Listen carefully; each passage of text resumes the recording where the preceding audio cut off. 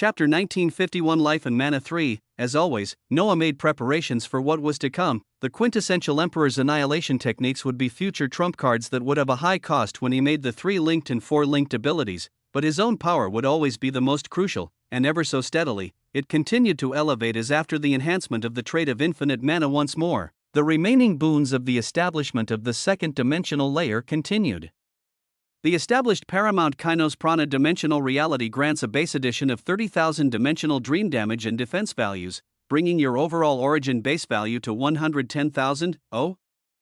Noah's tripupilled eyes shone brightly as the initial establishment of the dream dimensional reality granted a base of 20,000 at its initial stage, 40,000 halfway, and 80,000 when completed. Yet the initial stage of the second dimensional layer was even higher as it left behind grand expectations for what was to come. His body was continuing to illuminate with a green glow above the gold as changes continued unabashedly, his heart and blood buzzing as he felt the reserves within him expanded once more as well. Your reserves of the essence of reality have been elevated to the maximum of 175 million. Your affinity to the natural laws of reality has risen greatly. Your affinity to the decretum of all dimensions has risen greatly. You can now forge the quintessential Kainos Prana dimensional chassis. Your maximum number of ascendancy halos is now 180. Pure black gold texts in golden prompt boxes continued to astound him and cement his power in the Ultima Strata as yet another dimensional body became available for him to grant to one of his clones. And since the boons of establishing a quintessential dimensional chassis were grand with their effects benefiting Noah right away, his will surged out with his intention to designate a clone for this even before the prompts of the boons of the second dimensional layer continued. As his origin continued to change and advance, so did his resonated body and soul as their breadth greatly expanded. The pathways of cycles of his infinite physique opening up freely as everything about him became even more robust. Your body and innate dimensional barrier are undergoing changes and incorporating the essence of prana, its defense now equivalent to 400% of the highest reachable defense values in your strongest form. Your dimensional sea is undergoing changes and incorporating the essence of a second dimension as your understanding in decretum of dimensions becomes even smoother. The process of infusing the essence of decretum of dimensions into concepts and relics to forge the stage of heresy is even smoother as the rate of infusion is increased by 1,000,000%. Your soul begins the process of ionization as its resonance with all aspects of existence is even more interlinked. His body felt nourished, his soul even more so as it underwent the changes that all geniuses stepping out of the Alpha and into the Ultima Strata went through. The prompts for the establishment of the second dimensional layer ended, his origin buzzed as wondrous stability came in, the unfurling grotto panaceas around him releasing a radiant light as they continued to be absorbed by him. Out of the 25, 18 remained as they would equate to 27 trillion Kainos royal prana cosmos requiring Noah to wait until the next influx of this wondrous loot came before he could continue his ridiculous pace of progression. There was a glorious allure of incandescent light all around him with the grotto panaceas alone as above him. 134 radiant infinite reality passages stood like mountains as they shone with a vibrant green and gold stellar dimensional light gushing down dimensional essence and essence of reality among many others as with the evolution of his infinite physique that would soon come under a different name as it incorporated more than just the aspects of dream essence. The maximum number of reality passages were far from being reached with this tool in place. The number of cycles had already exceeded 45 as a proper quantification of the infinite physique was not established yet due to the constant evolutions and enhancements from multiple sources, Noah waiting for it to incorporate everything before coming up with a clear description in time. But he was proceeding steadily, as mountains of stellar green gold dimensional light nourished him from above with his bones nearly reaching the emperor stage. He appreciated where he reached for a brief second before looking at the many paths he was already going down on, the Avalon dimension, the dream dimension, the Apollyon dimension, and the main reality. Each had their own developments and boons as after a few hours, Noah's will focused on the clone of Alexander King in the main reality. The boons here almost as fundamental and as important as the establishment of his dimensions. Time passed as many events unfolded and progressed. In the main reality, Noah's clone of Alexander had his time limit coming up in the emperor domain of nature as before the last hour could wrap up. Finish everything within the next few minutes. Changes are unfolding in the outside realities as dimensional races have begun to pour into our realities, with the legion you shall join already assembled outside and waiting for you. They cannot wait any longer. The terrifying, powerful primordial that was keeping watch over the emerald domain of nature spoke out from his unknown location as Noah's eyes opened. His actions had produced effects as his choices had directly changed the course and karma of many beings. Initially, he was bound to be heading to the Nibelheim dimension to reinforce a dimensional stronghold from the attacks of ancient races and dimensional races, yet what he did in that unique space he appeared in caused an instant change in the course of this path as now. It had progressed to the immediate reinforcement of pure-blooded domains as dream legends and nightmares from the dream dimension were on a path of destruction. Chapter 1952 Life and Mana 4. The forces of the dream dimension were surging into the vast realities as long-held restrictions were broken down, their aim being none other than the dimensional animicus that was Noah. When the time came that the latent will of the dream dimension figures out his location in the absolute Kainos dream dungeon, Noah could expect the same force being utilized to invade the vast realities to be directed towards him, if not an even more horrific force coming for him. He had to be ready. He had to make sure that the authority of the absolute Kainos dream dungeon would aid him to get past any enemies.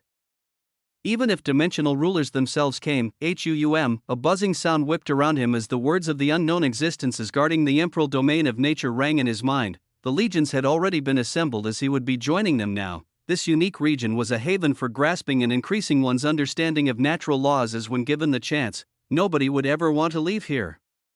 But the surging essence was limited as what Noah had absorbed in a day was something that others would struggle to absorb in months. The hidden primordial with an unknown level of power knew this very well after he spoke to Noah about leaving even earlier than expected, the voice of this being ringing out again as Noah rose to make his exit. You are unique and have a bright future as a possible pillar of our bloodline, so I'll give you the same warning and advice I've given others like you over the years. Don't try to leave a marker or any relic in this place that you think will allow you to silently come back here to obtain some benefits. Geniuses who violated the rules of the emerald domains of nature have tried and failed as I stripped them of their power myself. Don't make the same mistake. Bid your time, increase your efforts for our bloodline, and you will be back here before you know it, while also giving others of our bloodline a chance to experience something similar and keep it going for generations. Only then can we grow stronger collectively.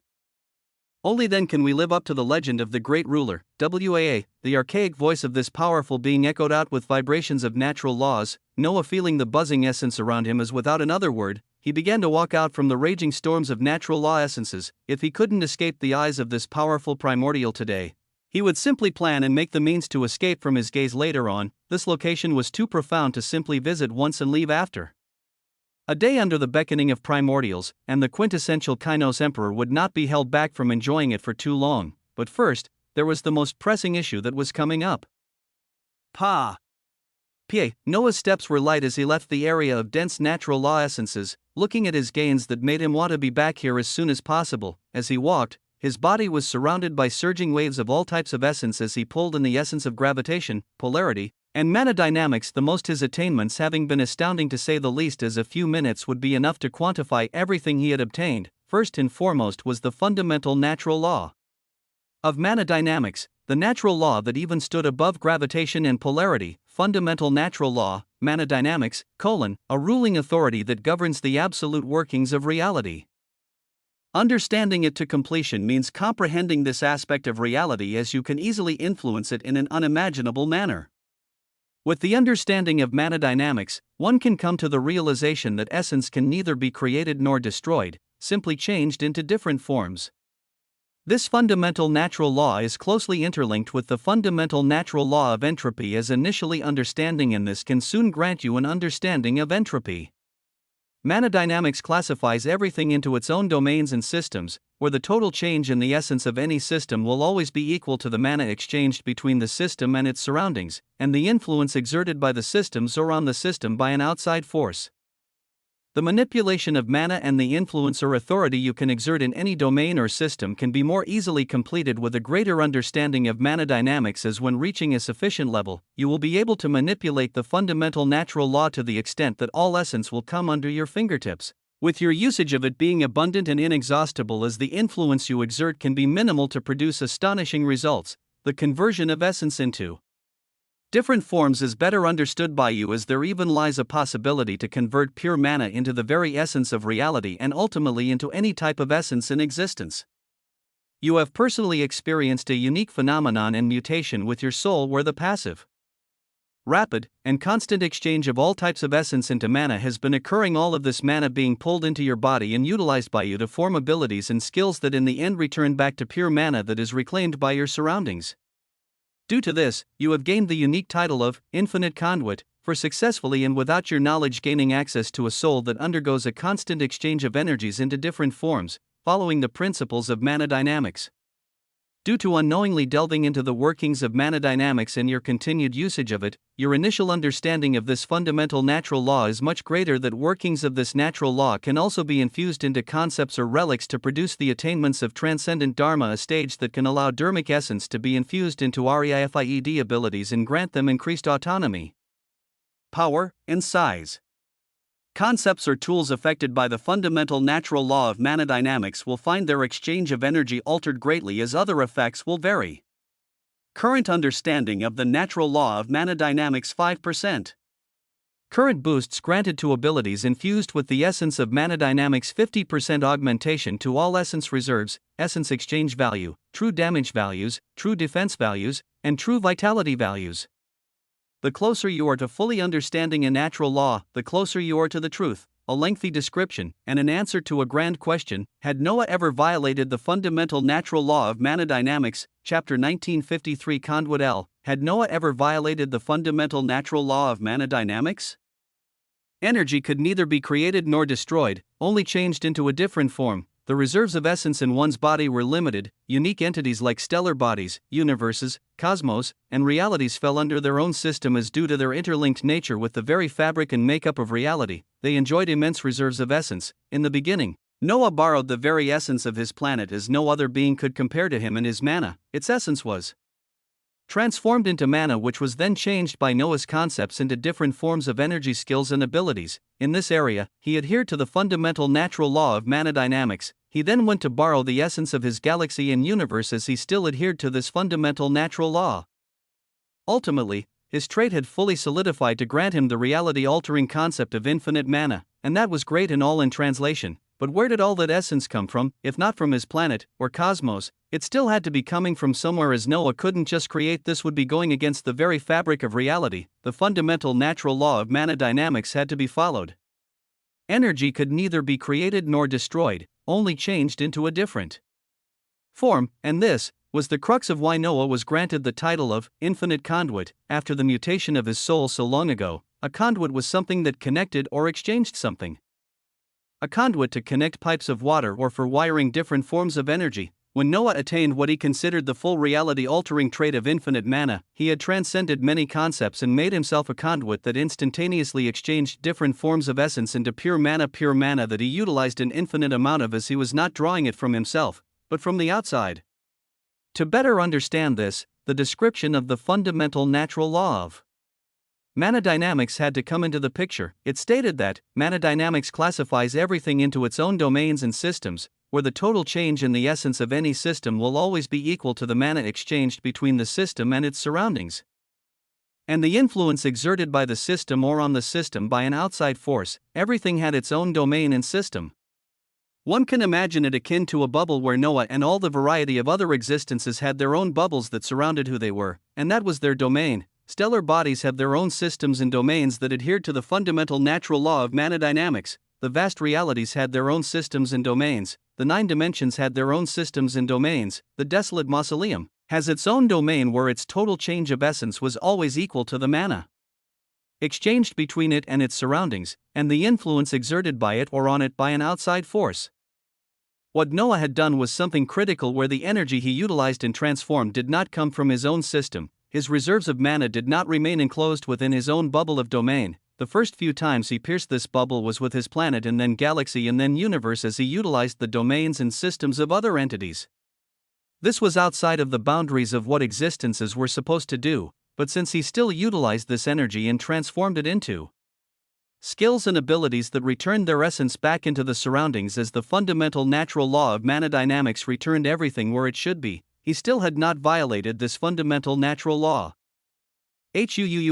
As Noah was lost in this epiphany while gazing at the description of this law, his main body pulsed with a unique sensation as resonance of nature shone brightly, his stellar visage with two-dimensional layers illuminated as his tri-pupiled eyes released rays of light. His sight seemed to be cleared up as while releasing luminous light that made his pupils seem like three blazing suns. He gazed upon the surroundings after gaining an understanding in the fundamental natural law of mana dynamics. He saw the vast dimensional Holy Land and the seas of multicolored essence within it, but he saw even more than that. He saw how these seas of essence weren't just increasing in density and volume out of nowhere.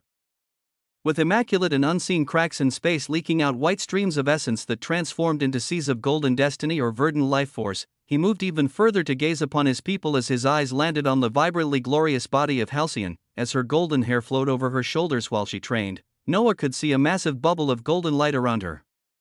It contained robust forms of swirling energies that she breathed in and out constantly without her knowledge, and anytime she cast a skill, some of the energy within her golden bubble would be taken and transformed to enact her skill in the outside world. The skill of a flash of golden lightning was cast as it cracked apart space.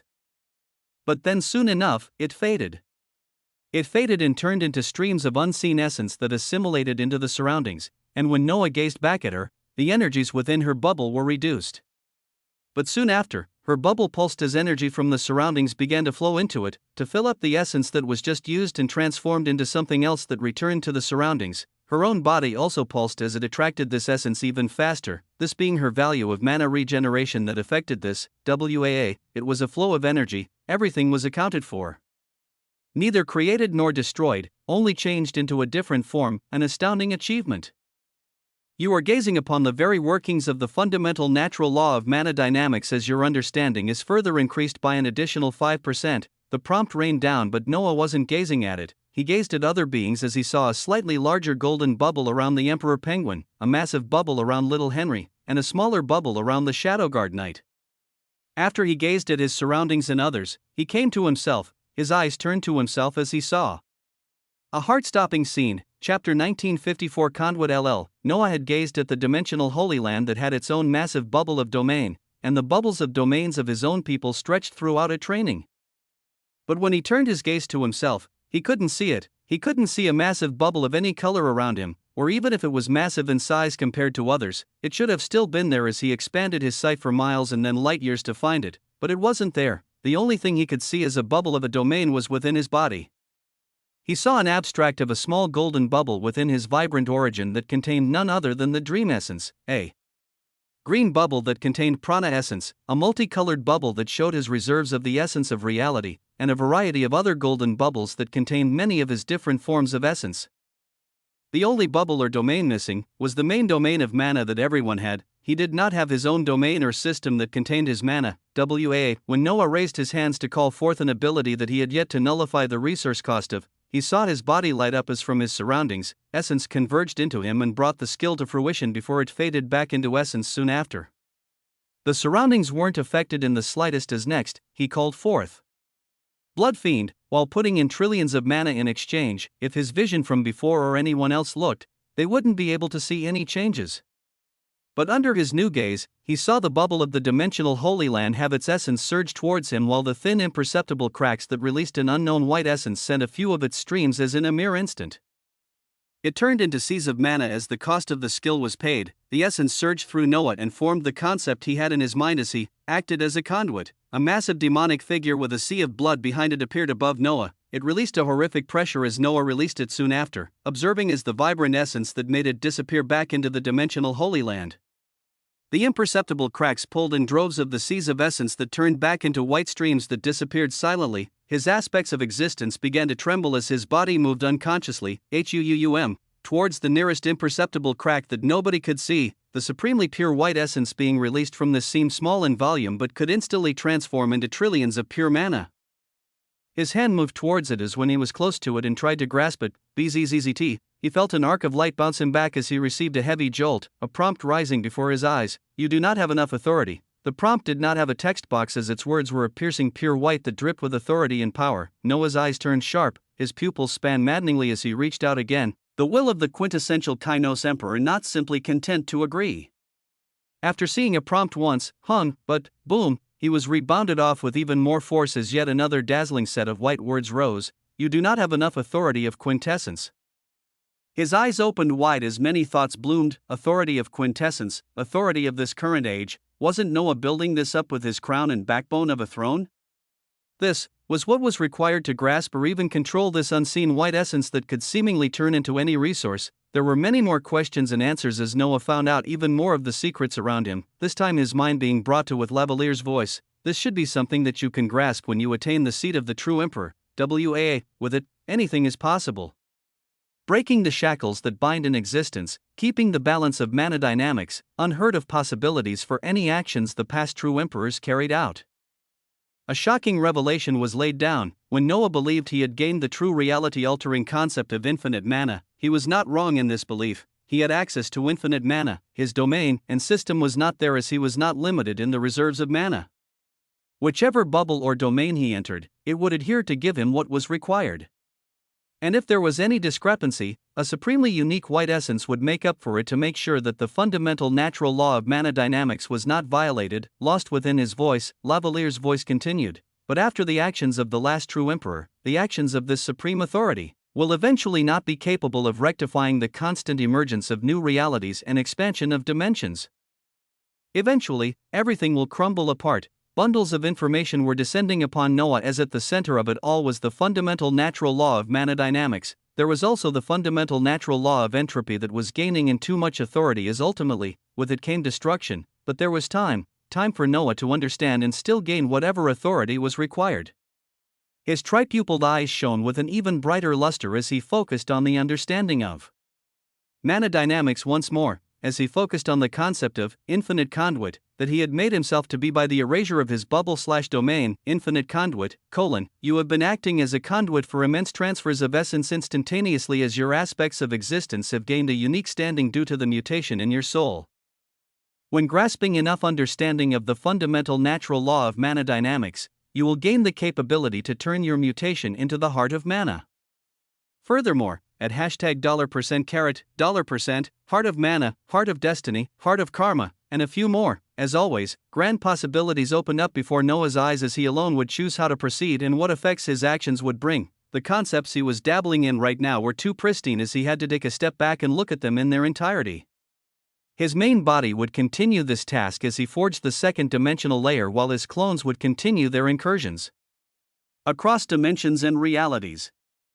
Until he gained whatever level of authority required that nothing could be veiled before his eyes. The clone of Alexander in the emperor domain of nature finally stepped out of its raging waves of essence, his dark hair whipping around his head in a magnetized fashion as his eyes carried a devilish and unstoppable charm. He gazed out to see Icarus, Caitlin, and Juliet standing beside a cerulean rift, as with his entrance Icarus rose as her aura was no longer at the ninth firmament of ascendancy, and nor was Juliet's. Only Caitlin remained at the stage she was as she gazed towards Noah. But as always, Icarus took the lead as the wings below her feet spread out wide, her voice echoing out. Your gains were sufficient. Noah's visage was hard to look at as he reined in his authority and replied, somewhat, good. There is a dream master to hunt. Chapter 1955 Exodus L. Across the domains of primordials, dream masters of the dream dimension had begun to spread out with their forces. These existences were not in the stage of legends as they had formed a haven. They had their own genuine grotto haven as under the vast realities. They were unmatched. They had legions led by Ultima Strata legends, with some exceptionally powerful dream masters even having other grotto haven existences under them as they made up a core power of a dimensional ruler. Such were the beings beginning to permeate through the vast realities in the last few hours as when Noah gained the information on their movements. His heart didn't have the least bit of fear and apprehension, there was only the thought of loot. Before we go, as his eyes illuminated while thinking of what was to come, he nodded towards Caitlin as she waved her hands to bring forth a crystalline mirror before her. Within a microsecond, fair hands reached out from it as the visage of another Caitlin could be seen, remaining inside the mirror as this mirror clone gazed towards Noah. Adjudicator Caitlin promised to show me a little of the mirror dimension. An invasion won't stand in the way of that. As he spoke, his own figure fluctuated as an identical version of him was formed beside him, flying towards the glimmering silver mirror where another Caitlin was waiting. This won't affect your battle power? Juliet's eyes shone as she asked, still bent on finding a strong man to put under her as she watched a clone of Noah delve into the dazzling mirror with another Caitlin, the small gateway beginning to close soon after as Noah shook his head, merely a clone for reconnaissance. Let's go, He shook off their gazes as he sent a true sanguine clone in what seemed like Caitlyn's mirror clone, but it was actually her main body, into a gateway leading to the mirror dimension. Akris merely gazed at this scene as she floated towards the portal before them, the four of them entering it to join the legion that was bound to set off and stand against the forces of the dream dimension. The constant shifting and sliding of mirrors could be felt all around him as Noah followed the lead of Caitlyn while she tested apart the veils of the mirror dimension. He had his clones and were moving across many locations as he sought the Sword of Avalon in the Avalon dimension, war and conquest in the Dream and Apollyon dimension, and now there was the mirror dimension that had also been a part of his plans. Here, he wanted to conduct a coup, but before that, most of the geniuses who went in the Kuan-Peng's cataclysm nest and survived have formed their realities. I waited as destiny pointed me to something else after our talk. Caitlyn spoke as the mirrors around them constantly shifted, the scenes of their surroundings gradually becoming clearer as a mirror castle unveiled itself before them. Noah had a smile on his face as he asked lightly, "Have you made your decision, a crucial and life-changing decision after their talk from last time?" Caitlyn's eyes flashed with a glorious silver light as the ecrotures of Sacralized Emperor shone brightly around her crown. A piece of the mirror floor they stood on breaking and floating upwards to bring them to the terrace of the castle. Caitlyn turned her back towards Noah and walked into the castle with determination as she replied, "Yes. Let me have a taste of this power that everyone seeks. You haven't fully obtained my heart as I shall leave that to time. But I cannot deny the methods you mentioned as for now, you have to be satisfied with just my body." Inside the terrace that led into a dazzling and wide mirror room within this castle, Caitlyn entered while turning around to face Noah, the silver battle dress around her beginning to fade away as Noah floated into this mirror castle without a hurry. "Before all that, let's have you be a triple limit breaker first." Rays of resplendent light bloomed out as Emperor Physique refining pearls, ionized soul seas, and a single grotto panacea appeared behind Noah, his plans moving as he wished in another aspect as he looked forward to performing cultivation with another dimensional royalty. Hecate Uranelon had granted him a dimensional physique and a royal dimensional bloodline, while the cultivation session had raised her from the beta strata and into the alpha strata. After making Caitlyn a limit breaker in all her aspects of existence and performing dual cultivation with her, how much would her power be raised? How great would the continuing changes in the infinite dream physique be after yet another physique from a different dimension was assimilated into it? There was much for Noah to look forward to as he watched the countless reflections of a vivacious and innocent existence reflect on the countless mirrors of the castle he stepped into, the dazzling silver hair flowing from Caitlyn's head and draping over her shoulders smoothly being grasped in his fingers as like a hungry wolf. He went in for a delectable meal. Meanwhile, Akris led his clone of Alexander and the mirror clone of Caitlyn along with Juliet across multiple gateways that eventually took them out of the vast and mystical main reality, coming out on one of the gateways stationed within the boundary between realities that was packed with massive vessels and adjudicator legions protecting the boundary of the main reality. When Noah gazed at the surroundings, he found something different from when they first passed through here as now. The volume and the sheer number of beings in this area had astoundingly quadrupled and seemed to only be increasing. Even more vessels were present as more and more were flying into this region. The adjudicator legions moving busily as within these vessels, Noah could see a myriad of primordial bloodlines. The peripheral explored realities and domains of primordials are compromised for now as primordial bloodlines are migrating towards the main reality for protection. The dimensional forces moving about are not taking any prisoners as realities are being torn down like weeds. Akris spoke slowly while the four of them floated towards a massive vessel where Representative Aileron was waiting along with another even more powerful existence, a migration. Because of the actions of the dream dimensional races, multiple bloodlines were forced to migrate as the destruction they lay in their wake was astounding. Chapter 1956 Exodus LL. It was a fantastical scene to see as among the many massive vessels flowing in, the vast majority were pulsing with blue and purple light as powerful souls wrapped up in shining battlesuits led the way forward. The spirit race stepped up to handle most of the issues of transportation with their techno relics, but we still have to do our part to stop the dimensional forces from forging further inward as their path seems to be set on the main reality. The voice of Akris rang in their ears as they arrived on their own designated relic. The scenes of the proud and powerful primordial bloodlines leaving their homes in mass exodus were unique to see, as it wouldn't just be lesser primordial races like the royal wolves or spirit race, but even the regions of the pure-blooded domains of the 5 bloodline races might be pushed back if the advancement of the dream dimensional races wasn't stopped. With all this in the picture, how would primordial LS handle this? It meant that Noah would get to see a genuine grasp of just how powerful their forces are, what the followers of the existence who had split apart the main reality Destiny weaved powerfully as they stepped onto their own massive vessel, Noah gazing at the massive Dharma construct that seemed like a moving reality with its own complex weaponry. It had multiple legions already situated within it, as at the helm, Representative Aileron was speaking with a stellar-haired woman whose body retained features of a reality Ursity. Her body gave off dangerous waves of power as the illusion of multiple realities stacked atop each other could be seen, a radiant multicolored solidified crown that read, Emperor, spun above her as apart from Representative Aileron, multiple auras of other Ultima Strata existences could be felt aboard this vessel as they led powerful legions. At their entrance, the reality Ursity gazed towards them along with Representative Aileron and the others, the oh-so-important chicks that delayed. Our deployment finally arrived, HUUUM. The vibrant will of a haven descended as the Dharma relic they were on lit up, Akris stepping forward to give a respectful nod while replying calmly. Suzerain Gion, our apologies.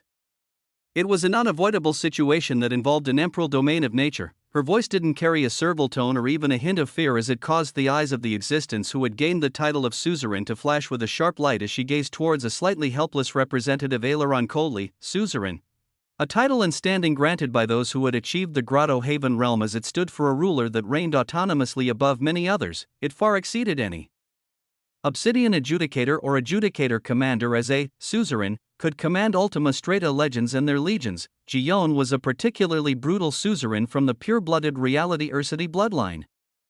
Noah's eyes landing on her cold and hard-to-read figure as information rose up. Name, Suzerain Gion, lineage, reality Ursity, realm, Grotto Haven, titles, Soul Crusher, Fist Emperor, True Reality Vitality Values, 8,645 billion, Innate Grotto Barrier, 2,580 billion, Reserves of Essence of Reality, 93 million, Mana, 850 trillion, Destiny, 35, Fate, 39, Overall Battle Power, Grotto Haven, what a tank. There was a decent amount of information to unpack, but the most astounding information to come across was this existence's true vitality values, 8,646 billion. Noah had barely broken into the hundreds of billions that Ultima Strata existences should also be at. Where if things went according to what was currently expected, the peak of Ultima Strata should be at 1,000 billion, as reaching and exceeding that number would be something delving into the stage of Grotto Haven, 1,000 billion, or simply 1 trillion, yet this existence before his eyes had over 8 trillion in damage values as she was one of the sturdier tanks Noah had come across so far. It made him expectant for the things to come as this suzerain Gion shone powerfully while speaking out. Without delay, set off, HUUUM, the Dharma relic pulsed. The essence of gravitation leaked from it as space became twisted, a dazzling flash of purple light wrapping around this entire vessel that held multiple primordial legions led by Ultima Strata legends and commanded by a Grotto Haven realm existence as it disappeared in a flash of purple light soon after. In the surroundings, the exodus of many existences leaving their homes and surging towards the main reality continued, the periphery of many primordial domains experiencing this phenomenon as realities were getting shattered and stepped in such large numbers as if they were grains of sand upon a desert, in a region within the boundary between realities. The remnants of shattered prime realities lay as a massive amalgamation of golden sand formed into the visage of a feline creature with a wicked smile on its face could be seen breathing in. Every time it did this, the light of the fractured realities in any existences scrambling away were pulled towards it and devoured in its mouth in a horrific manner. Behind it, seas of golden sand roiled as they carried forth dream legends at Ultima Strata, and below the massive feline-like existence made of golden sand being a dream master under the dimensional ruler, the longest dream. Nothing here about the enemy of the dimension. Keep forging forward. Oh, a bellow released from it in the form of a command as its aura was undeniable, a haven surrounding its body as this was another existence that could be considered a suzerain. His forces were about to surge forward when all of a sudden, the decretum of dreams around this suzerain trembled as its gaze turned into shock in the next second. This gaze barely turned upwards to see in the next instant that a massive rift had opened up above them, a rift that had a titanic visage of a foot descending towards them. A foot. It surged with shocking light and power that could decimate everything, a power that made this Grotto Haven dream tremble as it surpassed anything in its imagination. The only thing it could say as it gazed up at this astounding descending foot was, "You shouldn't be here." WAA. The foot descended with an authority of immense contempt and destruction as deadly bursts of the essence of natural laws surrounded it. Chapter 1957 of Blood and War. A foot, wrapped around destructive tendrils of the essence of natural laws, it descended upon an extremely powerful dream master who was under the dimensional ruler, the longest dream. by no means was this suzerain not powerful. Being a dream master, it meant he had begun to peer at the truth of the absolute dream authority as common grotto haven existences could not touch this being, so this descending foot that made the very soul of a suzerain dream master tremble?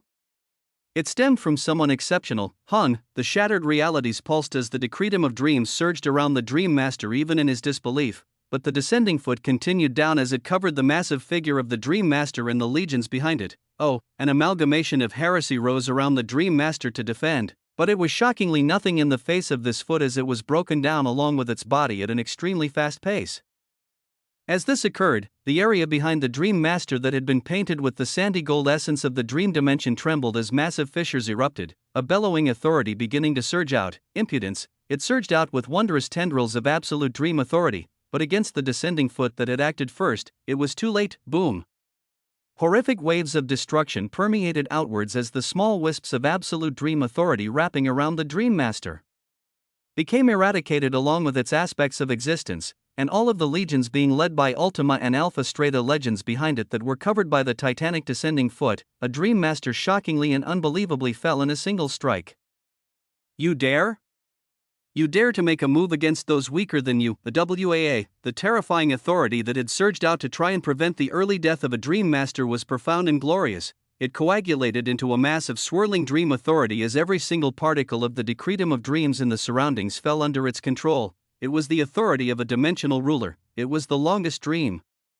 The visage of the descended foot pulsed as it was pulled up, a voice filled with coldness and confidence echoing out. You invade and destroy my home and expect me not to make a move because the enemies are weaker? Foolish dreamer. Either come out or get the fuck out so I can eradicate the rest. Boundless coldness and a sense of contempt against a visage of a dimensional ruler, a mere dog dares to be so bold? A mere follower of a named one, absolute dream authority erupted as the longest dream made a move. It had not expected to be making a move so soon as it expected champions of primordials to be sent to go against its dream masters, its role being to keep in check the most powerful combatants on their side. Yet one such powerful combatant had made a move too quickly and incurred the great loss of a dream master. Followers of the named ones, those who studied and moved under the banner of the existences exalted by primordials, those that were only a level lower than the great Oppenheimer.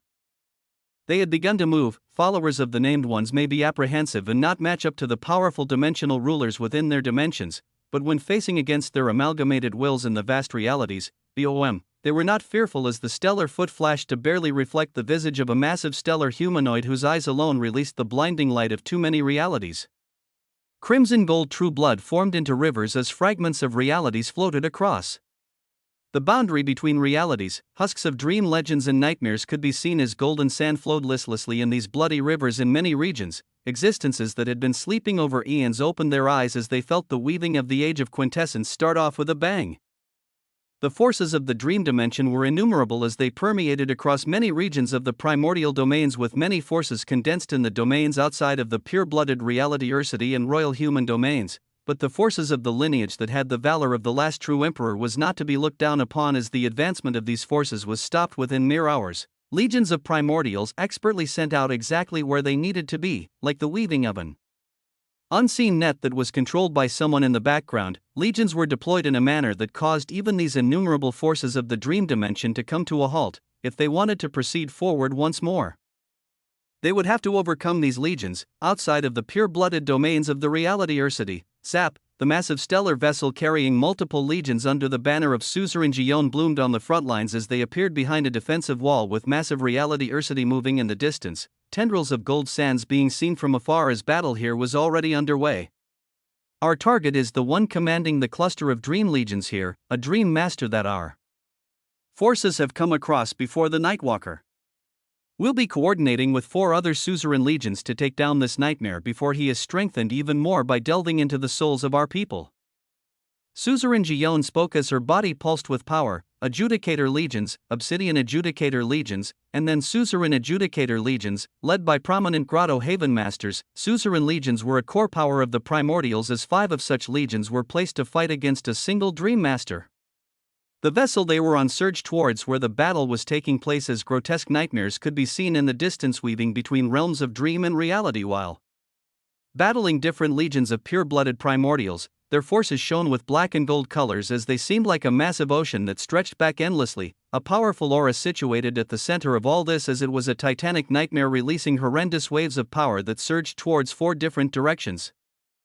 Towards the suzerains of the 4 other legions that had already arrived here, and now, a 5th one was entering the fray as the many eyes of the Nightwalker Dreammaster turned towards the direction of Suzerain Gion, who disembarked the vessel along with the many legions led by Ultima Strata legends with her. Her body glimmered with a stellar light as she surged forward, 2 legions backing her sides as her body enlarged into a massive reality Ursity, an illusory form of a Dharma erupting.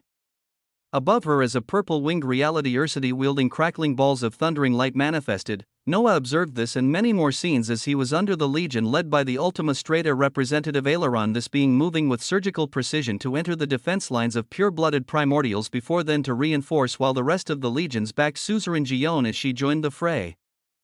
The goal for her and the other 4 Suzerain Grotto Haven Masters was to withstand the attacks of the Nightwalker Dreammaster while forging a path forward until ultimately, they destroyed everything about him, stay close together and reinforce each other.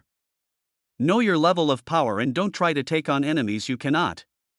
The crux of all this is to work together as in such a field of battle, individual results are negligible unless you are a suzerain. Representative Aileron spoke out powerfully as Acaris and Juliet among others fused with their authority, Noah erupting with a devilish smile among them as his eyes swam with countless tendrils of destiny. Chapter 1958 of Blood in War LL. A bloody battlefield filled with countless existences. This was something that Noah loved the most. He couldn't consider himself a peace-loving person due to this as he genuinely thrived on chaos, and at this moment, the unfolding chaos was grand as many legions led by Ultima Strata legends could be seen stretched across the mass of black and gold that was a mixture of majority nightmare and then dream legends that seemed like an endless sea, nightmares in the forms of apparitions and obscene forms of races, dream legends that shifted their forms with the endless grains of gold and sand, their numbers accumulated in the hundreds of millions, and this was only in this region where a single nightmare dream master was attacking. It was a wonder to see as the whole area pulsed with the decretum of dreams, and all of it stood before Noah in a spectacular fashion. The last time he displayed his power was in the Koan Peng's Cataclysm Nest as he was able to defeat an Alpha Strata legend in the eyes of primordials, and now days later, his main targets were not even beings of this level anymore. What he sought were Ultima Strata existences who had the most premium loot, Alpha Strata existences coming next. As he could farm many Grotto Panaceas from them, the more Grotto Panaceas he attained, the faster he could forge his dimensional layers and become even more powerful as he would utilize this unfolding war he was partly responsible for in the best possible manner. "Let's go," Acaris bellowed out while Representative Aileron shone with incandescent light, diving towards a massive iguana made of dreamy sand at the Ultima Strata while those below him surged to match the Alpha and Beta Strata dream legends surrounding it, reified and Dharma abilities unfurled all around as everywhere one looked, they would see battling beings falling one after another or others focused on their own battles that took many seconds as others even took minutes. For Noah, a battle shouldn't be like this. It shouldn't take you too many seconds to take care of your enemy as if it had to reach such a point. It meant you didn't prepare enough and were leaving the outcome of the battle up to destiny. No, one had to be explosive when they battled. They had to clear the fields and seas of enemies as when those he was with joined the fray, they began to display such power. After entering the stage of a legend, Acaris had raised her power to not just be able to withstand a Beta Strata legend, her dazzling abilities now reaching towards the Alpha Strata realm as Juliet barely made it to peak Beta. Then there was Caitlyn's mirror clone and him. Caitlyn's power was fluctuating as in the mirror castle within the mirror dimension that Noah had put under time dilation. He had successfully elevated her to be a triple limit breaker as she was now dual cultivating with him while ascending to the stage of primogenial legends. And it did not seem like this dimensional royalty would stop there. When she joined the fray, countless mirrors bloomed to enclose dozens of Beta Strata nightmares and even a single one at the Alpha Strata as her clone moved to test her rising power. Then there was Noah himself, as he observed the larger span of the battle and the points where Ultima Strata legends like Representative Aileron moved. His breath calmed as his eyes captured many things. When others made a move, they contributed to the battle as the stronger side would slowly show itself over time. When Noah joined the battle, an untold supremacy would be expressed as he would not just contribute, the quintessential Kainos Emperor would dominate. His soul began to buzz as he silently thought, quintessential Emperor's annihilation technique. Interminable essence surged around him as he didn't even lift a finger. He only spoke out loud 2 words as even the nearby primordial felt a shiver course deep in their souls. His tripupilled eyes shone as they released a radiant light of glory. First form, HUUM. The space above him quaked as a star of illumination bloomed, the destinies of nearby Ultima Strata existences rang out warning signs of danger as they turned their eyes towards his direction. Their eyes and perception could barely see, but those of the Alpha Strata and below weren't even able to perceive it as this multi-target area of effect skill surged out with millions of volatile rays of severing light in the form of the Assassin Emperor of Severance. After the boosts of Noah's base true damage values paired with the dual effect of the Throne of Quintessential Tyranny, the multipliers of his 180 Ascendancy halos that he filled with taboo edicts that had undergone concept amalgamation, and the new boosts from the percentages in his natural laws of reality and decretum of dimensions, it all came to grant Noah a ridiculous damage value of 170 billion. He had already exceeded the base 100 billion of the Ultima Strata as this single cast of the first form of the Quintessential Emperor's annihilation technique caused some Ultima Strata existences to feel a great threat. As for the seas of targeted beings lesser than this level, a glorious scene showed in their midst. The dazzling gold and black lights that represented clusters of millions of nightmares and dream legends flickered, then they began to dwindle like fading twinkling lights that were snuffed out as they faced immediate and desolate destruction. Millions of primogenial legends, hundreds of Beta Strata legends, and dozens of immensely powerful Alpha Strata Legion commanders perished as the sea of gold and black was fading for the entire region near Noah, and it was even expanding outwards as the damage was extensive and horrendous to the point that even the eyes of the powerfully fighting all nearby Ultima Strata legends turned towards his direction, a particularly powerful Ultima Strata dream legends in the form of a Gynosphinx roaring out as immense dream authorities surged from it. A wave of golden sand erupted as it came to blanket the shining star of illumination, this wave of dream essence carrying with it a few 100 billion damage values. The star of illumination was covered. Roar! The Gynosphinx bellowed out as the golden waves of sand constricted and dissipated the star of illumination, but the ferocity and power of battle in this region lulled. The eyes of this Gynosphinx and many other Ultima Strata existences shone dangerously as they gazed in Noah's direction. Representative Aileron had eyes of incredulity as he also turned towards Noah's direction. The pace of the battle changed as the vast sea of black and gold that represented nightmares and dream legends had a chunk that was dead and lifeless from the actions of a single combatant. Chapter 1959 Unparalleled Emperor's Blitzkrieg. When entering a battle, the quintessential Kainos Emperor wasn't just like any other droves that moved to find an enemy to match. He would gradually make this battle his own as eventually, he would become the quintessential decider of its pace and result. For those who knew him, there were results of shock and incredulity. For those seeing him for the first time, there was also incredulity. The dream and nightmare legends at the Ultima Strata focused their eyes on him as the massive Gynosphinx was soon accompanied by another two Ultima Strata legends to focus their wills here. Seeing such a destructive being on the battlefield, they couldn't let him be. Move and protect. WAA. The voice of Representative Aileron boomed out as he saw the target of three Ultima Strata legends change from primordial representatives to Noah, his eyes shining sharply as a massive golden dermic idol rose above him. It was the form of a humanoid dragon phoenix wielding flaming horns of golden splendor that shot out towards the Gynosphinx and others that were surging forward. But this wasn't all. Noah's single action had one more far-reaching repercussion as he eradicated millions of dream and nightmare legends in a single blow. Far, far in the distance, the massive apparition of the suzerain Dream Master, the Nightwalker. This being gave a brief glance towards this direction. Its body was the most massive thing on the battlefield as the five primordial suzerains matching it in five different directions were still a bit smaller in size. Obsidian sands surrounded it as it seemed humanoid in nature, and yet the sands constantly moved in forms that reminded one of nightmarish beasts. Its apparition was holding a massive constantly changing black sword with jagged stellar edges of reality, golden sands making its hilt while obsidian nightmarish sands made its blade. After gazing at the recent scene and the opposing sea of primordials, a light of ingenuity and brutality shone within the Nightwalker as he grasped his massive nightmarish sword and called out with a guttural voice. Cataclysmic Unity Nightmare Sword, BZZT. The massive sword in its hands hummed, the essence of heresy surged, the decretum of dreams vibrated and surged as the expression of Suzerain Gion and the others changed. Behind the Nightwalker, countless forms of flaming black illusory swords bloomed. Countless swords that in the next instant rushed together to fuse into a single point, forming a massive obsidian nightmare sword that was 1/8 the size of this whole battlefield. It aimed at the vast seas of primordials opposing the sea of black and gold dreams and nightmares. Intercept. A suzerain with the form of a massive willow tree bellowed out as his body released countless branches of illusory light. Singularities of seeds constantly bloomed from these branches into dazzling rivers of realities that surged forward. Suzerain Gion also bellowed out as a dermic figure of herself manifested above her, her pure fists shining with flames of reality as they thundered towards the cataclysmic unity nightmare sword. The 5 primordial suzerains moved to intercept such a shocking blow as it would threaten to wipe out a huge cluster of their forces if they couldn't stop it. The pace of the battle had changed. The cause of it was a single being, as his first action caused things to heat up and force beings to display their most powerful concepts. Deadly waves of concepts screaming of natural laws of reality and decretum of dimensions surged above them as they boasted damage values in the trillions.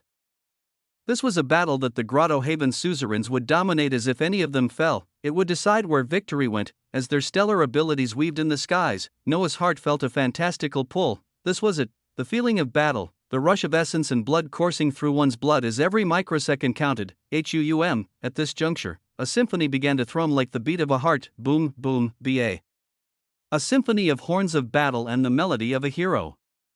Facing insurmountable odds, the gazes of many nearby beings looked around as defensive skills wrapped around their ears. Was someone attacking their auditory senses? The primordials felt their blood burn and their bodies blaze with power when this symphony vibrated around them. The dream and nightmare legends instead felt a demoralizing sensation wrap over them in a shocking fashion. As truth be told, no side knew what was going on with the newly rising symphony. The horns of battle resounded out as Noah's blood rushed with even more splendor as he felt even more robust and powerful. At such a juncture, his figure took on a stance as his left arm swung forward while his right arm pointed back. His legs took on a mesmerizing stance as he breathed in essence, surging from his surroundings and entering the soles of his feet as they circulated throughout his body. Vibrant waves of the essence of the decretum of dreams surged around him as they were masked and silent. But with their movement, a silent wave of heresy formed, as 2 particularly powering Ultima Strata nightmares came towards him led by a Gynosphinx. Noah's visage flashed as he called out calmly, "Second form." Quintessential Emperor's annihilation technique second form was called out, but just what exactly did it entail? The first form of the quintessential Emperor's annihilation techniques was the combining of 2 skills to produce a multi-target area of effectability with a deadly single chain effect. Its damage value wasn't truly amplified that much as for this aspect. We have to turn our eyes towards the second form, when it came to the effects of skill succession. Noah could continue the chain of his linked skills, or he could form an entirely new chain if he wished. For the 3 linked abilities and 4 linked abilities, they could be any combination he wished for, as after they were born he could designate them as the second form or third form. Since the 2 linked abilities of Ascendant Severing Soulstar and Assassin Emperor of Severance were 2 linked abilities that made the first form, Noah could go in sequence and have a 3 linked ability for the second form, and then a 4 linked ability for the third form, or he could make multiple 3 linked abilities and give them the labels of second and third forms. This was because 3 linked abilities cost 100 million units of the essence of reality while 4 linked abilities cost 500 million. So at this point in time, he couldn't utilize 4 linked abilities even if he made them, as these abilities ignored any resource cancellation, reduction, or nullification. They had to be paid in full. With this in mind, Noah chose 3 skills for succession. It wasn't anything overly complicated. He kept the initial sequence of Ascendant Severing Soulstar and Assassin Emperor of Severance. He just added Fireball. He just added the REFIED form of Fireball, the Saintess of Fiery Damnation. Chapter 1960, Unparalleled Emperor's Blitzkrieg. Noah didn't know what to expect when forming the first 3 linked ability, but the results were something his main body was privy to firsthand, as they were stellar. They were glorious. Quintessential Emperor's annihilation technique second form, an amalgamation of 3 REFIED abilities of the Star of Illumination, Assassin Emperor of Severance, and the Saintess of Fiery Damnation. It has brought to fruition the ability, Unparalleled Emperor's Blitzkrieg. Your body becomes wrapped with the force of a star that is formed by the essence of gravitation, capable of being moved in a set sequence and shape as you will. The star around you is further reinforced by the decretum of dreams as it blazes with dream extermination flames. Your figure can be propelled with the essence of gravitation, as any who stand in your way will be burnt by the dream extermination flames. And those in the immediate surroundings will further face a triple chain of volatile severing soul light. After your movement that establishes the preset sequence or shape, a dermic form of it remains entrenched in reality as it pulls in enemies with a cataclysmic gravitational force to be burned with dream extermination flames and an extra chain of severing soul light. the unparalleled Emperor's blitzkrieg ultimately ending in an explosive shower of grandeur and might. The final output damage value of this ability is set to a minimum of 500 billion true dimensional damage values after accounting for your base boosts and multipliers. This minimum damage can change and fluctuate in the future depending on your own base damage and multipliers. Currently preset movement of the Blitzkrieg Lemniscate. Cost to cast, 100 million units of the essence of reality and 1 trillion mana. Yes, an ability that no matter what Noah's final damage output was after his base values and multipliers, it would release at a minimum of 500 billion true dimensional damage values. When Noah increased his power in the days to come as his output became 600 billion or even more. This ability would reflect that, but its main wonders were the fact that it attributed a natural law and a decretum. It could be considered an ability of heresy and at the same time, a dermic ability, second form, WA. Wah! WA, the symphony picked up the pace as 100 million units of the essence of reality were burned at once. Essence coiled and tumbled as the natural law of gravitation bloomed around Noah in his mesmerizing stance. His body became surrounded by a blinding light as he became the center point of a singularity. There was no star of illumination. He was the shining star, BZZT. Every friendly near him was pushed away by a terrifying gravitational force as the temperature around him turned blazing hot, space itself melting as his visage could no longer be seen. It was covered by a golden light of a star was burned with tendrils of dream extermination flames, his form only flickering like an illusion to be seen every now and then. This was just the startup of the skill. Its true usage would just now be employed as this was a movement attack type skill centered around Noah. This was the quintessential Emperor's annihilation technique second form, unparalleled Emperor's blitzkrieg. Shearing, he shot out like an incandescent star of light, into the surging waves of the sea of black and gold, into the depths of the enemy's legions. His left hand was outstretched in front of him as his right hand was behind him, each one coiling with a different gravitational pull that caused the golden star and flames Noah was in to be tinged with the purple of the natural law of gravitation. He delved into the mass of dream and nightmare legends as the moment he appeared and began to move with the pull of gravity. Everything in his surroundings was burnt into oblivion. But this wasn't all. Those in the immediate surroundings who weren't in Noah's path of the blitzkrieg felt their souls shudder as radiant purple gold rays of light shot out, smashing into them with 500 billion true dimensional damage values as they went to chain another 2 times. This occurred everywhere Noah passed in the sea of nightmare and dream legends as he conducted a charge that to others it seemed like a blinding mass of gold and purple releasing tendrils of cataclysmic flames and rays of light was moving and burning millions of the invaders from the dream dimension. The most unique thing was that the path of this blitzkrieg, the path of this star, it left behind a dazzling gold and purple linear form behind it that was enacting a shape. A shape that would ultimately form a lemniscate, an infinity symbol, sending the obscene danger and damage values that reached 500 billion. The giant sphinx that was already moving after Noah saw his charge into their legions as its figure flashed, an alpha strata legend that would have met with Noah's charge exploded into pure dream essence as the giant sphinx appeared in its place. Seas of dream essence surging and forming into golden wings of blinding light that reinforced the giant sphinx as its jaws opened to release a breath of pure dream essence. Towards the shining star coming his way, the surge of flaming dream essence smashed onto the path of the unparalleled Emperor's blitzkrieg as wondrously. They were absorbed and dissipated by the dream extermination flames as the charge continued, towards the giant sphinx that had put itself on the path of this charge. WA. Wah! WA, the symphony paved ever faster as in an instant, the blazing fiery star that enclosed Noah's figure bypassed the fiery dream essence breath and appeared before the jaws of the giant sphinx. But the charge didn't stop. The blitzkrieg wasn't halted for even a microsecond as dream extermination flames and volatile rays of light surged out, the innate barrier around the giant sphinx buzzing and trembling as it broke down and, SHIA, the unparalleled Emperor's blitzkrieg passed through the body of the giant sphinx. Through the visage of the powerful Ultima Strata dream legend as its figure exploded and was burned by the dream extermination flames soon after. SHA, millions more dream and nightmare legends that were on the lemniscate path of this blitzkrieg faced the same fate as this shocking action and sequence had caught the eyes of all beings on the battlefield. This was because the form of a purple and gold infinity symbol had been carved out on the legions of the dimensional existences. Covering over 1/10 of the vast sea of black and white closest to the primordial legions as within a matter of a few microseconds, the lemniscate was nearly complete. An Ultima Strata legend had stood within its way and perished as it carved its unstoppable path. A foreboding feeling welling in the destinies of nearby Ultima nightmares when they saw this lemniscate about to complete. 3 more Ultima Strata legends surged forward in to stop its advancement as wondrously, it was too fast. The path of the unparalleled Emperor's blitzkrieg was completed just as they were a few light years away, Noah returning to the position he started as when the dermic forms of purple and gold met. A sound akin to a gate closing rang out, the symphony came to a halt. The radiant infinity symbol of purple and gold began to blaze with light as it erupted with a shocking gravitational force. The last phase of the unparalleled Emperor's blitzkrieg was being enacted. The completed infinity symbol that had burned everything in its path while it was being etched released a horrific gravitational pull as there were still dream and nightmare legends in even larger numbers within the 2 circles of this lemniscate. These dimensional existences were drawn in.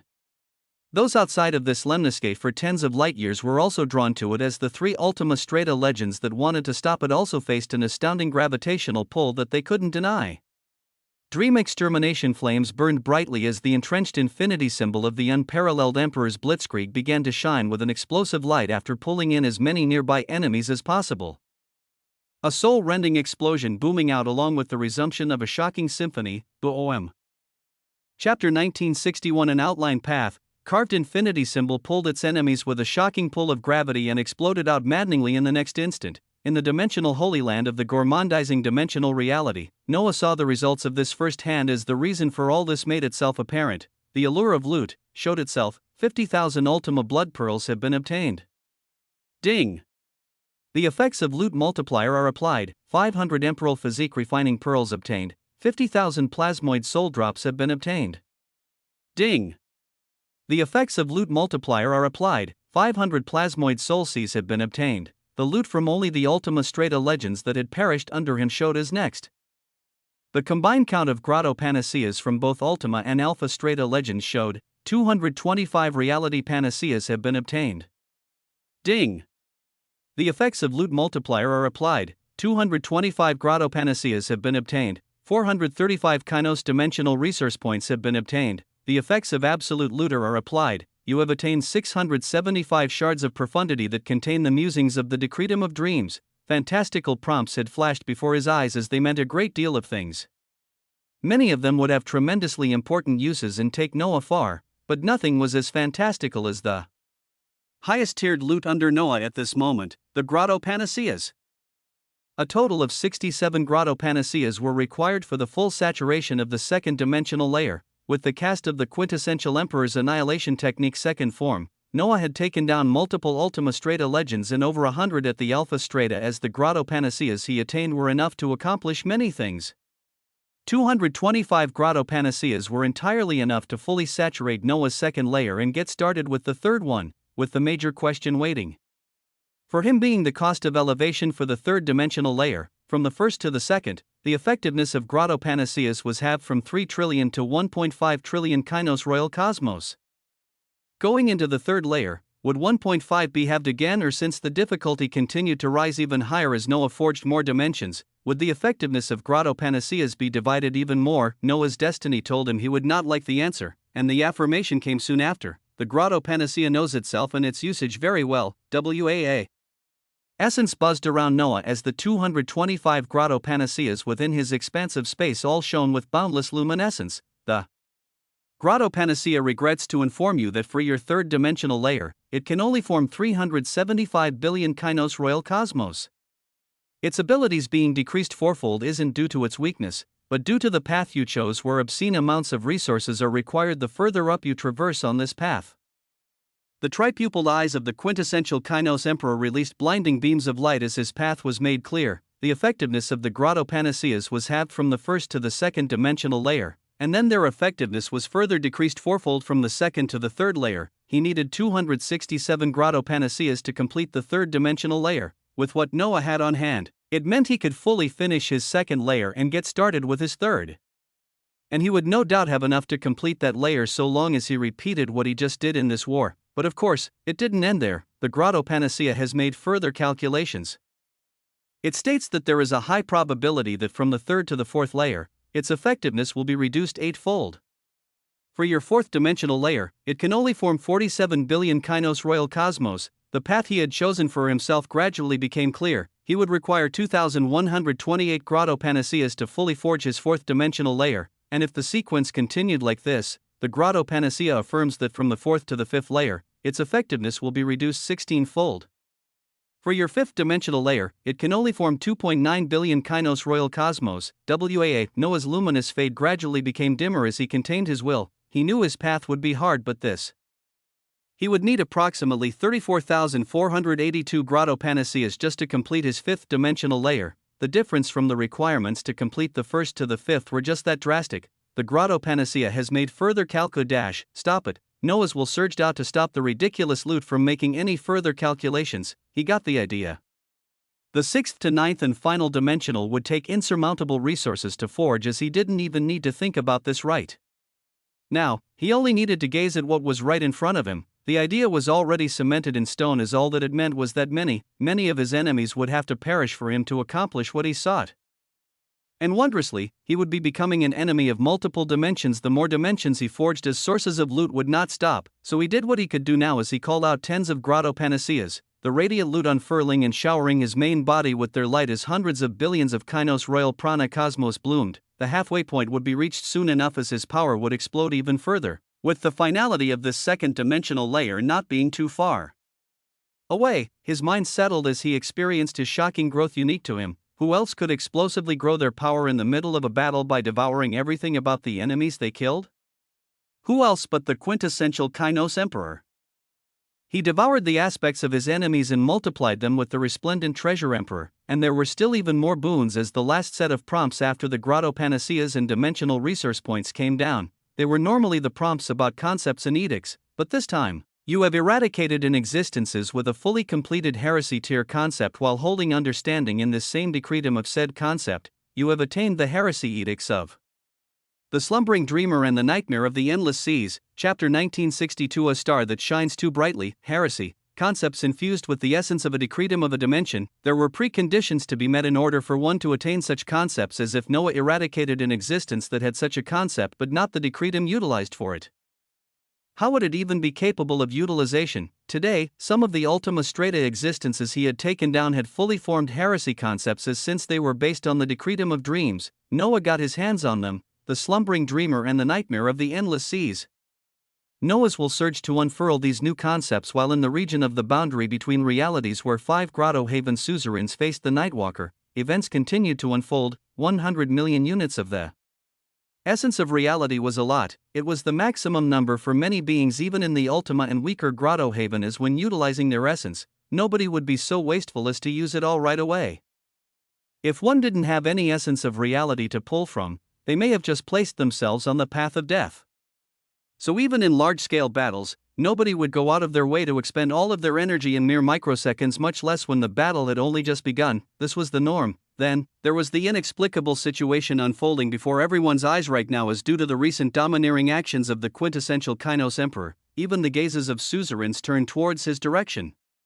Grotto Haven suzerains were powerful and feared for their battle power. The Dream Master Nightwalker was even more feared among suzerains, as 5 Grotto Haven primordial suzerains were mobilized to keep him down and potentially push him back, with Suzerain Gion being the last piece that helped tilt the battle towards the favor of primordials in this region. Yet now, a new variable entered the picture, as it was just an obscene and incomprehensible variable to look at, and as such, this being drew the attention of the major powerhouses of this battlefield, as the infinity symbol of the unparalleled Emperor's blitzkrieg shattered. Only destruction lay in its wake, as amidst the spatial storms and destroyed space, the figure of the quintessential Kainos Emperor was all that remained. His dark hair danced around his head like tendrils of lightning, his body wrapped around with an armament that swirled with rivers of reality. He looked like an ancient warrior from a past age, as abundant life force and the essence of natural laws danced around him, and around him, as clear as day, a tenth of the sea of gold and black that represented dream and nightmare legends had been utterly erased. 5 Ultima Strata existences were in this space as they had fallen. Over 100 Alpha Strata monstrosities were eradicated.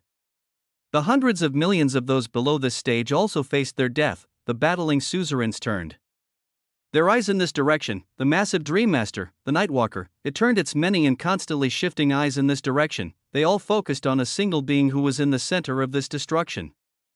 A being who was now enclosed within the sea of black and gold, as he was separated from the primordial legions. Maybe he could pull back and easily join the legions under the protection of Ultima Strata commanders and a suzerain, but under the gaze of all beings, his mesmerizing form came out of its stance as his hair danced wildly, and his figure began to surge forward.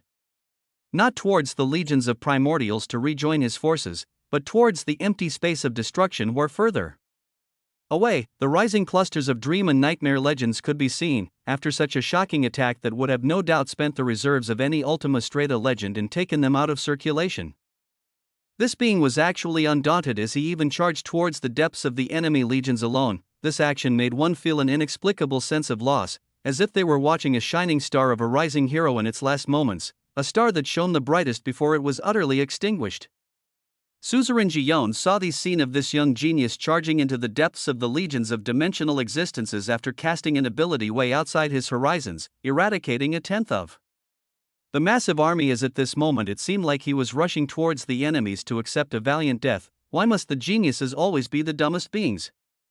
You could have worked with Ultima Strata commanders and kept your life. Not just sacrifice it in a single battle. She moved to try and save this being that had taken a shocking action, but, Shuring, the Nightwalker moved at the same time as even while facing 4 others, this Dream Master still comfortably kept Suzerain Gion in check as she wouldn't be able to save the shining star that was like a moth rushing to the flames. No dimensional existences surged towards this existence en masse. They knew that a wounded and spent beast would release their deadliest attack before they perished, as they were all just shown his powerful attack that wiped out 5 Ultima Strata legends. So instead, multiple auras of powerful Ultima Strata dream and nightmare legends rose and surged towards him as the empty and destructive space he had carved out with the explosion of the infinity symbol forged from the unparalleled Emperor's blitzkrieg remained unfilled by the sea of black and gold. It showed his lone moving figure as powerful combatants under the Dream Master moved to contain and finish him as he was in his weakest state. A low but throbbing symphony indicating things were not done began to play. Alexander, in the distance, Representative Aileron was burning with the light of a natural law of reality as he tried to forge forward, but an Ultima Strata legend stood in his path as he could only be rebuffed and watch. Among all those gazing at this scene with shock and regret, a few did not, as their eyes were instead filled with expectations. One of them was the mirror clone of Caitlin, which had her main body dual cultivating with Noah at this moment. And the other was Acaris. The little that they knew about Noah, they knew that he wouldn't sacrifice himself. If he was rushing towards the depths of the enemy legions, it meant a grand show was about to play as at his shining figure that many assumed to be living its last moments. A light of radiance bloomed as his empty hands came to grasp weapons, the Emperor's ruined blade of oblivion and the Otlotl of reality, an Otlotl that, apart from the myriad of realities, it also now carried the weight of a portion of a budding dimension within the gormandizing dimensional reality, the stellar spear buzzed with light as the quintessential Kainos Emperor hurled it towards the direction of one Ultima Strata. The Emperor's ruined blade of oblivion pointing to the others as a shining star of illumination manifested above Noah, and then beside this star a curvaceous saintess of fiery damnation rose with an enticing light. This wasn't all. Maddening devilish essence erupted, the visage of Bloodfiend becoming called out as the assassin Emperor of Severance also appeared in its Reified form. Just when others expected to see a shining star be extinguished, this star shattered apart any known norms as it didn't seem like someone that had just spent a vast majority of their resources to pull off a shocking feat. It instead seemed like someone that was just getting started as he actually targeted and faced 5 oncoming Ultima Strata dreams and nightmares that knew of his power single-handedly. Chapter 1963 Unmatched in the Ultima Strata. Intimidating, this was the only word that could describe Noah's fearless advancement as he called out multiple Reified abilities towards 5 Ultima Strata legends, but the situation had changed. They knew the possible level of power he could display in the fact that he had just eradicated 5 others just like them. These were Ultima Strata nightmares and dream lineages who were currently drenched in the decretum of dreams as their eyes shone with malice and power, some of the more powerful Ultima Strata commanders among these legions. Their damage values weren't the initial 100 billion benchmark of their stage, it was in the hundreds of billions. So against Noah's reified abilities that currently deal in upwards of 170 billion damage values, a fantastical scene of the dissolution of Reified abilities bloomed as the assassin Emperor of Severance, saintess of fiery damnation, and the rising Bloodfiend with its devilish essence felt stupendous opposition that didn't leave them on the battlefield for too long. Only the first form of the quintessential Emperor's annihilation technique remained above Noah as it shot out rays of blinding light, the mirror effect of the Emperor's ruined blade of annihilation triggering after the first round of attacks as another round of assassin Emperors of Severance surged out targeting all 5 enemies coming towards Noah as they were kept at bay. But these were still nightmares and dreams that had lived for millions of years. When they were fighting for their lives and not underestimating the enemy before them, they moved like the old monsters they were. One of the most powerful out of the Ultima Strata legends was an oinoloth, a nightmare whose whole body seemed to be made of pus and boils as pestilence and terror reeked from its body. Elongated arms with sharp nails that were disproportionate to its whole body shining. With a maddening obsidian sandy light, this oinoloth erupted with the decretum of dreams and instantly appeared behind Noah, its elongated nails shining with sandy black malice as they smashed towards his head. BZZT, at attack equivalent to approximately 400 billion damage values as it was potent with the decretum of dreams, and ridiculously, it was rebuffed from ever reaching the visage of the quintessential Kainos Emperor as the allure of a dazzling innate dimensional barrier flashed. The innate dimensional barrier, Noah could barely dish out a bit over 170 billion damage values, but his defense was many levels higher as his innate dimensional barrier was 400% of his maximum possible defense values. This was close to 700 billion dimensional defense values as the Ascendant Lich's armament of devotion pushed his defenses close to 900 billion. That was how sturdy Noah's defenses had grown. This was an area that granted him a level of confidence, so when a nightmare appeared behind him in close quarters and actually came in contact with his barrier, it was rebuffed effortlessly as Noah didn't let this chance slip by, as if his will had captured everything as it occurred. His hand reached up behind him the moment the oinoloth was rebuffed as without caring for the amalgamation of pus and monstrosities that made this creature, his right hand grabbed onto it as the maddening pull of the essence of gravitation surged around him. His whole body then turned as his eyes shone with a devilish light, his left hand also coming around with its own gravitational pull as it wielded the Emperor's ruined blade of oblivion that shot towards the body of this nightmare. This nightmare that had begun to feel its destiny buzzing fearfully as it stared into the tripupilled eyes of this shocking existence that forcefully kept it close, the mesmerizing dark hair of this devilish being dancing madly as before the Emperor's ruined blade of oblivion could even arrive. His mouth opened as he bellowed out while releasing horrendous waves of his will, Emperor's haki, with essence buzzing wildly around him. Noah bellowed out in the face of this nightmare as it faced 170 billion right before its eyes. The Emperor's ruined blade of oblivion was timed perfectly on the left hand as it arrived at the same time as the waves of haki reverberating out. That was another 170 billion. Then from the right hand of Noah that grasped onto this being tightly with its own gravitational force, it had beckoned the weapon it had before to return as the outlotl of reality appeared behind the head of this nightmare to simultaneously land on it at the same instant as the bellowing yell of haki and the strike from the Emperor's ruined blade of oblivion.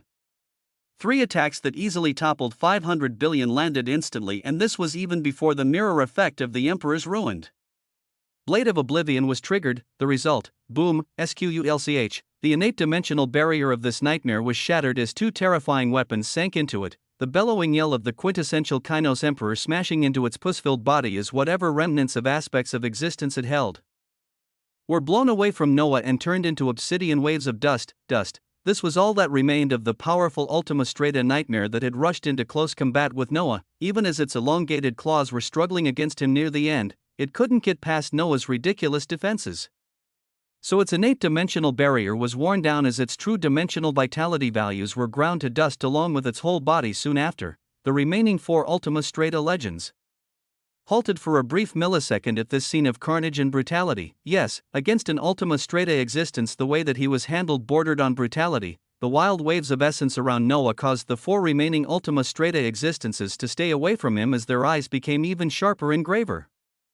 Opting for long-distance attacks instead as the second strongest Ultima Strata legend within this group moved, it was a dream legend as this being's body coagulated to form a majestic golden jellyfish. Its tendrils shone with a shocking soul light as this was an existence from a lineage of creatures with heavy proficiency in the soul. Seeing the progression and might of this being, it instantly utilized its ultimate skill, which was based purely on the soul, dream imprisonment, HUUM. Chapter 1964 Unmatched in the Ultima Strata. LL, an attack of the soul. Formless and not actually holding any damage values, it was an ultimate attack of the golden dream jellyfish that simply drew one's will into a dreamscape as the stronger soul out of the 2 would be the one to leave out of this space alive.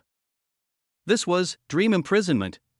The only downside to it was one's physical body would be at the mercy of others during it, but this was the same for its enemy as the golden dream jellyfish let its will be known to its 3 remaining compatriots to fully eradicate this being's other aspects of existence as it handled its soul.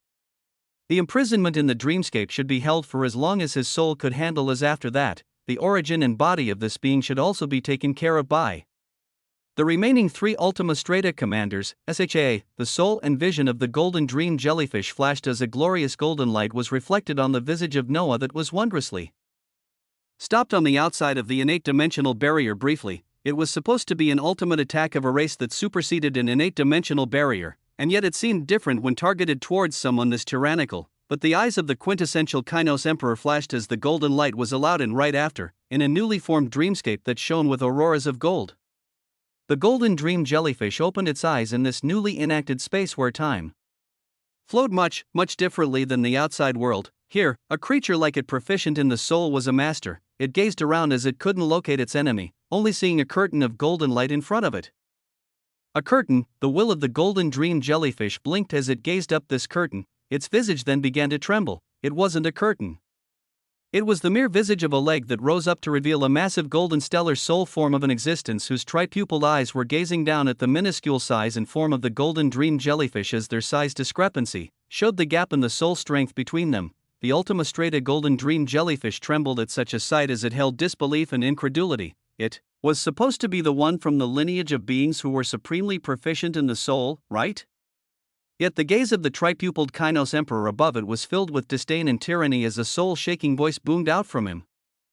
Pathetic, boom, crack, the dreamscape instantly crumbled along with a terrified and disbelieving soul. It didn't even take a fourth of a microsecond in the outside space. The dream imprisonment shattered as the dream that had cast it suffered immeasurable soul damage, the golden dream jellyfish splitting apart as Noah only gazed at it while sending his thought in the form of hockey reverberating outwards. And the already greatly injured soul trembled as it faced utter eradication soon after, disbelief on its very soul present as it couldn't fathom how this existence before it had such an immensely strong soul that it had only seen a glimpse of from those above it in power. The aspects of existence that made the golden dream jellyfish shattered, another Ultima Strata existence fell. The other three that had received the words of the jellyfish to attack Noah while he contained his soul hadn't even finished their moves when this said ally perished while their enemy regained his will too quickly. WAA. And his eyes of devilishness and brutality turned back towards them as the quintessential Kainos Emperor moved towards the remaining three without fear. OOH. A bellow of hockey boomed out from him ridiculously as he seemed to have inexhaustible energy, sweeping towards his enemies with shocking momentum as he seemed unstoppable, as he seemed dominant against these Ultima Strata legends as none of them could even hurt him to break his innate dimensional barrier. For it to be broken, an instantaneous damage value of 900 billion had to land on Noah. As if this wasn't breached, he would remain untouched. What the hell? The existences that were waiting to see a hero's sacrifice blinked in disbelief at the scene occurring as Representative Aileron and his nightmare enemy had stopped their deadly blows briefly to watch the scene. There was an uproar in the minds of all these beings at this display of power, inexhaustible display of concepts. Is this being holding extreme attainments in mana dynamics? A roaring cry of disbelief in one area. Is the information right? Is this really the genius who was known to have Alpha Strata battle power? Those privy to the people and events in the Kuan-Peng's cataclysm nest also spoke out their disbelief. Alpha Strata? Are you sure he isn't on the cusp of Grotto Haven? An Ultima Strata dragon phoenix in distance gazed with shock and a hint of envy as he led his legions to defend, this scene capturing the eyes and hearts of too many beings, this scene, that was also becoming increasingly important to the massive visages of suzerains that were fighting in the central locations of this battlefield. As commanders of all these legions, they knew very well how the battles against their Ultima Strata commanders went. They were supposed to take time wearing each other down as the most powerful would trump the other and their legions in the end.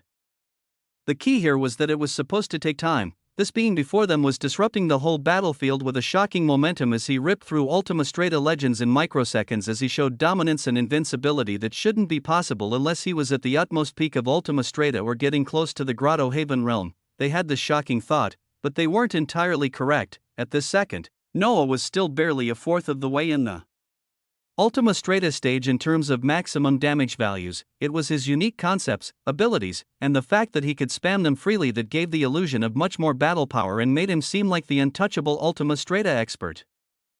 Of course, his battle power would be changing rapidly in the seconds to come as his main body accomplished something others couldn't even imagine, yet even now, he showed the undaunted might of an existence that was unmatched in the Ultima Strata, an expert that might not be capable of being brought down by other Ultima Stratas. It meant that as all the suzerains turned their wills towards him, One particularly powerful suzerain did so as well, this being the one who was powerful enough to be held back by 5 others at the same stage as him, the Dream Master that had been controlling the battlefield this whole time, the Nightwalker. Seeing the unfolding scene, this being made a decision.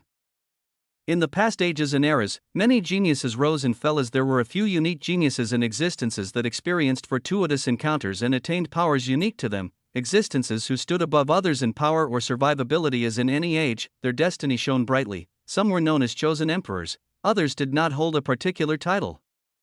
There were a few such beings at any given age who showed exceptional power, with many of them hiding it and not displaying it to others, experiencing profound fortune and providence. One such being was the Nightwalker. His constantly changing apparition of a humanoid nightmare stopped fluctuating and gradually became solidified as his will gazed upon the Grotto Haven suzerains it had been facing this whole time on the constantly changing battlefield that was being led by the nose of a single new entrant.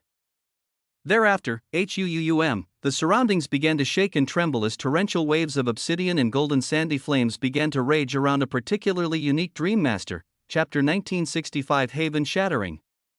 The weaving of destiny was unique as it didn't particularly favor any being over others. Those who had great destinies and high quantified fate or destiny values could understand the weaving of destiny better and navigate it with a level of control, but even they were existences who could have their destiny meet an abysmal end at any point in time. There were chosen emperors, but even they still fell. The Nightwalker kept this in mind during all his ventures as he was an extremely careful being. He monitored the situation and forces of primordials sent against him while carrying out the mission of locating the dimensional animicus. This mission alone was hard as even locating and knowing the target they sought right before them was nearly impossible unless the will of a dimensional ruler came in contact with the target, their closeness to the latent will of the dream dimension allowing them to sense the dimensional animicus. But for all others, it was the flip of a coin is due to this. They had the commands to raise down all realities and existences they came across.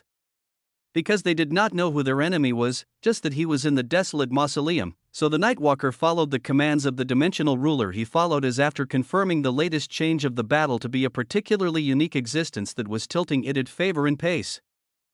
He was finally ready to make a move. The massive nightmarish sword he grasped buzzed as it released torrential flames of sandu black and gold light that wrapped around his body. The fortune that had gotten him all the way here was this. A unique sword he found embedded in a domain field of desolate essence in the dream dimension billions of years ago. He had even hidden its uses from the dimensional ruler above him as he let some of its power loose at this moment. The torrential flames rose up like hellish mountains as Suzerain Gion and the others had their expressions change, their bodies also lighting up brightly as a shocking change enveloped the battlefield, from the soul-shaking massive nightmarish sword that the Nightwalker held.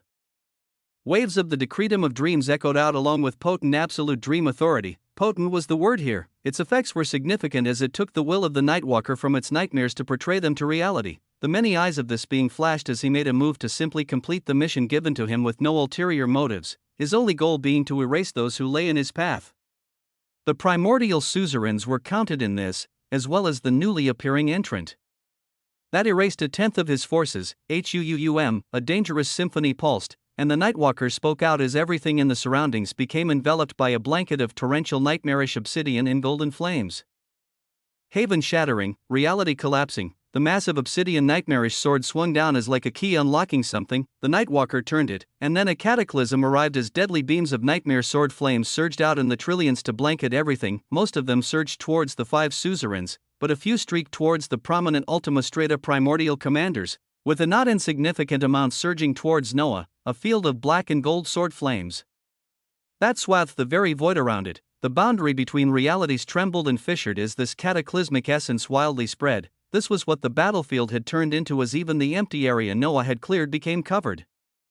These shocking nightmare sword flames not discriminating between friend or foe as even the 3 remaining Ultima Strata existences Noah faced felt their hearts shudder. The one to cause all this, the eyes of the tripupiled Kainos Emperor flashed as they gazed upon the powerful Dream Master, upon the Nightwalker, name, Suzerain Vovaden / the Nightwalker, lineage, Imperial Nightmare Oniric, realm, Grotto Haven, titles, Dream Walker, Terror Bringer, True Dimensional Vitality. Values, 17 trillion, innate dimensional barrier, 3 trillion, reserves of essence of reality, 250 million, mana, 2,500 trillion, destiny, 66, fate, 66, overall battle power, Grotto Haven. At dreadful numbers rose before Noah's eyes, as this wasn't the most pressing matter about the being he gazed at. It was the fact that above his head, 3 exclamation marks were present. What the hell is this? Noah's eyes shone with a profound interest in this time of great danger, focusing in on the prompt that was indecipherable, while his will prompted lavalier, from this unique treasure. Absolute dream authority flashed as Noah continued to give her the loot he wasn't in. Great need of that stemmed from beta strata existences and below. Your understanding of destiny, fate, karma, and fortune are increasing as they can lead you to truths and paths that may affect your own fortune. To fit your style, it seems to be displayed as exclamation marks that you'll have to use your own unique means to figure out. In this case, you utilized absolute dream authority for the sake of speed. Your tripupilled eyes would have also been able to see the truth after a sufficient period of time. Lavalier's mesmerizing voice echoed out as it seemed to be filled with more vitality while her shackles continued to break, the result of utilizing absolute dream authority to quickly gaze upon what was unique about the enemy before them becoming clear. You have better understood the weaving of destiny. You've discovered that an existence that holds a destined absolute dimensional relic. Taking the relic from them and making it yours will vastly increase your destiny and fortune. Discovered destined absolute dimensional relic, the absolute nightmare sword. Magisterial new prompts rose as Noah felt the ringing of destiny buzz in his ears, but he would have to survive an onslaught of a maddened dream master wielding this very relic against 5 others of the same realm as some of its residual strikes even came towards him. Chapter 1966 Haven Shattering LL. Through an increased understanding of destiny among others, Noah could see pertinent information that could affect his own destiny in a major way. The only issue was that for the pertinent information this time around, it was about a relic that was in the hands of a powerful being he couldn't even touch yet. It was a question of whether he could survive the apocalyptic widespread area of effect attack this Grotto Haven Dream Master had just thrown out, much less steal anything from it, and the only way to do this was, of course, his own power. During this same period of time in the dimensional Holy Land, Noah's progress in the second dimensional layer exceeded the 50 trillion Kainos Royal Prana Cosmos. The center of the dimensional Holy Land was brimming with life force. The verdant light emanating from Noah was immense and tyrannical as his body surged with life, giving off a sense of an unshakable being with an unreasonable force of life that would be hard to eradicate, and this became even more pronounced as the true vitality values that had been rising this whole time exploded upwards. Prompts rose before his eyes as he passed the halfway mark and continued even further. Your maximum reserves of the essence of reality have risen to 225 million. Your maximum reserves of prana essence have risen to 1 billion. The paramount Kainos prana dimensional reality now grants 60,000 base boosts to damage and defense values, bringing your overall origin base value to 140,000. Your rate of progression in the decretum of prana has increased by 100,000%. Your understanding of the decretum of prana has been forcefully increased to 12.5%. Your maximum true vitality values have risen to 200 billion. Incandescent swirls of essence surrounded his body at this juncture, his reserves of the essence of reality filling up as his life force was abundant, unlike the boosts of the first dimensional layer. His reserves of the essence of reality were increased by 50 million instead of 25, and his true vitality values ridiculously jumped 100 billion all at once compared to the 25 billion at the halfway mark of the first dimensional layer. Of course, there was also the forceful elevation of the decretum of prana to 12.5% as among many other boosts. There was the augmentation of 125% ready to be added to the 250% of the decretum of dreams and the percentages from mana dynamics, gravitation, and polarity that would inflate his damage values, defense values, and true vitality values even higher. He was growing ever so steadily, and because he had the resources within his hands, his body didn't stop blooming with billions more. Kainos Royal Prana Cosmos' full completion would not be too far away, and as he achieved his goals, an impossible achievement, you have been labeled as the dimensional animicus by the latent will of the prana dimension. In a domain of resplendent green, mystical floating groves of thick vegetation floated in seas of verdant essence, thick coiling roots occasionally rising and falling within this green sea. Potent essence of the decretum of prana surged in the surroundings as the densest cluster was around a massive stellar tree that rose from the verdant sea and continued upwards across space endlessly.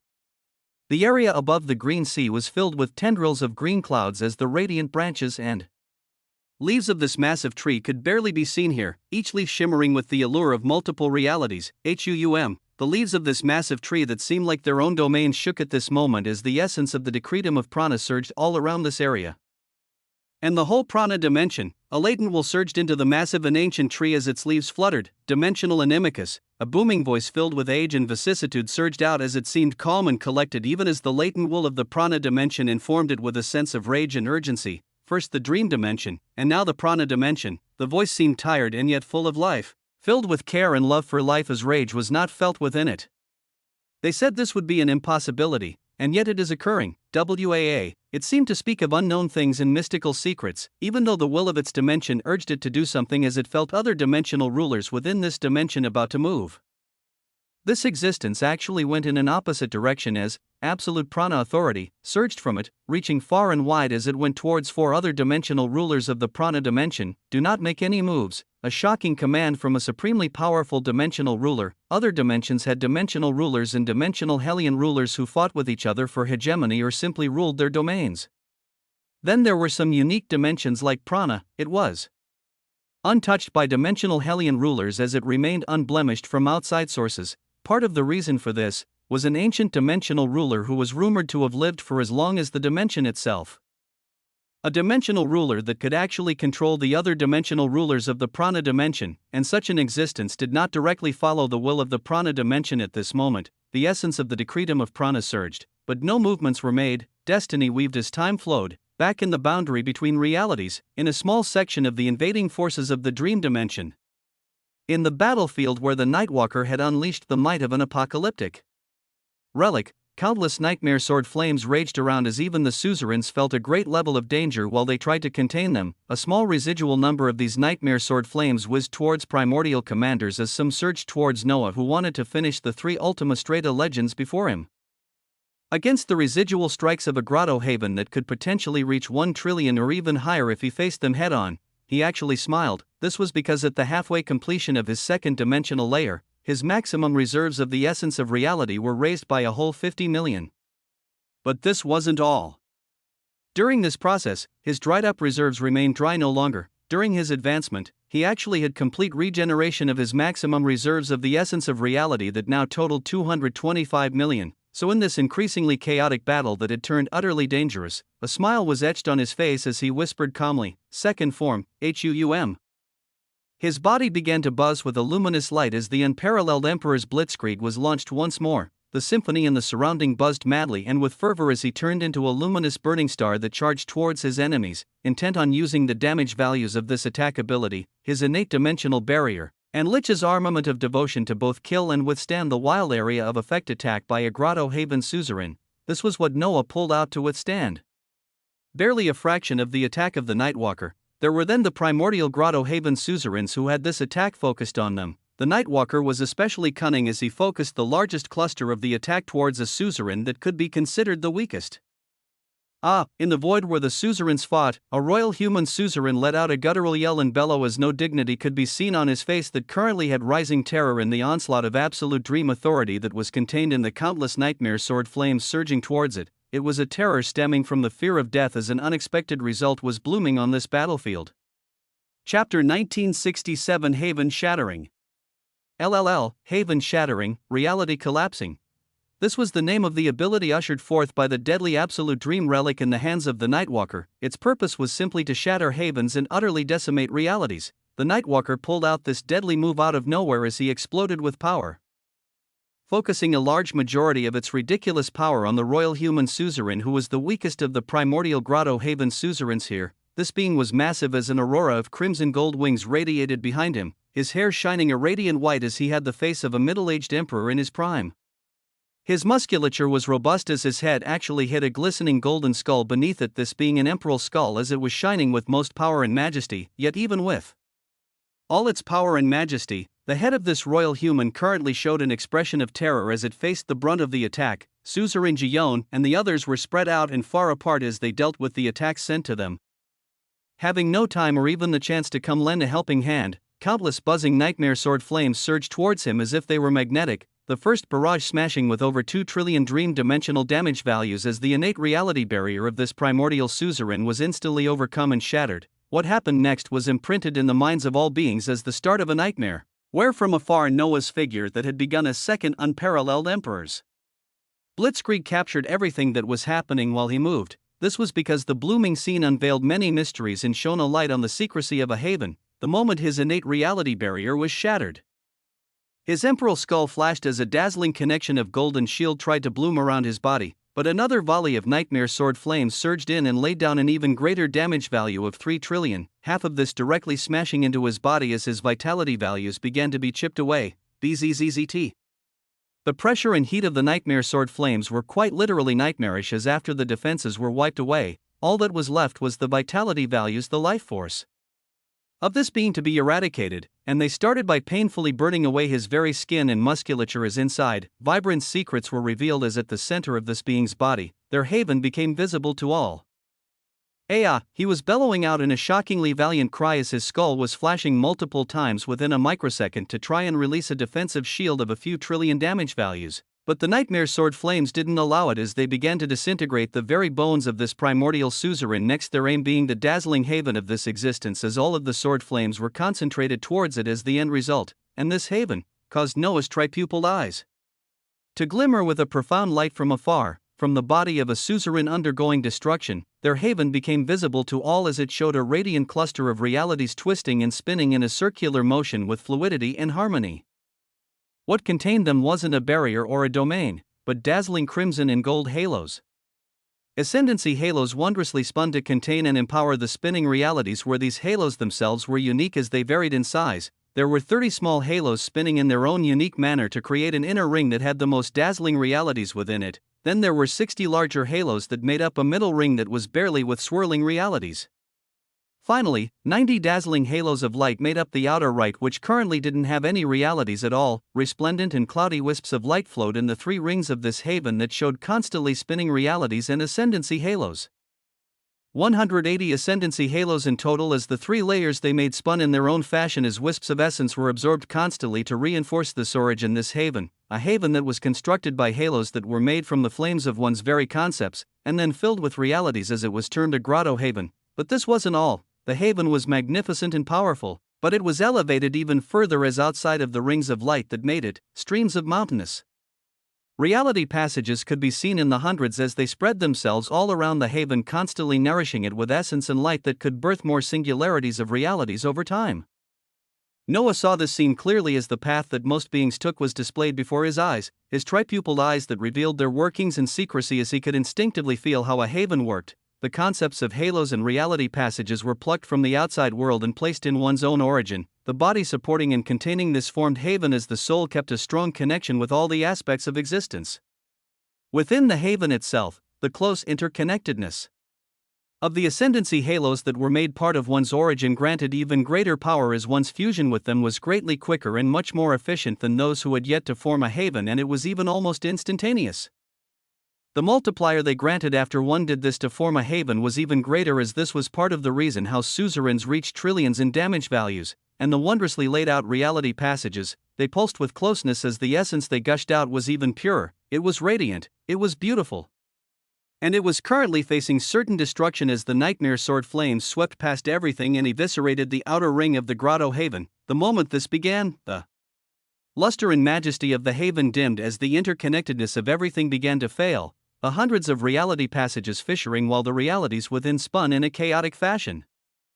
After this, the scathing nightmare sword flames filled with absolute dream authority cleanly swept and filled this haven as in an instant. The vibrant rings of halos fissured and shattered while the realities within released a last set of brilliance before they collapsed, haven shattering, reality collapsing.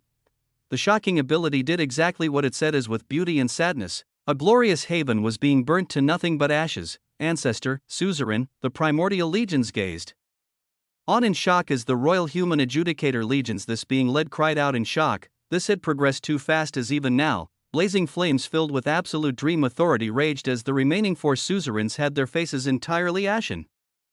In all this, Noah's eyes shone luminously in the midst of his blitzkrieg as he unveiled the workings of a haven, gaining blooming possibilities for his own path. The secrecy of a haven, shown by the shocking destruction of one, as it also spurned wondrous ideas from Noah for his own path of the 9 dimensions, but he could only continue this thought with his main body as this clone of Alexander faced its own perilous situation, as even during the blitzkrieg where he evaded many of the spare Nightmare sword flames flowing around this region, a few still came directly towards him as they carried no less than 1 trillion damage values. Chapter 1968 Boons Amidst a Nightmare.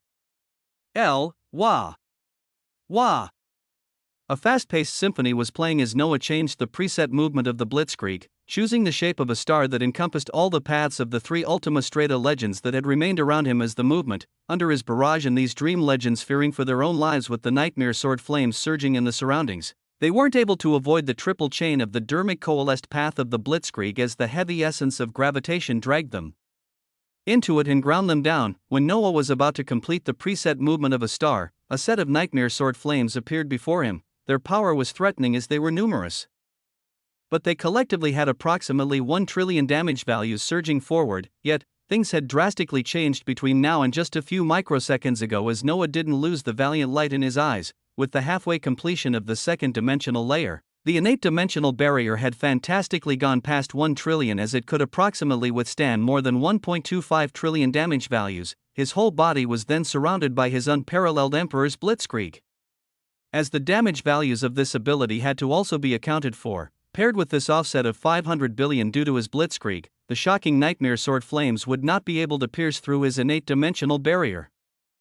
Boom! Absolute dream authority erupted as flames raged, but they bounced off a dazzling dimensional barrier as Noah completed a movement that outlined a star, 1 trillion in damage values. He may have not been able to deal with something like this as of now, but he could definitely withstand it. Shirring, lines of purple and gold shone radiantly before they erupted with a gravitational force and exploded, reaping the lives of all remaining Ultima Strata existences that had come for Noah while. He also survived the residual onslaught of a Dream Master, but others were not Noah. His eyes captured the battle as the burnt ashes of a royal human suzerain littered the void, this shocking action paving way for the remaining sea of black and gold nightmares and dreams to surge forward as the Nightwalker gazed at the 4 remaining suzerains who had ashen expressions and injured bodies. 5 of them could not hold him, and now that he had reduced them to 4, Suzerain Gion communicated with the others as in the next moment, all 4 of the remaining Grotto Haven primordials moved closer together at the front lines of the Primordial Legion's Suzerain Gion being the one to lay down a despairing command, retreat. The higher levels of power one achieved, the more decisive they were. The more understanding they were of destiny. The primordial suzerains could very well see this Dream Master was abnormal and they couldn't match him unless they received the aid of a particularly powerful Grotto Haven primordial or the reinforcement of another 5 or more suzerains, so the choice was made quickly as after the shocking display of power that injured 4 Grotto Haven masters and killed 1. None of the Ultima Strata commanders and those below them complained, beginning to undertake a strategic retreat as spatial domains and circles began to bloom in the surroundings while the massive war vessels and relics of primordial legions flew back, the suzerains staying close together to hold the front line and save as many beings as possible. It was a shocking result and defeat for the primordials assigned to this region, Noah being grouped in this retreat as against the excited sea of black and gold that was coming towards him. He wanted to stay, but the malevolent eyes of the Dream Master in the distance, wielding an absolute dimensional relic that could eradicate his clone, kept him from going forward, as even he would have to pull away from this battle and retreat in the face of an enemy he couldn't yet face. His figure turned into a streak of light that returned towards the Legion representative Aileron led, Noah taking on the same role as other Ultima Strata primordial legends who were providing support from the ranged attacks of an opposing army that wasn't worried about defense right now. They were only buying time for the retreat, just like the 4 suzerains. But would this really be it? Would Noah really let such a chaotic battlefield full of loot be taken from him because of a retreat? The first one should be reaching soon. A devilish smile was hidden within Noah's eyes as he could feel his reserves of the essence of reality still depleting. It meant that a true sanguine clone of his was actively utilizing droves of mana and the essence of reality, and it was not Alexander or any of the prominent clones sent to specific dimensions. When Noah was relegating tasks to his clones, he had initially given the Otlotl of Reality and Emperor's ruined Blade of Oblivion to the clone that went towards the Apollyon dimension, even though these weapons were recalled onto Alexander and not even utilized in the Apollyon dimension. At that juncture, he had also designated a clone with another weapon as his part to play had not come in yet. This clone was sent off with the Heresy Relic, Silent Killer, that came in the form of a bow, a relic that was generated from the quintessential treasure cache. A bow that was similar to the Heartsplitter bow he gave Natalia Rostova in some concepts, but much deadlier. Heresy, Silent Killer, a powerful tool drenched in the decretum of Apollyon since its birth. Holding the nearly perfect form of all bows forged, Silent Killer has been perfected in the extreme of assassination, as its features exist to allow its master to kill silently from up close or from a distance while remaining untraceable. This distance covers realities and dimensions so long as the master of the Silent Killer has seen a target they wish to be erased with their own eyes. The attacks and abilities of this relic can reach them no matter how far the distance is. To accomplish what its name stands for, it has focused all of its capabilities onto two features: the single target ability, Infernal Hypersol's Kiss, that costs 5 million units of the essence of reality to cast, and the area of effect ability, Bombardier of Perdition, that costs 10 million units of the essence of reality to cast, and is limited to deal only 50% of the maximum possible damage values due to its wide range of effect. The cost to cast these abilities is correlated with your level of power, as it will fluctuate and rise depending on the maximum possible output of damage values you can achieve. A wondrous heresy tool for assassination that went along the same lines as Sever, but was more covert, as Noah had not displayed it to others and could not have it linked to him. And it was something Noah planned to put into play in conjunction with Sever for his enemies, or utilize it alone when he was hiddenly targeting those who considered themselves his allies. All of it was for the purpose of sniping. Chapter 1969 Boons Amidst a Nightmare.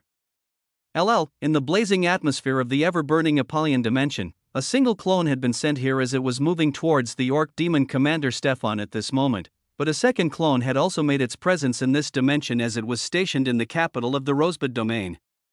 Its job wasn't to do anything involving the dimension it was in, as this clone currently grasped a crimson black bow the size of his body. Millions of units of the essence of reality burned as Noah knocked back the bowstring, a dazzling crimson arrow that pulled in the essence of Apollyon and was buzzing with its decretum forming as Noah released it soon after. It disappeared before him silently into the folds of space, as its target was in an entirely different domain. The clone then breathed out as it felt the inflow and nourishment of droves of essence of the infinite reality passages, beginning to knock back the bowstring once more as he continued. The battlefield was chaotic as the primordial legions were retreating. Amidst all this, primordial commanders were buying time as massive war vessels and relics flashed away and the light of spatial movement never stopped. In the midst of all this, Noah also played this part as the enemy was too overbearing for his current self and he had shown much too bright during this battle. He stood before the legion that Representative Aileron led to aid in the retreat of others, as after discerning with destiny, the figure of Alexander would have the best possible results, not standing out in the limelight for too much longer. Otherwise, the Dream Master who already had his eyes on him would make a deadly move, as with the death of a suzerain, the remaining four would not be able to do much, as Noah would face the brunt of an attack that his clone could not take right now. So strategic retreat it was, but it did not mean he was done obtaining loot. Off in the distance, a gleefully chasing Ultima Strata Nightmare was throwing out RAFIED abilities towards a portion of the retreating primordial legions when it suddenly felt its destiny buzzing and turning abysmal as an arrow appeared before his eyes out of nowhere. No. It seemed like an arrow, but it pulsed silently with immense tendrils of the decretum of Apollyon as it smashed into this existence in an instant. 250 billion damage values after the half-completed second layer smashed into this weak Ultima Strata as he was pulverized in the next instant. The decretum of Apollyon surged chaotically in the surroundings. Infernal Hypersol's Kiss, an attack that came out of nowhere.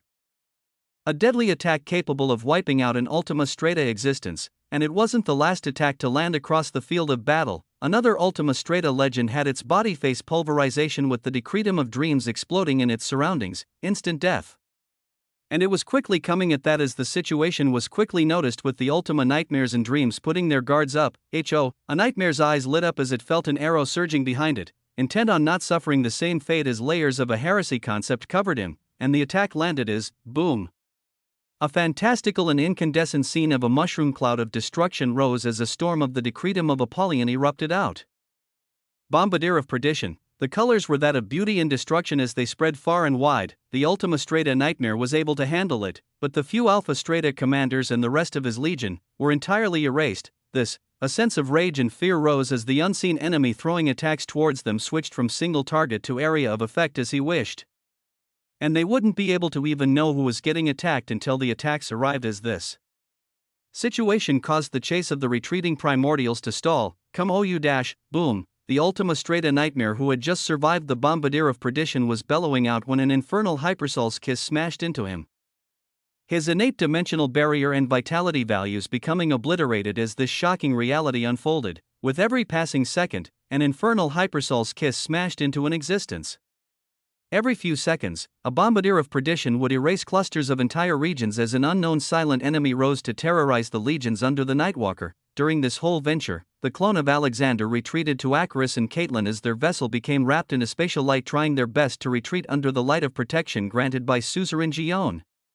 No existence could somehow connect the silent and shockingly deadly attacks against the forces of the dream dimension, causing them to retreat as effectively. He had the distinction of an outstanding primordial who had exhausted himself to take down powerful enemy commanders. His status was rising greatly in such a short period of time, as the way that primordials gazed at him was with respect and reverence that neared suzerains, because among Ultima Strata legends, nobody had shone with as much brilliance as him. The primordial forces retreated. Their only solace were the scenes of chaos in their enemies' legions as silent attacks decimated their enemy commanders, with entire legions being wiped out every now and then, what seemed like the blooming of incandescent crimson-black flowers every time Bombardier of Perdition struck. The beauty of Ultima Strata legends being pulverized every few seconds with an arrow that rained down cataclysm, attacks that caused the Nightwalker who was hunting down the remaining 4 suzerains to pull back slightly and release a massive dream field to envelope as many legions as possible.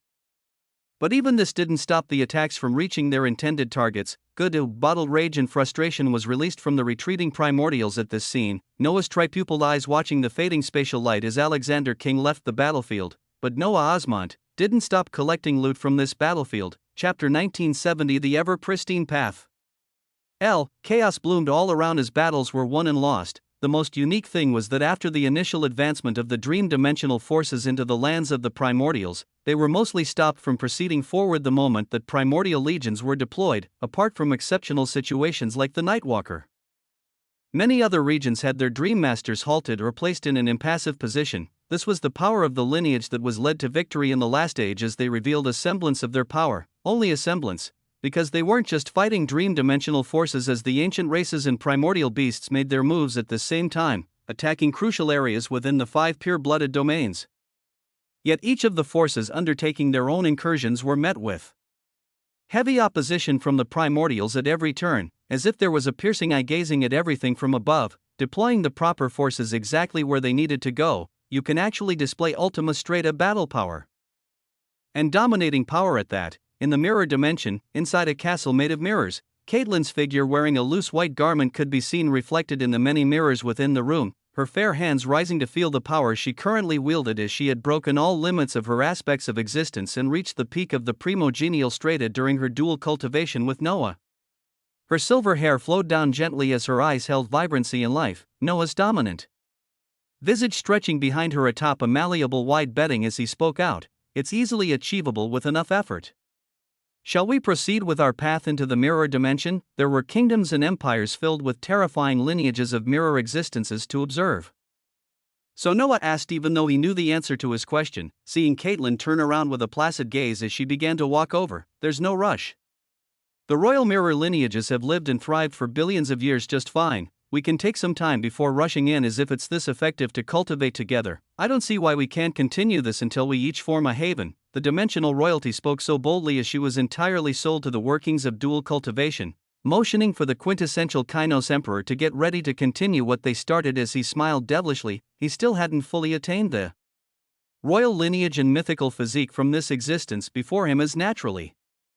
More time and effort needed to be put in, as when it came to this he had no complaints. As for cultivating until they each formed a haven, it may not be a haven, but I should be reaching an equivalent stage soon enough. His gaze was far-reaching as it reflected the scene before his main body, in the dimensional Holy Land.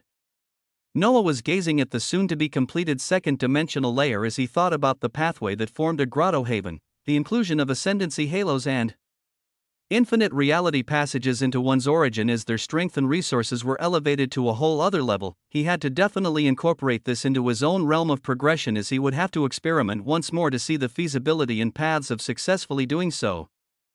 Many ideas on the incorporation of these concepts already rose as Noah discerned the possibilities with destiny, his luminous eyes watching as the last few billion Kainos royal prana cosmos were being born. A resonance and symphony began to play. With Noah's body, the first golden planar layer began to shine as a pure verdant second layer began to shine above it. The verdant light was so dense that it filled all of Noah's sight and will, eventually filling everything until the only Sight he held was radiant white that soon turned dark in darkness, that he began to wake from soon after as he found himself in a familiar location, a dazzling mass of countless and immeasurable stellar rivers of light contained in a constantly changing space. A space with 9 anchors purposefully entrenched into it as they shone with utmost splendor. The golden anchor out of the 9 seemed to be a bit out of place as fantastically, its size could also be stipulated to be somewhat smaller than the other 8 anchors. It was a negligible difference in size, but it was still there. At this moment, Noah felt a distinct pull from not just this golden anchor but also the vibrant verdant anchor that was one of the most luminous ones here, just like before. He felt an instinct take over as his will surged forward. It seemed to move towards 2 different places as a part of it went towards the golden anchor while another part went towards the verdant anchor. A level of authority he should in no way hold gripped his will as he found himself next to the massive gold and verdant anchors, the light of the verdant anchor pulsing powerfully as he felt the boundless force of life within it. His will seemed insignificant next to it as he enveloped it regardless, doing what he did before as he seemed more proficient in it now. The unique space he was in trembled. The golden anchor was pulled out slightly, the verdant anchor was also pulled. Ever so slightly as its overbearing force of life illuminated everything, blinding Noah's will as in a short period of time, his will was taken out of this space as he was enveloped in darkness once more. The darkness didn't last too long as the light of something beautiful blinked to bring his will right where it needed to be. It was the light of prompts. You have successfully completed the second dimensional reality. Your authority as an emperor of this age significantly increases. You have gazed at the truth of reality. The rate of understanding the natural laws and decretum of dimensions is greatly increased. Through your reign over the prana dimension reality, a level of influence can be exerted in the prana dimension. The undefined authority under you has increased. His body shone with splendor as 2 vibrant gold and green layers illuminated his lower half. Mystical planar dimensions pulsed with power and valor as the essence they released was so potent that Noah's very breath and eyes released billowing essence that could even aid primogenial legends in advancing forward. His sight only became brighter at the light of more prompts. Your maximum reserves of the essence of reality have risen to 275 million.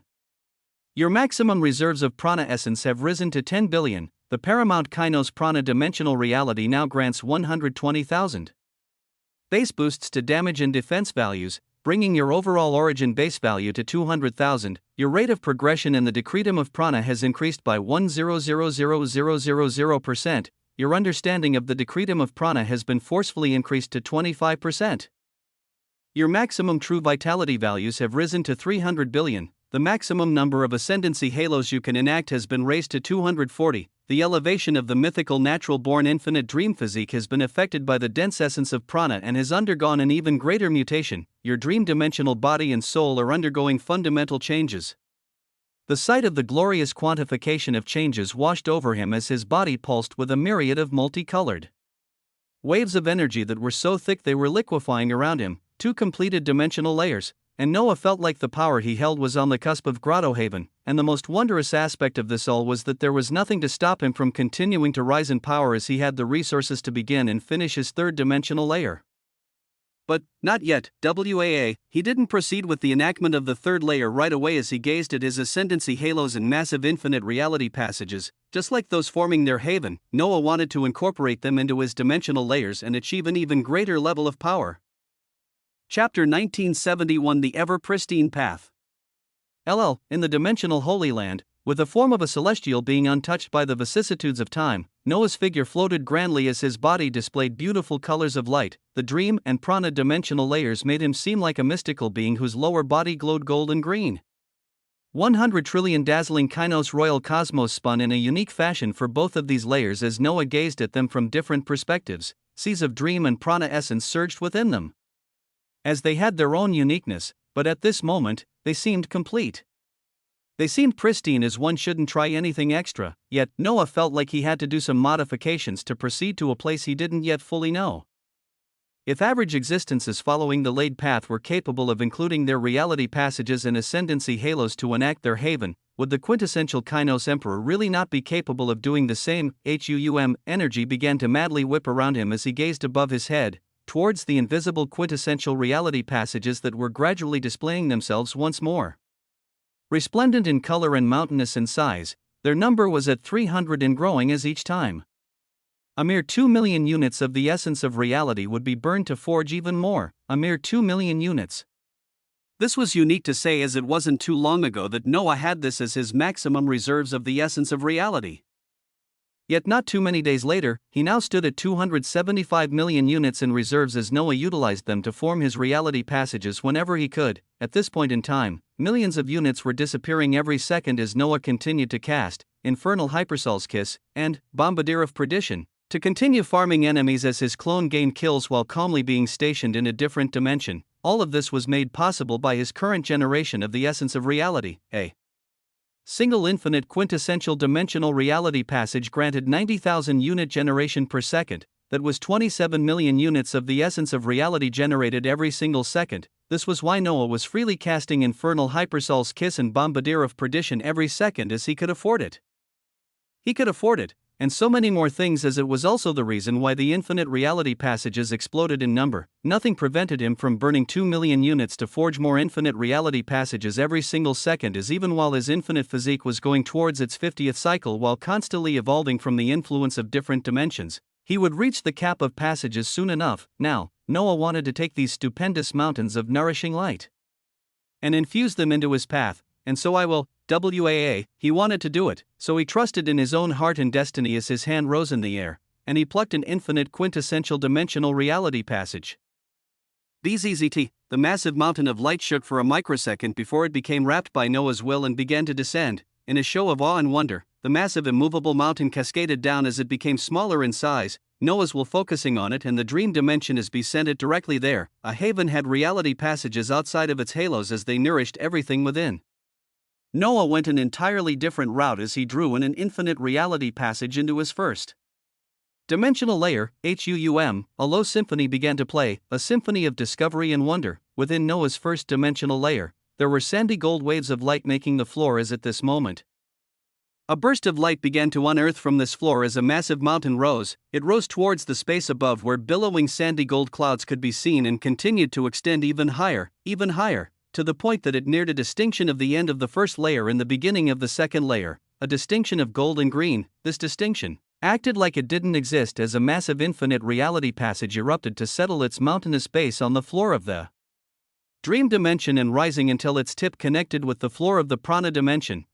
It then trembled as boundless waves of essence exploded from it, this essence being tremendously greater in volume and quality as it washed over the basal layer of the prana dimension and began to wash down over the skies of the dream dimension. In Noah's body, it now seemed like there was a massive stellar mountainous passage connecting the first layer to the second one as the budding energy within this reality only became more potent, an astounding achievement, and a prompt rose just for this: you are incorporating even more concepts successfully in your unique path.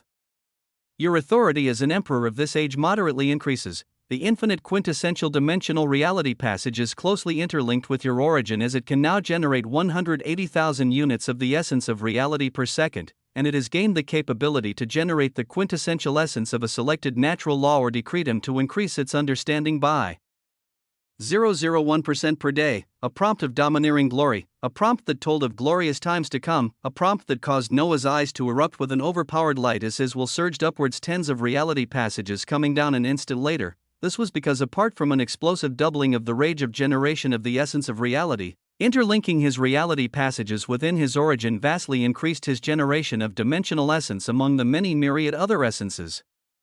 And this now included the quintessential essence of a natural law or decretum of a dimension, as he could passively increase his understanding in a selected concept by 0.01% daily, if he interlinked all 300 reality passages.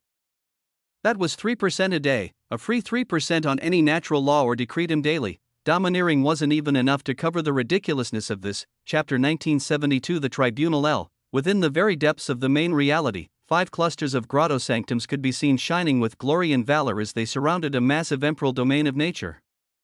Within the boundaries of these clusters of grotto sanctums, a hazy and luminous city vaster than most prime realities with golden skyscrapers could barely be seen, as currently, everything in the surroundings was experiencing massive inflows of essence, surging droves of bountiful essence as the emperor domain of nature nearly doubled in size, causing liquid seas of the essence of reality to begin accumulating in the surroundings due to the actions of a single being. This wasn't just happening in this location, but throughout the vast realities, as very few knew exactly why. Inside this grand city floating in the center of swirling clusters of grotto sanctums, Europa moved her fair hands around the rising concentrations of essence around her. Her figure currently within a rising skyscraper in the midpoint of this city that the shadow of the massive astral statue covered. For other massive statues representing the other pure-blooded bloodlines could be seen dotting other ends of this city in a show of glory and honor, all of it barely reflected in Europa's eyes.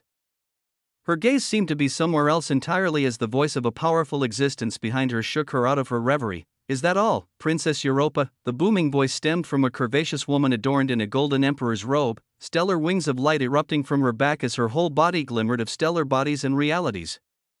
The wondrous scene of circles of crimson ascendancy halos forming a haven could barely be discerned within her chest as when this being spoke. She didn't have a particularly kind tone towards Europa, yet the dark-haired visage of Europa remained calm while simply nodding, causing the suzerains behind her to wave her hands while speaking coldly. "Then be on your way. You and your brother have littered in the outside world for too long, as all others have exceeded you in ways you cannot imagine. Your destiny is even stained with something vile, as I do not know which filth you have been around, and once I tell the elders that you allowed such filth to defile you, we'll see if you still get the same preferential treatment." Her words were cold as with a wave of her hands, the suzerain sent away Europa towards an unknown location. Her exceedingly beautiful face still carried an expression of distaste as during the whole venture, the distant and non-caring look on Europa never left her face even when she heard the last words the suzerain uttered. "Humph." The stellar light on the suzerain flickered as she collected all the information Europa had brought forward, condensing it into a ball of light that she then infused into a white-colored radiant stone at the center of the expansive hall she was in. The condensed ball of light sunk into the radiant stone as it was taken to a different location, countless thin and invisible pathways seen extending from the white stone and rising upwards towards areas further in this grandiose city. It surged upwards and forward from the area this suzerain controlled until it arrived at a different location where an even larger radiant white stone could be seen, countless balls of information surging into it as 5 primordials from each of the pure-blooded lineages surrounded this stone in an undisclosed skyscraper near the center of the city. There were many such skyscrapers like this holding centers that collected information. In this area, an aged infinite willow tree pulsed with light and power as it classified the many bursts of information coming in, as some were discarded or shattered, with others being allowed through as they went up to an even higher place for more pertinent information. The ball of information that stemmed from Europa passed through this checkpoint as it surged ever higher, towards a location so pristine that countless trillions would never get a chance to even gaze upon it. The cluster of information followed a set path as it soon came to arrive within a dazzling multicolored heart that was placed atop a golden pedestal. A heart placed atop a pedestal that floated in starry space that had swirling waves of the essence of multiple natural laws and even decretum of dimensions. This space was utterly mystical. It seemed to constantly be changing in variation, the things within it entering the folds of space and disappearing every now and then. But one thing would always remain seen, as it was 12 incandescent thrones that burned with flames of authority circling this heart and the pedestal below it that constantly pulsed with light. These 12 thrones had their flames constantly burning around them, as it was hard to tell whether those who reigned over them were actually there, but they would always be there when they were required, as today. A meeting was convened. Many of us sensed it not too long ago, and it seems like it is beginning. An archaic voice that resonated with the very fundamental natural law of relativity in the surroundings echoed out as with his words. The meeting was convened, the meeting of the tribunal, unknown to many. It stood at the utmost peak of the primordial assembly. It was the height of power that named ones and other renowned beings enjoyed, of which there were only 12 seats of. This was the tribunal that reigned over and decided the course of the vast realities. The nature of the desolate mausoleum is becoming undone. Those overseeing the anchors are already riled up as the defeated of the last age are moving with them. The conditions have been met just as the great commander said. It is now time to move. Another booming voice echoed out as it came from a throne bathed with torrential golden flames. Always so hasty, Aegon. The great commander also passed down that the enemy will be in our ranks, as there lays an insignificant possibility of hindrance. We need to cleanse ourselves of this before proceeding forward. Silence reigned in the tribunal after these words, as next, a mesmerizing female voice rose with coldness and vicissitude. Those against the start of the plans, 2 flames rose up high at these words as the rest remained silent, prompting the cold female voice to echo out again. Then the plans shall commence. We have known that the enemy has been moving since a few months back, so do not forget the words of the great commander. The enemy will bring about their own downfall, as we have to simply do our part. After that, it will only be a matter of time. cryptic words with hidden meanings left her mouth as the others remained silent while giving their affirmation. Then, let us have these children calling themselves dimensional rulers relinquish control of the 9 anchors. Let us show them why the last age ended the way it did and that things will be no different in this age. WAA, Chapter 1973. The Tribunal LL. The mysteries of the vast realities were boundless and hard to pry. The secrets of the past were even harder to pry, but there was one thing that was set in stone and weaved into the very fabric of reality. A concept that reigned as true as a natural law or decretum of a dimension: history will always repeat itself. These were words that an existence taking one of the 12 seats of the tribunal set to be true just as much any natural law. Empires rose and fell, beings who were born would die, even the empire that the great commander built may inevitably fall, but what can rise from it will be something much greater. WAA. The thoughts in her mind buzzed with power as her voice echoed out from one of the 12 burning thrones. Then, let us have these children calling themselves dimensional rulers relinquish control of the 9 anchors. Let us show them why the last age ended the way it did and that things will be no different in this age. The weaving of destiny turned tumultuous as the others gave their affirmations, so she went ahead and took the first step forward as her throne began to shine with a point of light. She, who was known as the Directorate of the Tribunal, from each of their thrones, a radiant point of authority lit up as once all 12 were shining radiantly with majesty. A sort of mechanism was activated, a point of authority. It coagulated to form a dazzling white doorway with immaculate golden arches, the center of the door holding the Roman numeral I. It bloomed silently as a moment after its fruition. The voice of the throne of the tribunal that was identified as Aegon spoke out. Let Bjorn take the lead on this one, since the first target shall be the dream dimension. His authoritative voice echoed out as at this time no voice of opposition rose as to the others. It didn't matter what instrument was used to take the lead. What really mattered was what lay behind this white door with the numeral I. The Directorate of the Tribunal also gave her affirmation as from her burning throne. Where nothing could be seen, a jade-like hand reached out to flick the radiant door slightly, causing it to fling across the folds of space and disappear towards an unknown location. With this, it will only be a matter of time before they come. Let us continue gazing upon all the possibilities. A clouded light enveloped the tribunal as they began the first sequence of many actions that would once more decide the course of history. Inside a region of an emperor domain of nature, crackling waves of power and essence could be felt as the figure of a titanic humanoid who pulsed with an aura that caused the surrounding essence of natural laws sat peacefully. Parts of his skin were covered with a radiant pale luster as he looked like a statue, while other parts of his skin were stellar points of astral light. Even more uniquely, resplendent willow leaves erupted on his lush head that was filled with vibrant dark hair that was parted aside with magnificent dragon horns. He seemed to be in existence, holding most features of the 5 pure-blooded primordial bloodlines in his body, and even though he was surrounded by dense waves of the essence of natural laws, his body actually swirled with dense golden sands as he showed stupendous attainment in the decretum of dreams, the eyes of this being opened in the next instant as he felt a shocking fluctuation, a radiant white door appearing before his eyes along with a message from the one he followed: take the lead in the dream dimension. Focus on discretion as your task is the transference of authority from the remaining dimensional ruler in the center of the dream dimension. Do not fail me. The voice was cold and callous as it caused this terrifying being to rise with seriousness. Reaching out as the white door landed in his palm and he was granted a stupendous authority, the back of his palm becoming inscribed with the numeral I. Any particular modus operandi. The method to operate. His eyes flashed with power as he asked such a thing. No. Kill everything that stands before you. WAA. The command was laid down as this being nodded and slashed with his left hand. A dazzling golden rift that led to the dream dimension unfolded as without a word, he stepped into it. He crossed the folds of space into an entirely different location as his body pulsated with strength and power, his eyes soon coming to land on seas of sand as he stood atop a golden sand dune. Behind him, a massive multicolored tower could be seen as it was the beginnings of one of the primordial strongholds in the dream dimension, and further away at the front were massive golden towers that showed the boundary of influence of the dimensional rulers who always kept the primordial forces at bay. Bjorn appeared right in the middle of this as from the authority he was granted. He unfurled his hands and caused the radiant white door to enlarge and nearly eclipse the surrounding golden sandy dunes. As soon after, Bjorn placed his hand on it as it shone lustrously and began to turn transparent. After turning transparent, a unique spatial light bloomed from it as it formed a gateway.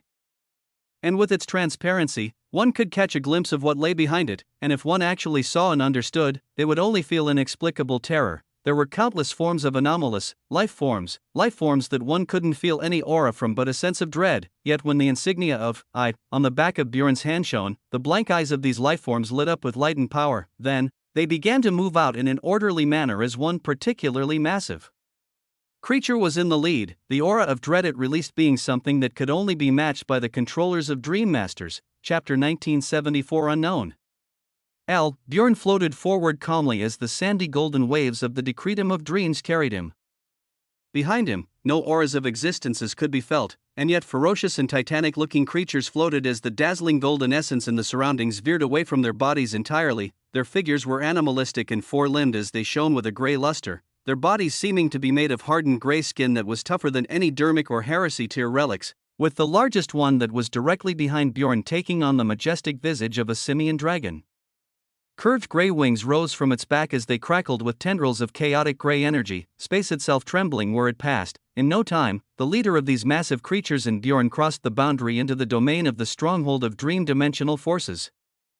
The ones who had been holding the primordials from proceeding forward were here as the moment they crossed into their boundary. Powerful auras rose from the golden structures and fortresses of dreams and nightmares. The leading aura was a powerful dream master whose presence of a haven caused the surrounding dream essence to churn, his visage being that of an abyssal dream humanoid enshrouded in a shawl of gold as powerful dreams at the Ultima Strata and below lined up behind him. His gaze was fiery and filled with age and power as among dream masters, he was among the very top in power. You think some of our forces being entrenched into the vast realities gives you leeway to make further advancements here? Let me remind you why you've been stopped this whole time. The Dream Master pulsed with shocking power as he seemed to be at the peak of Grotto Haven, his beautiful rings of light nearly filled with realities as the reified heresy form of a giant humanoid form rose above it, this being not allowing for a long interaction as he would have power speak for itself. Anubis, a titanic form of a humanoid creature made of sand with the head of a hound, rose as it clasped a staff releasing tendrils of the Decretum of Dreams that surged towards the grey life forms in the visage of Bjorn. The leading grey bast moved forward slightly as Bjorn retained his calm and wild look. The attack was terrifying as it carried way over 10 trillion in damage values. Tendrils of the Decretum of Dreams reaching out to tangle and forever erase the grey creature as they even carried a trace of absolute dream authority within them. Yet when they smashed into the grey life form, like a stream of water meeting a mountain and being forced to split and go around it, like a repulsive force filtering out something, the tendrils of the Decretum of Dreams were not even able to reach this creature as they could not even near it the absolute dream authority. Entirely rejected in the immediate area around this creature as only the force of and strength of pure mana even managed to land on the grey skin of this unknown life forms. The scene caused the Dream Master to gaze in shock and incredulity as over 10 trillion dream dimensional damage values actually didn't amount to much in front of this creature. And even though he could have sworn he had his eyes on it, the form of this grey beast became hazy in the next second as it disappeared, where the Dream Master looked down in stupor as he felt a cold and immeasurably deadly grey claw pierce out of his chest. Incredulity and confusion were ever present on the face of this Dream Master as he had not even felt this creature move. His destiny had not warned him of anything, and even now as a claw pierced his chest hair, destiny was still not ringing any bells or reacting at all. And what was most terrifying of all was the fact that from the area the grey claw had pierced, the Dream Master felt the coiling dream essence that made him begin to deform and melt. The very structure that made him began to break down as the boundless reserves of the essence of destiny, fortune, karma, fate, reality, everything that was contained within him seemed to be affected by the grey claw piercing him as it all broke down and turned into a puddle below him, as if this grey claw had the capability to utterly reject all these essences and authorities. Immense terror of the unknown phenomena filled with Dream Master as he felt the robust and vibrant Decretum of Dreams that protected his origin melt as if it was nothing while being in the proximity of this grey claw, everything within breaking down and becoming dim as before his fear could even grow. The consciousness of this Dream Master faded, the dreams and nightmares behind it trembled with disbelief and terror as the callous and emotionless eyes of the grey lifeform turned towards them. Behind it, many more grey lifeforms smaller than it surged forward as one could only use their eyes to see that they existed, where not even destiny seemed to be reacting to these creatures. They surged forward as they brought a shocking calamity, the figure of Bjorn following coldly in the distance. As on the back of his hand, the inscription of I shone brightly, time flowed, the weaving of destiny continued in its own ways as in the dimensional Holy Land. The quintessential Kainos Emperor was plucking tens of reality passages and filling his first dimensional layer with them. Currently, the last of the 300 reality passages entered and anchored itself between the first layer and the second layer, releasing a burst of light and authority as a prompt rose. The maximum possible number of reality passages between the first and second dimensions has been achieved. The upper boundary was reached as the now 85 remaining infinite reality passages that Noah had formed while he was fusing the first 300 into his origin, well, they would have to be connected from the second to the third dimensional layer. The infinite physique was currently on the 52nd cycle as the number of passages Noah could form would only increase as time passed. Now, Noah was gazing at the ascendancy halos. 240 ascendant black tier ascendancy halos. Well, a few would soon change as Noah got his hands on more heresy tier edicts, with a few more boons coming even now as his clone in the Apollyon dimension continued to snipe the dream and nightmare legions moving in the vast realities. BZZT, essence roiled as he called them out, the dazzling rings of light cascading around him as his hand domineeringly reached out to grasp one of them. He had already theorized millions of times on what he could do with them during this time, the answer coming to him simply after watching the way the reality passages transfused into his origin. As Noah glanced at the vibrant halos around him, he made his move. His stellar visage reached out as his hands grasped onto a dazzlingly gold halo of light that contained an overabundance of concepts. Towards such a wonder, Noah's face hardened as his eyes released an explosive light, his two hands grasping the halo as he began to apply force in the next instant, a force that with his authority, crack, caused a glorious halo to have its ring structure broken apart. Its vibrancy and essence then buzzed in an unstable manner after being broken as Noah fantastically pulled the broken halo into his origin, using his will to straighten out this broken ring as it became more linear, until it flowed into his origin as one golden end was sunk into the sandy dunes of the dream dimension.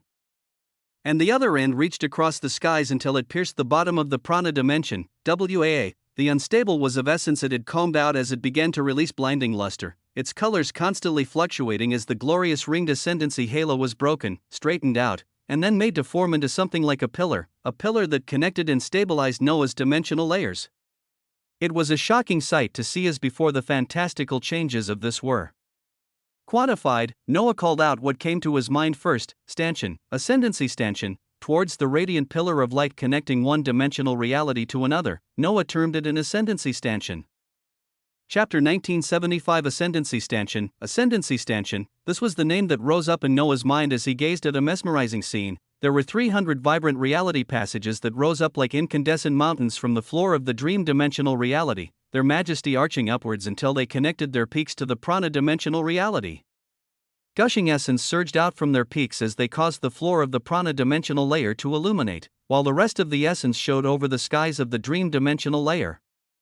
Now, there was a massive golden pillar that was currently fluctuating in color and radiance as it connected both dimensional layers. Like a support holding everything up as it would never break, a pillar. A stanchion, HUUM, it changed in color constantly as it flashed gold to black to crimson, but ultimately, a radiant verdant light flashed from the prana dimension as the upper portion of the stanchion began to be painted by a gorgeous green light, a green light that extended down until the halfway point, as sandy gold being reflected from this halfway point going below. The stanchion reflected the colors of the dimensions it connected as thereafter, a burst of authority erupted from it as information rose before Noah's eyes, an astounding achievement. Your path becomes ever clear as you are on the way to achieving absolute stability of your realm. The ascendancy stanchion has resonated closely with your origin as the connection to two-dimensional layers changes its nature. The fusion of ascendancy halos is changed to the resonance of your ascendancy stanchions to achieve your strongest quintessential true form, where for every 10 ascendancy stanchions resonated, the base and additional multiplier of 15,000 total is granted for your damage and defense values.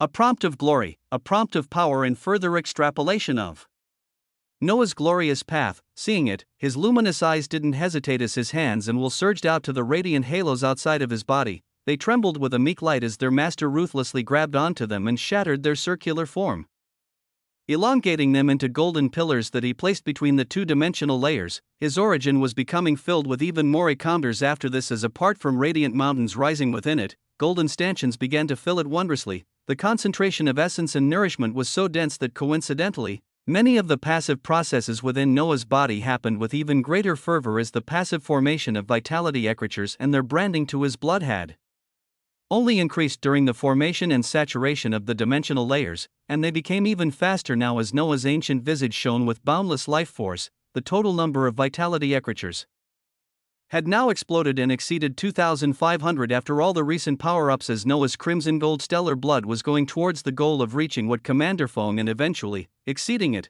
At the same time that the vitality ecratures proliferated more, the bones of your lower limbs have undergone a fundamental change through quintessential Emperor Kaiser. Emperor bones have been born within your body, causing a fundamental change as your life force becomes strengthened passively. Every microsecond, the vitality ecratures are now produced from your emperor bone marrow at a pace 10 times faster than the usage of the essence of reality. Two abilities can now be selected to be activated through your emperor lower limbs, as they can negate resource cost in exchange for the depletion of the strength of your soul.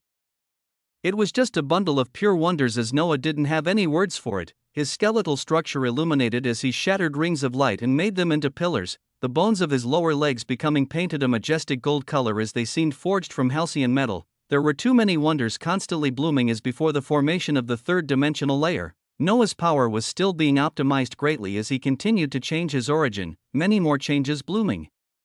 As he continued on this path, and while his main body continued this undertaking, his clones as always made sure to safely follow the unfolding weaving of destiny across dimensions and realities. Within the Avalon dimension, inside a massive floating landmass the size of hundreds of realities, one of the 12 domains of Avalon, the Dragon Knight's sanctum, Noah and Lancelot had stood light years away from this majestic location as Noah had sought the blood of this dimensional royalty, managing to replicate a venerable tier, Avalonian Dragoon dimensional bloodline. His hair was now shining with a beautiful purple light as his visage remained astounding, following the lead of a prince. Of the 12 domains of Avalon, as he entered the massive landmass that had beautiful waterfalls of purple light drizzling on its edges, the Dragon Knight's sanctum was vast as it was the size of hundreds of realities, where one could be lost at the sheer size and depth of it. But Noah had a powerful local with a unique authority leading him as Ezekiel took him across many hidden gateways within this Dragon Knight's sanctum. Noah's will simply catching glimpses of the beauty of this location when they continued to move. In some areas, the skies of the Dragon Knight's sanctum were filled with unique variations of majestic dragons, some even having Avalonians riding atop them as they had what seemed like mounted castles and carriages behind their draconic scales. Such pristine existences acting like a source of transportation. Other species of fantastical beasts roamed the skies of other regions as the Avalonians Noah saw varied in forms, with the vast majority being humans as others held features of different races. The only thing that made them the same was the potent dimensional bloodline surging around their bodies as Noah saw trillions of Avalonians filling the grand rising purple structures of the Dragon Knight's sanctum. Ezekiel passed all of these beautiful locations as were it not during warring times. Noah would have wanted to stop by the incandescent domains of this place and try their food while learning more about their people and culture, but this had to be shelved for another time as after crossing another gateway, Ezekiel gave a sigh of relief as his guard relaxed. We've entered the Battlemage Royal Sanctum that my father reigns full control over. We should be able to see him without any issues here. They arrived at a grand domain in the very heart of an important location within the Avalon dimension.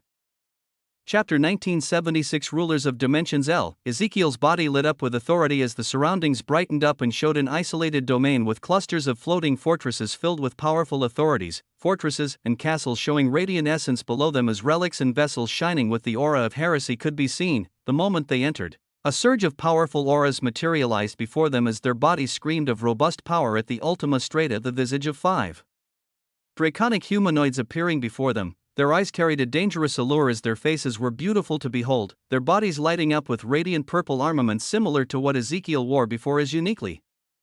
All 5 of them had purple-blue robes covering these armaments as they held staffs pulsing with the aura of heresy tier relics within their hands. They saw the visage and unique authority stemming from Ezekiel as these Ultima Strata legends bowed coldly. Sir Lancelot, as they were within the Battlemage Royal Sanctum, they were of course powerful battle mages, as many of such beings had their auras strengthening out across this fantastical domain. Through a location like this, a special pathway could be taken as one could enter a gateway that led directly to the center of power of the Dragon Knight's sanctum, the Royal Dragon Haven, where the will of one of the powerful dimensional rulers of the Avalon dimension would at times reside in.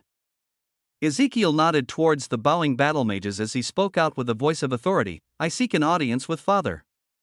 Lead the way, WAA. The grandeur of royalty leaked out as the Ultima Strata battle mages nodded, their gazes coming to focus on Noah as the leading one replied, Sir Lancelot can see the ruler soon. We've been given strict instructions not to allow anyone into the Royal Dragon Haven currently as he is meeting an important personage. Oh, caution and alarm rose in Ezekiel's mind as he nodded, turning towards Noah, who only smiled lightly. Then, we shall wait.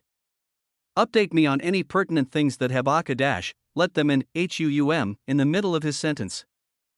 Ezekiel was forced to stop as a booming voice of authority descended around them. The voice was enough to cause one to tremble in the depths of their soul, and it caused the battle mages to nod right away while Ezekiel's gaze turned even more careful. Noah's eyes retained their calm as he pulled upon his understanding of destiny, many thoughts crossing his mind as he followed the party that went towards a protected gateway in the center of this battlemage royal sanctum, even from a distance. One could see a purple doorway of light that was surrounded on each side by glorious purple-scaled dragons whose auras far exceeded the Ultima Strata. The wondrous allure of a grotto haven could barely be discerned from them as they looked like statues. But their eyes locked onto any figures coming towards the gateway as if any intruders neared, death would be the only thing they were granted. Clusters of radiant floating purple fortress filled with legends were passed as Noah and Ezekiel arrived before the doorway, a thick transparent barrier being recalled when they're neared as Ezekiel nodded towards the two grotto haven dragons respectfully while he and Noah entered the doorway. A doorway that directly into the domain of one of the dimensional rulers of the Avalon dimension. Inside the royal dragon haven, glistening arches and pillars held up magnificent architecture that had exquisite empty thrones situated left and right. A radiant purple carpet dividing them as its pathway led to rising stairs that at the peak held one massive throne that floated with power and grandeur. The thrones to the left and right of this radiant hall were empty, but the walls were lined up by terrifying auras of Grotto Haven suzerains, the decretum of Avalon dense and liquefied as it surged around them and the surrounding space of this royal dragon haven. Apart from the many dense auras of Grotto Haven suzerains, there were two particularly dreadful auras near the frosting throne that far eclipsed everyone else here. Noah and Ezekiel appeared in such a location as a spatial light brought them out of one of 5 gateways situated at opposite of the majestic floating purple throne. Yet the moment they entered, they felt the many oppressive and powerful gazes turn towards them as any weak being might have broken down from these gazes alone. My son, a booming voice echoed out as the liquefied essence of the decretum of Avalon surged, the surroundings becoming clear as Ezekiel gave a knight's bow while gazing forward with incredulity. This was because next to the floating throne, the amalgamation of a powerful will of a dimensional ruler could be seen in the form of an exceedingly handsome and powerful man adorned in a regal emperor's robe. Yet he wasn't alone, as beside him, the aura of another dimensional ruler could be seen as it was the amalgamated will of none other than dimensional ruler Morgana, the enchantress. Morgana, brother Arthas, see? Your son did come back with great destiny and providence, and he even brought back an existence drenched with the aura of the desolate mausoleum into the heart of our lands. Her voice was as mesmerizing and powerful as was her beauty, filled with a deadly charm. Her figure was covered by a white robe filled with intricate filigree purple patterns, her hands holding on to a radiant purple staff that burned with a scathing purple flame. Her dark hair had streaks of purple as it flowed past her shoulders, the white robe not being able to hide the blessed chest she held. Her eyes shone with terrifying dual pupils that released a piercing light. A light that shone coldly upon Noah as he and Ezekiel came under the gaze of an existence they had been trying to hide from, yet she was actually at their final destination as dimensional ruler Arthas and dimensional ruler Morgana both gazed upon them. Chapter 1977 Rulers of Dimensions LL. Ezekiel's expression was somber. He had wanted to introduce Noah to his father as the one his destiny pointed to, the being capable of pulling that ancient sword from stone, without ever coming under the gaze of Morgana or her forces. Dimensional ruler Morgana was extremely difficult to deal with as she had taken offense at his father's relationship with primordials, where he even went as far as to send his son to move around in their legions. She hated primordials, and hated the whole of the desolate mausoleum even more. But when everything was facing destruction, could they not put aside their differences? Her dual pupils carried a deadly glare of magic and power as her staff buzzed, her purple-white robe rising with tendrils of the decretum of Avalon as she spoke out once more. Who from the desolate mausoleum is deserving to have a prince of the 12 domains of Avalon lead him directly to one of its rulers? I'm curious about this, little Lancelot. Her words controlled the pace of the conversation as Ezekiel turned solemn. He gazed at his father trying to send a mental message when, dang, the luminous purple staff in Morgana's hands smashed the unbreakable floor they stood on as her dual pupils shone with authority and anger. The essence of the mental message rebuffed: speak openly and without falsehoods. Her voice this time carried a unique authority that only those at the peak of power could emanate out. It was undeniable as Ezekiel was shocked to hear such an outburst in the royal dragon haven. His will couldn't stop gazing at his father as he wondered why he was letting the enchantress act like this in his own abode. Dimensional ruler Arthas retained his calmness as his exceedingly handsome visage of authority was surrounded by a hazy light. He seemed to have a sense of the gravity of what his son wanted to speak about, and yet, it is okay. Circumstances are constantly changing, you can speak freely. The authoritative voice echoed out. Destiny danced wildly as beside Ezekiel, Noah was gazing at the powerful existences before him, as if they were surrounded by an unreachable authority. His tri-pupiled eyes couldn't discern anything from them apart from what he already knew, as he could guess their bodies were surrounded by absolute Avalon authority. If he wanted to get even a peek of their stats, he would have to utilize significant absolute dream authority through Lavalier. But this would more than likely alert them, as right now, Noah was dancing on the blade of destiny. While coming here, and even as he was here now, he had known there would be a level of danger, but his life was not yet at risk. Yet, time would tell. As Ezekiel glanced at him, Noah's eyes giving an affirmation as this dimensional royalty sighed while speaking, "We know that a calamity is coming. My destiny led me to the desolate mausoleum where all of this began, and I believe I have finally found the one who can aid us in overcoming this cataclysm. The one who can rein together all the forces of our dimension, the one who can pull the sword from stone, Ezekiel's words might have been light to speak, but they were extremely heavy as they instantly caused the many grotto haven suzerains in the surroundings of this hall to illuminate with powerful light. The wills of the two-dimensional rulers also erupted. But they were in shocking opposition, as one of the wills seemed to have right away struck out towards Noah and Ezekiel while the other stopped it. Vile. Why would you stop me? Morgana's shocking voice of authority cascaded down along with her power, causing even the Grotto Haven suzerains to quiver as their origins trembled, not being able to hold on and sinking to their knees as even Ezekiel couldn't help it. This was a tremendous oppression of one's origin, as those with greater attainments could force those below them to kneel down. Yet, there was one existence whose legs didn't buckle. His hair shone with radiant purple luster, as his chest shone with a profound light.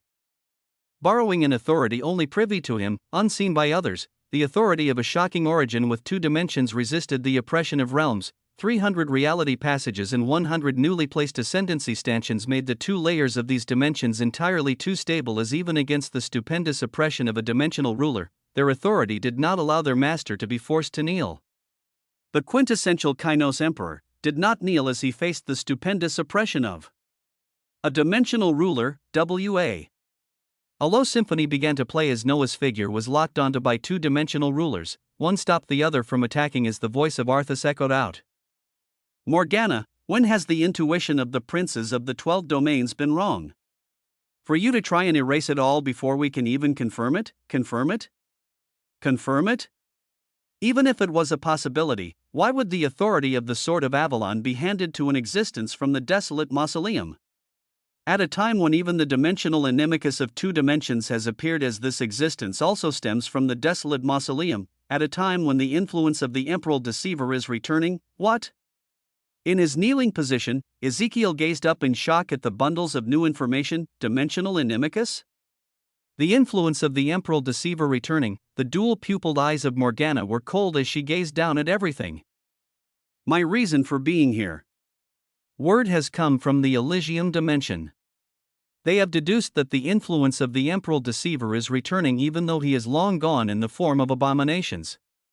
Abominations that can reject the very decretum of dimensions and natural laws of reality as against them. Even dimensional rulers aren't safe.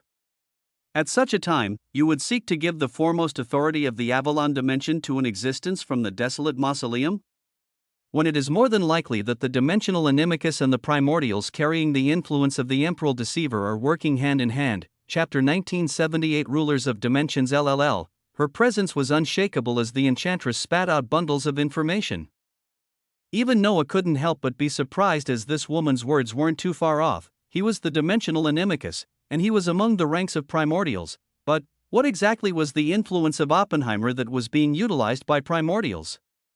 What were the abominations capable of rejecting the very natural laws of reality and decretum of dimensions? That is enough, Morgana, WAA. The authoritative voice of dimensional ruler Arthas boomed out as the terrifying pressure in the surroundings lessened. The many Grotto Haven suzerains returned to their positions while Ezekiel rose once more, the eyes of two-dimensional rulers landing on Noah once more. Arthas took the lead this time as Morgana's eyes retained their potent malice and killing intent. The one at the center of this all hasn't spoken. My son has risked his position and life to bring you here. What makes you confident that you are the one he believes can pull the sword of Avalon? All eyes and will surge towards Noah, this being carried a unique air as one had to wonder how he thought of himself to be able of accepting the words of a prince of the Avalon dimension that he could do something all others failed to do, something that even the two-dimensional rulers in this royal dragon haven had also not been able to do. What gave him the confidence to stand before them now? The eyes of the quintessential Kainos Emperor shone with a luminous domineering light. What made him confident? Truthfully, he had no reason or basis. He already had the label of dimensional animicus who could say whether he could attain the acknowledgement of an authority of an entire dimension. But he came nonetheless as he discerned the weaving of destiny and made his own decisions. In all the dimensions he had stretched his influence to so far, he had to approach them in different ways as at the end of it all he was fighting their inhabitants and even devouring their authority. He felt that the Avalon dimension might be different after he was approached by Ezekiel and the mission of the inhabitants here to stop the coming apocalypse, more than likely, the only person who could stand a chance of fixing the mess that was done at the end of the Olden Era would be the next holder of the seat of the true emperor, and since Noah held the title of the quintessential Kainos Emperor in this age of quintessence, his aspirations were grand, so under the gaze of two-dimensional rulers, he spoke out with power and authority. Because I am the one who will hold the seat of the true emperor in this age, eyes blinked as wills surged, making sure they heard things right. Many lineages and bloodlines had already discerned that if there was any possibility for change, it had to happen in the first age of this new era, otherwise, the changes made in the last age of the Olden Era would forever remain as their effects would come to fruition. This was why the seat of the true emperor was highly coveted in this age. If there would be an existence to stop the coming calamity, it would be the holder of this seat, and a great deal of beings had this aspiration in their hearts, to become the true emperor of the age of quintessence, but nobody dared to so easily vocalize it, much less when facing some of the strongest beings in the 9 dimensions who wanted to grasp this seat for themselves. Oh, an amused tone could be felt in the voice of dimensional ruler Arthas while Morgana stared down with an even colder gaze, yet Noah wasn't done as he spoke while locking his gaze on this powerful dimensional ruler who would be able to decimate the current him fearlessly. Many have tried to pull the sword from stone, just consider me another in a long line. If I succeed, that's that. If I fail, you can eradicate my very aspects of existence right then and there. Destiny churned as a gamble was taken, the life of a clone placed on the line for a chance of obtaining an immeasurable authority. Ezekiel gazed towards Noah with incredulity at his words while the hidden eyes of the dimensional ruler Arthas deepened their smile, Morgana's dual pupils shining with a brutal light at his words. Very well, shockingly, it wasn't even dimensional ruler Arthas who spoke. The enchantress, Morgana, walked mesmerizingly from the vicinity of the floating throne as her malice and killing intent seemed to have immediately faded. A dazzling smile could be seen on her exceedingly beautiful face as she neared Noah and Ezekiel's position, her curvaceous and deadly figure coming right before Noah's unwavering gaze. See if you can pull the sword of Avalon. The moment you don't, I will be the one to fulfill your words, Huum. Her eyes were smiling as she spoke out devilish words, not even putting in the possibility that Noah might succeed as she seemed to have certainty that he would not. Absolute Avalon authority surged around her as her dual pupils could see many things, apart from a lineage from this dimension. This being before her hadn't even grasped a single wisp of the decretum of Avalon. How could he even approach the sword in the stone that was at the area where the dense authority of the absolute Avalon authority surged around? How could a native of the desolate mausoleum, even with a lineage from the Avalon dimension, be capable of steering or even gaining the acknowledgement of a dimension meant to be suppressing his very home? Morgana's smile became even brighter as when she stared at the unshakable eyes of this existence she felt like she could easily crush. Brother Arthas, I will agree with the words and promise of this outsider. I will even take him to the Insula Avalonis myself if need be.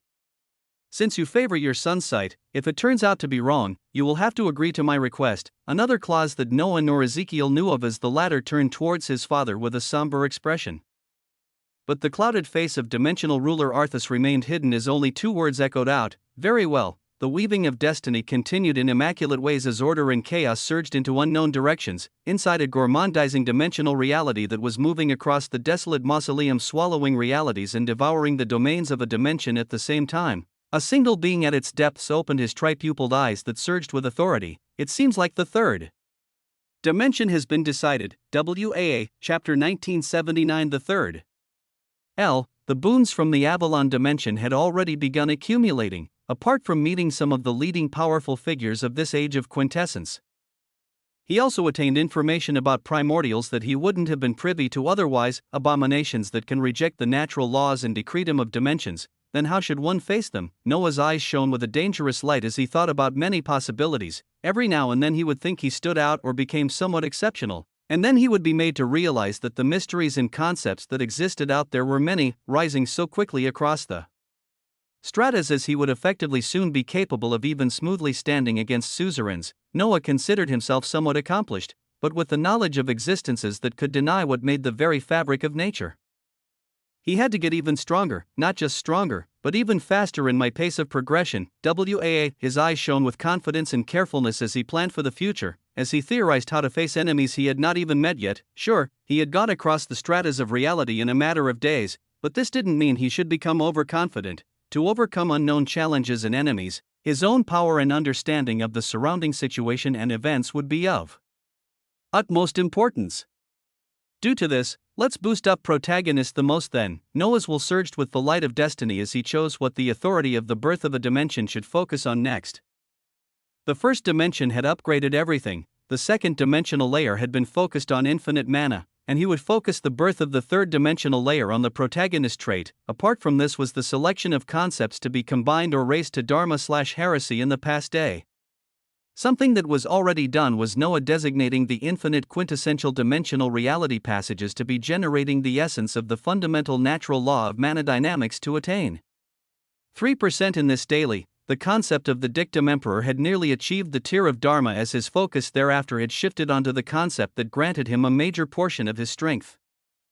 The nomological edict of the resplendent treasure emperor with its capabilities to devour his enemies and amply their loot greatly. With this concept, Noah discerned compatibility as he had already begun to infuse the essence of the decretum of dreams into it, having his dream dimensional chassis doing this as it made the process even faster for this edict and a few others. Resplendent treasure emperor's effects were already astounding, but what can happen when it was paired with the concept of dreams? Of absolute dream authority that could turn dream into reality. Noah was expectant of the results as he felt the concept of the decretum of dreams could fit very well with a lot of his concepts. He was waiting to attain an understanding of the fundamental natural law of entropy to infuse it into the nomological edict of apocalypse, and he had already begun infusing the fundamental natural law of mana dynamics into tyrannical emperor, the nomological edict of the sanguine emperor. Noah had begun infusing the decretum of prana into this concept of blood that Noah wanted to flourish even more with the concept of life, doing the same thing with antediluvian. Blood and life were interlinked as Noah was closely watching what the results of this would be, and if ever he made any mistakes or found better combinations of concepts of natural laws of decretum of dimensions down the line. It is possible to strip them with absolute dream authority. Lavalier got back to him as he released a devilish smile. Everything was accounted for as Noah proceeded forward. Then let the enactment of the third dimensional layer begin. 300 reality passages and 100 ascendancy stanchions were allowed between the first and second dimensional layers. Noah setting his sights on the formation of the third layer and how much of each concepts they could hold as his origin was already moving. His body had the venerable Avalonian dragoon dimensional bloodline as he could produce the dimensional essence of Avalon, so he had the prerequisite to form the Avalon dimensional reality seed that would eventually become the Avalon dimensional reality. The deepest area of the dimensional Holy Land had first been filled with an incandescent golden light that was followed by a verdant light of life, seas of these essences forming soon after. Now a royal purple color was budding as singularities bloomed and Kainos Royal Avalon Cosmos formed around Noah. The dazzling colors of dozens of vibrant grotto panaceas could be seen as their petals bloomed and faded to wash over him with a pristine source of essence. He had seen this process multiple times now, and yet it remained even more beautiful the third time as he watched the clash and interweaving of essence and mana that he gained an even closer understanding of through natural laws. His understanding of nature had deepened as when he saw the workings of mana dynamics on the scale of forming a dimensional reality. He felt his understanding of this fundamental natural law rise ever higher. Maybe it was due to the fact that he was producing the very essence of this fundamental natural law from his infinite quintessential dimensional reality passages, but he could feel its percentage rise as he felt like he was watching a grand play be enacted, and he was merely the stage. Hung, a lustrous purple light bloomed as 10 trillion Kinos Royal Avalon cosmos were formed into a glorious seed. In the third-dimensional layer, a single grotto panacea formed 375 billion Kinos Royal cosmos compared to the 1.5 trillion of the second-dimensional layer. 27 grotto panaceas were required just for this, as this same number was enough to birth 5 Ultima Strata legends, yet Noah utilized them to form a glorious seed that, after becoming saturated, underwent a fantastical singularity to bloom a magisterial new dimension. Chapter 1980. The third the paramount Kinos Avalon dimensional reality is being established. The surroundings were painted with a royal purple luster, not just the dimensional Holy Land, but this pristine light of authority blanketed the many clusters of cosmos as Noah's vassals only gazed upwards in wonder, many of them not even knowing what it meant. As for those who did, little Henry was one of the few that his father talked to about himself and his path, so he knew that this light meant another astounding accomplishment in his father's realm. This caused little Henry's main body to smile in a helpless manner as he shook his head. With father in the lead, nobody else would even get a spotlight to shine in this age. WAA. The words were filled with purity and love of a child gazing up at their father's astounding accomplishments. There was no jealousy or envy within them, as they only watched with expectation what this being he looked up to would show them in the future. His thoughts were shared across Noah's immediate family as his mother plucked primordial apples and placed them into a taboo relic basket that Adelaide held happily. The both of them also gazing at the purple skies before they gave each other meaningful smiles and continued what they were doing. They didn't bother to ask or seek to know what realm or accomplishments Noah had achieved now, as they only laid their trust in him and continued on. This was what Noah's people felt, and as his glorious light of authority bathed over the infinite reality, Noah's soul could feel these thoughts through his connection with them as he watched the flourishing of the third-dimensional layer with focus and determination. His eyes saw the change in nature and the birth of a shocking domain as from a seed, the paramount Kinos Avalon dimensional reality bloomed. A hazy new planar layer formed above the prana dimensional layer as it shone with a glorious purple light, seas of this essence surging to make the floor as above it. Clusters of hazy and mesmerizing landmasses began to form. Landmasses filled with potent essence of Avalon that held so much on abundance that it was constantly washing over these landmasses like a waterfall in coagulation beneath them to form clouds of purple. Fantastically, singularities bloomed between these clusters of landmasses as Kinos Royal Avalon cosmos formed, their royal purple luster brightening everything up. And as this occurred, the will of the quintessential Kinos Emperor was working wonders as infinite reality passages and ascendancy stanchions began to be enacted from the second-dimensional layer as they rose to connect with the forming third-dimensional layer. It was mystical and beautiful to see, as the only thing that drew Noah's gaze away were the prompts that came with it. Your infinite quintessential dimensional reality passages have resonated with the birth of your third paramount Kinos dimensional reality and are undergoing further evolution. The decretum of the dimension you have forged in your origin will be generated and nourish you amidst all other essences. Increased understanding of the decretum of Avalon will slowly be formed as its essence melds with you. Many changes would bloom whenever a new dimension was formed. Noah's reality passages displayed these changes first, as their elevation this time around was truly too grand. Apart from the 0.01% increased daily understanding of a designated natural law of reality or decretum of a dimension, each infinite quintessential dimensional reality passage can now generate 0.01% understanding of the decretum of established dimensional layers. Noah's tripupilled eyes released a burst of terrific light. Ridiculous. In her bindings, Lavalier couldn't help but comment as she also saw these prompts. Apart from the daily 3% understanding in the designated natural law of mana dynamics that would also rise as Noah added more reality passages past 300, the birth of the third dimensional layer unlocked the same percentage all currently established dimensional layers. It was simply obscene to imagine, as even an existence like Lavalier found it unfathomable. There was no increase in the generation of units of the essence of reality had they remained at 180,000. But Noah felt like what was unlocked was justified and couldn't seek anything else. He only continued to gaze at remaining prompts as the third dimensional layer unfurled. The authority of the birth of the third dimensional layer is being focused on the trait of protagonist. Greater authority and elevation are being bestowed on the trait of protagonist. WAA, the feature of I am the main character, has now become usable and been greatly elevated, just like the focus of infinite mana for the birth of the second dimensional layer. Noah had focused the authority of the birth of the third-dimensional layer on another trait as he unlocked something stupendous, and just like before, the will of the quintessential Kinos Emperor gazes expectantly at the feature of I am the main character. Noah's tripupilled eyes were filled with brilliance as he finally probed into this feature that he could not gain a description of before. I am the main character, : As the director of your destiny, karma, fate, and fortune, you have gained the capability to see possible paths of your hero's journey. In the path of a protagonist, there are many stages passed until they attain utmost providence. They shall pass through the stages of a call to adventure. Aid and cheats, from the known to the unknown, challenges and ordeals, point of death and rebirth, transformation, ultimate boon, return, and master of path. These stages can be progressed sequentially, or you could be within multiple stages at once. You have grasped greater control of the stages you go through as you can gaze into the possible pathways of your current stages at the expense of the essence of reality. The cost is unknown and can vary depending on the paths you are trying to see and the existences involved within these paths. A great level of control exists when gazing into possible paths, as each one is a possible path that could unfold in your journey depending on your own choices. The cost of essence will only be known after you gaze at your current stage and seek to see the possibilities that lay within it. Choose your path wisely, for even heroes have fallen under the point of death and rebirth as they never complete their journey. Noah had no words, Lavalier had no words. Chapter 1981 Innumerable Paths in an Endless Journey. I am the main character, a feature that was hidden from Noah's eyes before is now that it actually came to fruition. He didn't even know what to say. It was a feature that showed an outline of the journey of a protagonist across different stages, and now, Noah could uniquely peer into the paths of the stage or stages he was in, granting him access to boundless information that others could not even imagine. But just how ridiculous and extensive was it? Between a call to adventure, aid and cheats, from the known to the unknown, challenges and ordeals, point of death and rebirth, transformation, ultimate boon, return, and master of path. Which stage was he in?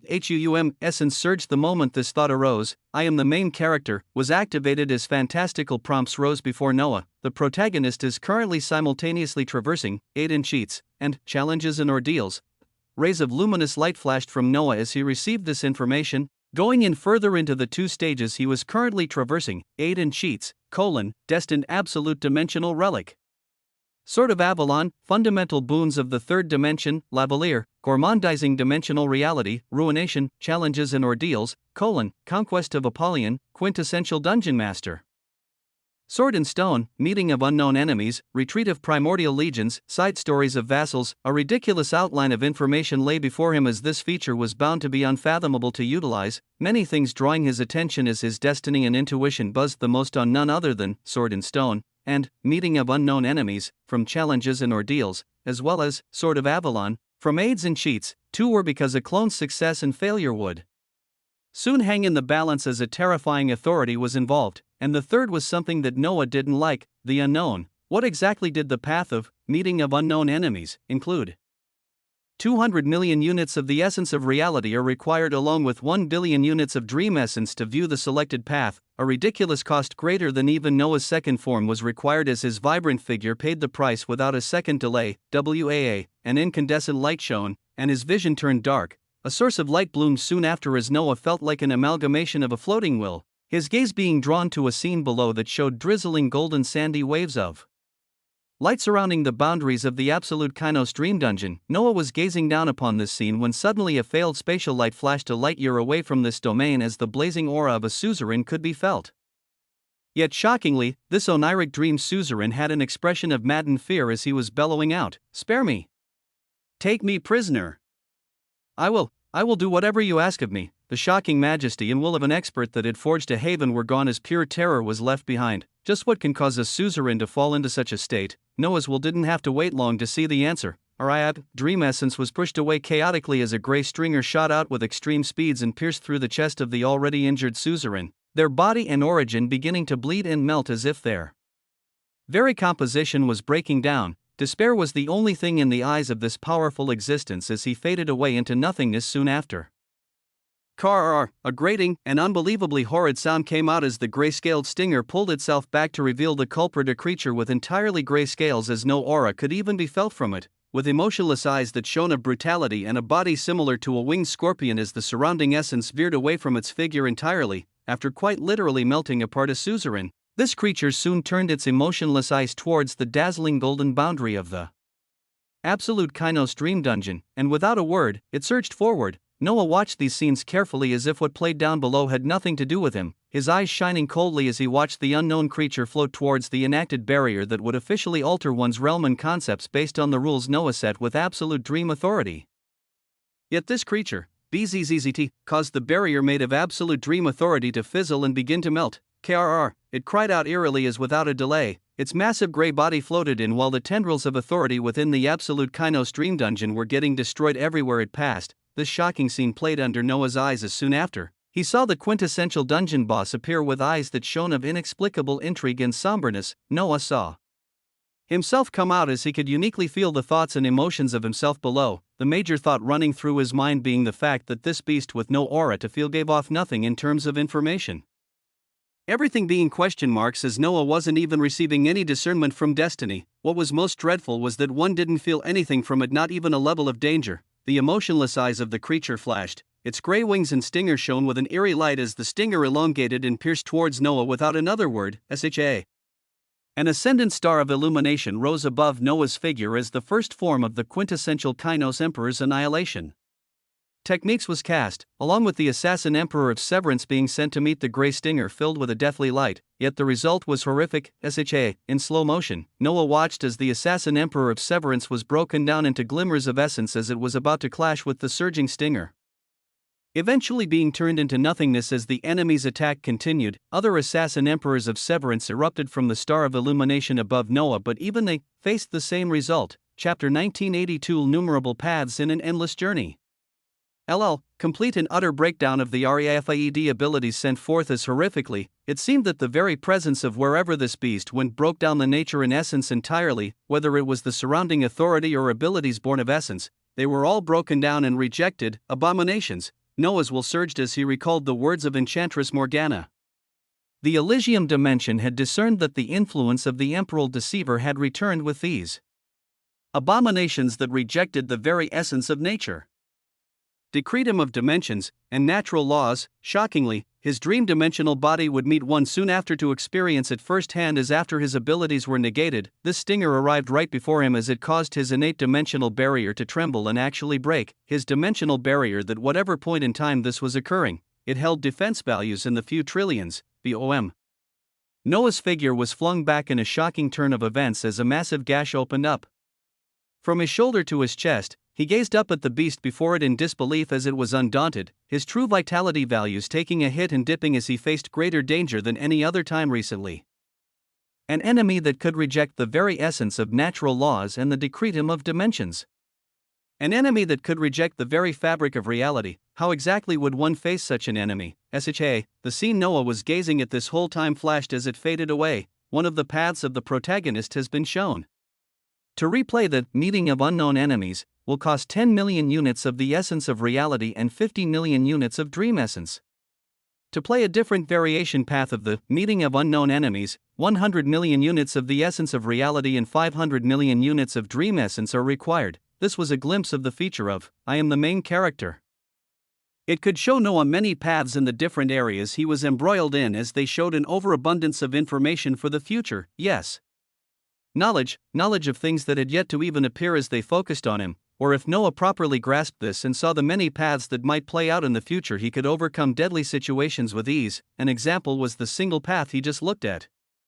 He gained information about enemies he had never seen before as his dream-dimensional chassis could very well perish if he couldn't find a way to match the terrifying abomination, or retreat from his current area before it even appeared in this region. It was that dreadful as how does one fight something that negates the very essence that is utilized to bring attacks and everything else to fruition?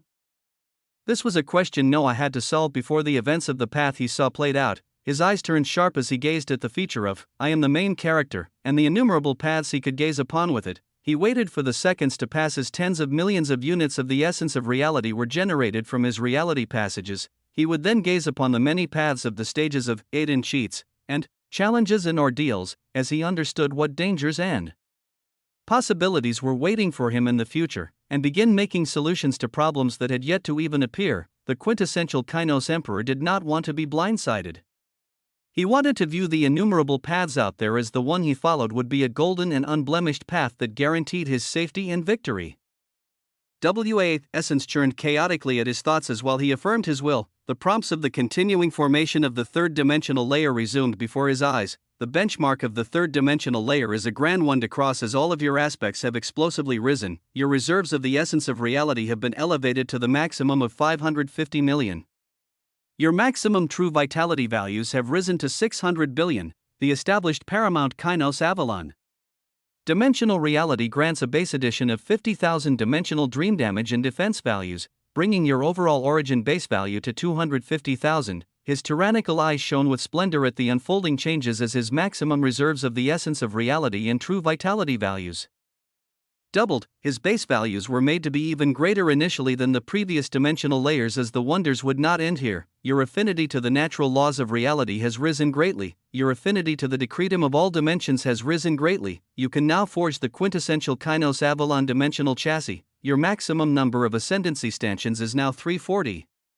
It was a rain of prompts as Noah went through them all right away, treading the formation of the Avalon dimensional reality carefully, as his pace within it would determine the events in the Avalon dimension and whether he could do anything with the Sword of Avalon. The quintessential Kainos Avalon dimensional chassis would be a decider in what was to come. Your body and innate dimensional barrier are undergoing changes and incorporating the essence of Avalon, its defense now equivalent to 500% of the highest reachable defense values in your strongest form. Your dimensional sea is undergoing changes and incorporating the essence of a third dimension as your understanding in decretum of dimensions becomes even smoother. The process of infusing the essence of decretum of dimensions into concepts and relics to forge the stage of heresy is even smoother as the rate of infusion is increased by 3,000,000%. Your soul is perfectly resonating with all your aspects of existence. The cluster of changes was simply too grand, as the birth of the third dimensional layer came with too many things. Past the many lines of prompts and boosts was the understanding that all of this culminated in Noah gaining a power that far exceeded anyone in the Ultima Strata. It was a graduation into the equivalent realm of a haven. It was the silent elevation of his power in a matter of days from a legend and into a suzerain. Chapter 1983 Insula Avalonis L. Suzerain. This was the stage that Noah instinctively felt he had crossed the barrier into, as the major cause were the base damage and defense values of his dimensional layers, paired up with the ridiculous multipliers of ascendancy stanchions and the augmentation of his throne of quintessential tyranny and natural laws and decreta. This was cemented even further as he saw stanchion after stanchion be enacted between the second and third dimensional layers. The number of stanchions enacted just between these layers had exceeded 200, as Noah had not yet found a limit. The concentration of essence was even denser in the upper dimensional layers, as paired with the dazzling stanchion that showed green on one end and purple on the other, and the radiant reality passages between them. It brought to fruition an astonishingly beautiful scene that only Noah could gaze at. The cycles of the infinite physique increased ever faster, crossing the threshold of 70 in a short period of time. The birth of reality passages in consequence only increased as Noah could enact over 100 more. And when the mythical natural-born infinite dream physique finished assimilating all the concepts of other dimensions, Noah expected the number of reality passages each cycle granted to increase even further. There were many factors and numbers involved, but all of them had propelled Noah's damage and defense values to exceed 2 trillion. 2 trillion. This was him just crossing the threshold of what others considered a grotto haven, as when he completed his third dimensional layer fully, this number was bound to double or even triple. 2 trillion values also meant that his innate dimensional barrier that had a ridiculous augmentation of 500% could innately block over 10 trillion damage values. This was his power, and tools like his traits made him confident in what was to come. Essence harmoniously danced as Noah gazed at the last prompt to come from the formation of the third dimensional layer before he focused on its blooming cosmos and how he would be utilizing it for the dangerous path occurring in the Avalon dimension. During the birth of your third paramount Kainos dimensional reality, you have retained enough quintessential Kainos natural decretum essence that has amalgamated to form one pure quintessential Kainos natural decretum seed. A single seed can be applied to any decretum of a dimension or a natural law of reality to grant it a forceful 25% understanding. Forceful understanding of fundamental natural laws is halved, a prompt that was like an icing on an already exorbitant cake. Before Noah's eyes, an oscillating gem bloomed from the center of his Avalon dimensional reality as surging seas of pure essence swirled into it, rising up and coming outside of his body as he gazed upon a multicolored wonder. It was called a seed, but it was truly a glimmering gem as Noah grasped it tightly, many possible paths of usage rising within his mind as he smiled. Let's see how the task before us unfolds. Depending on extraneous factors and the events within the Avalon dimension, Noah would make the choice on the usage of this wondrous treasure. His wills were in many dimensions, as his clones were either waiting or preparing in the dream and Apollyon dimension, while the clone of Alexander was retreating with primordials in the vast realities, while another clone in the Apollyon dimension continued sniping enemies incessantly, but the path in the Avalon dimension was approaching a nexus as a shocking authority was on the line. If Noah could grasp it and possibly gain the right to influence or even command dimensional rulers, WAA. Just the thought of it caused destiny to churn wildly, so while Kainos Royal Avalon Cosmos began to fill up a newly formed dimensional layer, Noah's will pulled up the feature of I am the main character, and focused on the aid and cheats, and challenges and ordeals, of the dream and Avalon dimensions. Within the Dragon Knight's sanctum, quadrillions of auras were blazing with the light of Avalon, as none of them had even an inkling that the long-standing tradition of trying to pull sword from stone was about to be enacted. Normally, such a thing would be celebrated as dimensional rulers and princes of the 12 domains of Avalon tried to wield the sword, with grand celebrations and feasts following thereafter, even with the failures, as this was taken as a sign of strength for their dimension. That such a wonder and power existed that one day, one of them would get the chance to grasp it in their hands. At least, this was their belief. The Dragon Knight's sanctum was among one of the more densely populated domains under the banner of dimensional ruler Arthas. And this was the domain that the next existence to try pulling the sword from stone had just left. After the agreement was made between him and the dimensional rulers, Enchantress Morgana had conjured a vibrant portal within the Royal Dragon Haven as her deadly staff, pulsing with power that seemed to exceed heresy, pointed to it. Naturally, Ezekiel and Noah would delve into this as multiple Grotto Haven suzerains and two-dimensional rulers of the Avalon dimension sent in their amalgamated wills to go along with them. Thereafter, Noah's clone only saw purple spatial radiance, and after a while, clarity came, clarity in the form of an expanding and wildly beautiful landscape that could cause one's heart to shudder at the sheer beauty and expansiveness. It was Insula Avalonis, an idyllic haven, a vast island the size of countless realities that fell under the authority of all 12 domains of Avalon. It had no single dimensional ruler laying claim to it, as it floated stably at the very center of this dimension. The unblemished visage of two-dimensional rulers floated at the very forefront, as below their feet a massive purple cloud dragon blazed with incandescence. Noah and Ezekiel floated behind them as around the edges of the mystical Cloud Dragon, the figures of over a dozen heresy-armored suzerains could be seen. The Cloud Dragon was flying towards the dazzling landmass that nobody could just teleport to, its sheer size making it the only thing before one's eyes as it had to be taken in.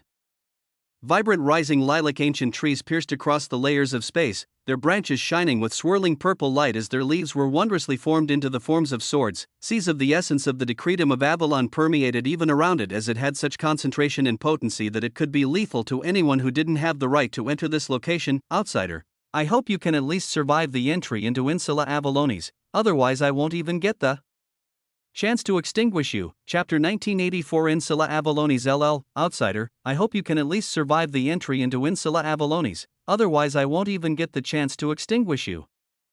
Up front, the Enchantress Morgana spoke words of brutality and truth, as not just anyone could enter Insula Avalonis. They had to have a deep connection with the very core of Avalon, as it couldn't just be a mere bloodline. They had to have some distinguished attainments in the decretum of Avalon or have something truly unique, otherwise one's aspects of existence would be entirely crushed the moment they even tried to enter this holy place, much less even get near the sword in the stone. Her figure and the figure of dimensional ruler Arthas were distinguished up ahead as the Cloud Dragon neared the periphery of Insula Avalonis that had tendrils of chaotic purple essence surging in the atmosphere. The chaotic tendrils of essence became calm around them as above their heads, a radiance began to wash down and cover their faces as if they were too pristine even for the surrounding waves of essence here. These were the existences that had reached a truly high realm, as their strength was unfathomable. And one of such beings carried genuine killing intent towards Noah, as she was only held back by the other, with the both of them observing Noah closely to see just how he would fare. Yet, against her cruel words, Noah was unfazed. He had already learned about many intricacies when it came to Insula Avalonis and the sword in the stone through aid and cheats, and challenges and ordeals. Hundreds of millions of units of the essence of reality were utilized for Noah to gaze upon a few paths, the knowledge he was collecting being abundant as it allowed him to move with utmost confidence. Under the gaze of two-dimensional rulers, the purple cloud dragon passed the arcing tendrils of the dense decretum of Avalon in the periphery of Insula Avalonis. Lancelot had had a trace of worry as he stood beside Noah, which also made him the first to feel and see the fantastical changes that bloomed on him right after. the dangerous tendrils of the essence of decretum swirled around the cloud dragon as they passed through the bodies of dimensional ruler Arthas and Morgana easily as they remained high and unfettered. The suzerains escorting them withstood the tendrils as on Ezekiel's body, a purple luster shone as he employed the decretum of Avalon. Then there was Noah. His understanding of the decretum of Avalon wasn't substantial, so how could he withstand the majesty and oppressive air of Insula Avalonis? Purple radiance burst as Noah's skin began to peel. No, not just his skin, but it seemed like his whole body was undergoing a metamorphosis. It was the enactment of quintessential Avalon dimensional chassis, a pristine and pure body born from this dimension as the source, when it came time to withstand the area of densest and most concentrated essence of the Avalon dimension. What could be greater than this? A purple light emanated from Noah as if he was a star. Dimensional ruler Arthas gazed back with an unknown light as his eyes flashed, Morgana's staff shining with terrifying power as the cloud dragon they stood on delved even deeper towards the mystical island. Ezekiel watched with wonder as Noah's very skin peeled from him while a fair purple jade-like luster bloomed, the dangerous tendrils of essence nearby even becoming pulled into his body as he became a center of swirling, swallowing mass of essence, a purple mass of essence that an instant later reformed into a devilishly handsome young emperor. Dense secretures of Avalon surging around him as a purple robe came to drape over him and cover his sculpted body. Around his head, 3 illusory purple flaming crowns rose as they didn't seem to display any greater authority, simply being there for the majesty of it all as a body made purely from Avalon essence was designated. You have designated the quintessential dream dimensional chassis as the benchmark of the third dimensional layer has been achieved. The capabilities of all quintessential dimensional chassis have been greatly elevated. The elevation of the Avalon dimensional reality through normal means has been increased by 1,000,000%. The rate of progression in the decretum of Avalon has been increased by 1,000,000%. The rate of progression in the natural laws of reality has been increased by 1,000,000%. All abilities that utilize Avalon dimensional essence have 300% increased penetration as they can bypass the masking of decretums and natural laws effectively. The deeper in he went as the periphery of Insula Avalonis was crossed, the more it seemed like Noah was undergoing a baptism that made the surroundings harmonize with him, as if he belonged here.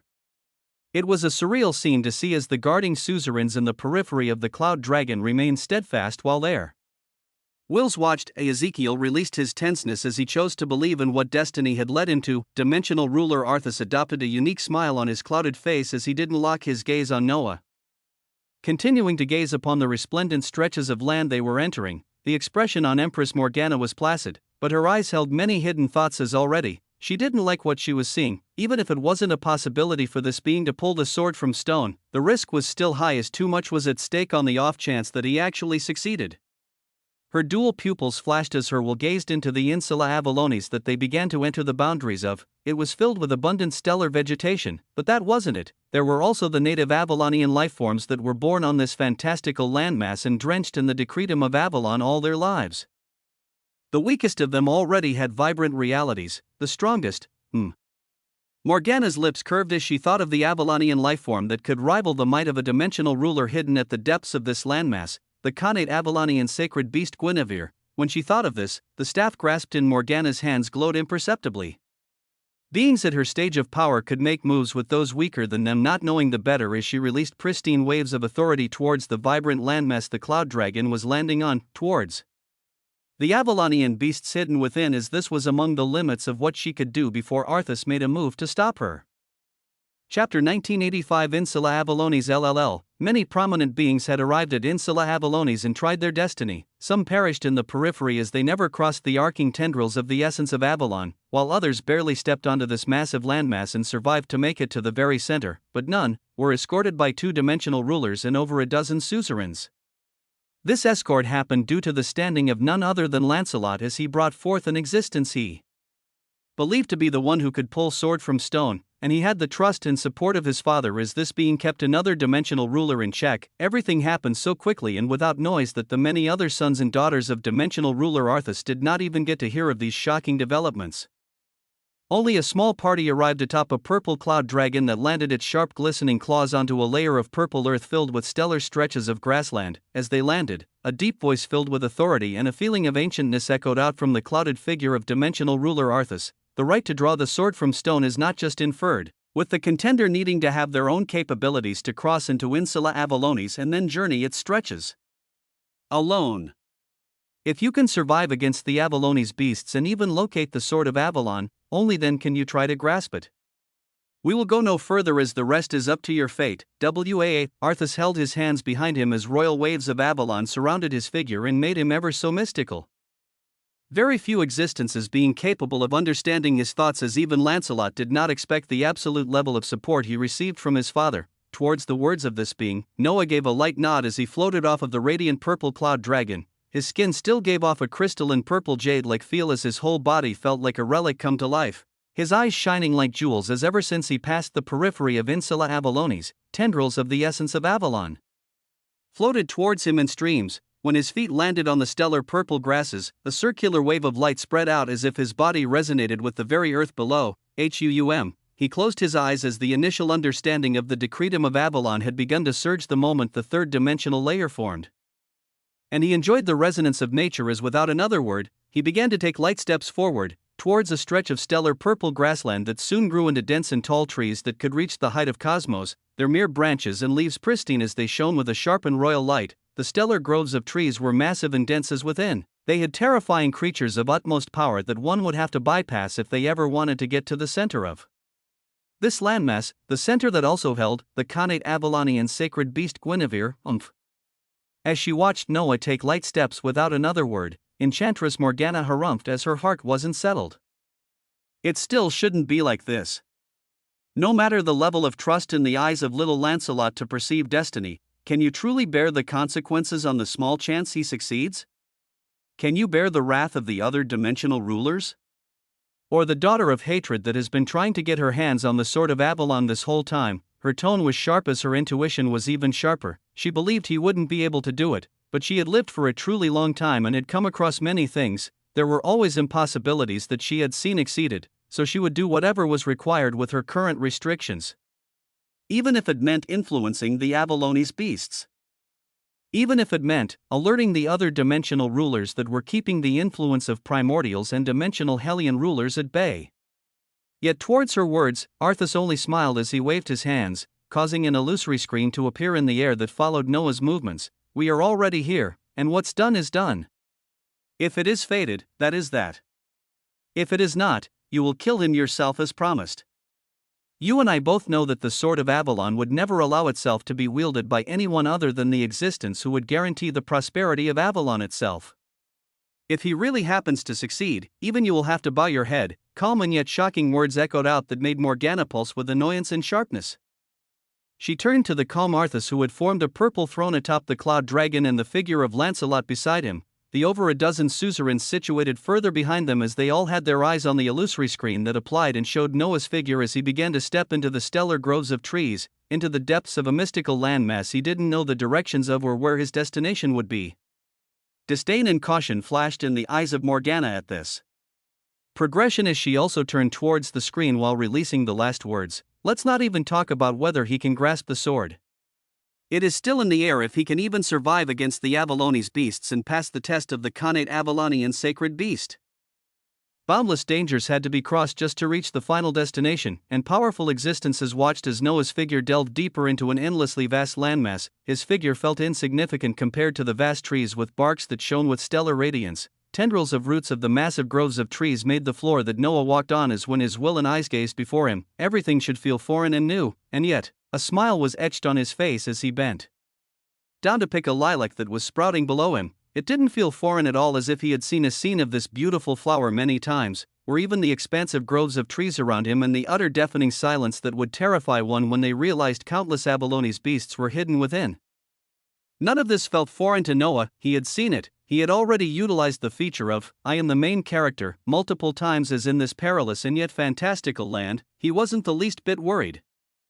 Chapter 1986 Insula Avalonis LV. To cross across the vast landmass and bypass the many terrifying beasts within it while also locating the center where the sword and stone lay, this task was a unique one, as even after all this, only by the recognition of the connate Avalonian sacred beast Guinevere could one pass and even get a chance to grab the hilt of the sword within their hands. Noah knew of this. And he knew it well. A low melody began to play as he walked forward, each step taking him a few light years as he was harmonizing with the vibrant purple essence in his surroundings. This was because at this same time, his main body was establishing the Avalon dimensional reality as trillions of Kainos Royal Avalon cosmos were blooming within him. The connection of the Avalon dimensional chassis was profound with his dimensional layer as it acted like a representation of it, and being an area with such dense essence of the decretum of Avalon only aided Noah. He walked forward silently for a few seconds before he came to a stop in an area that had a clearing, more groves of stellar trees in the distance as in this clearing. Rivers of pristine purple essences began to float silently. Within these rivers of purple essence, a massive creature swam silently as it turned its white eyes that were the size of stars towards Noah. Name, Avalones Charybdis. Lineage, Chaos Sea Charybdis. Realm, Grotto Haven. Titles, Chaos Devourer.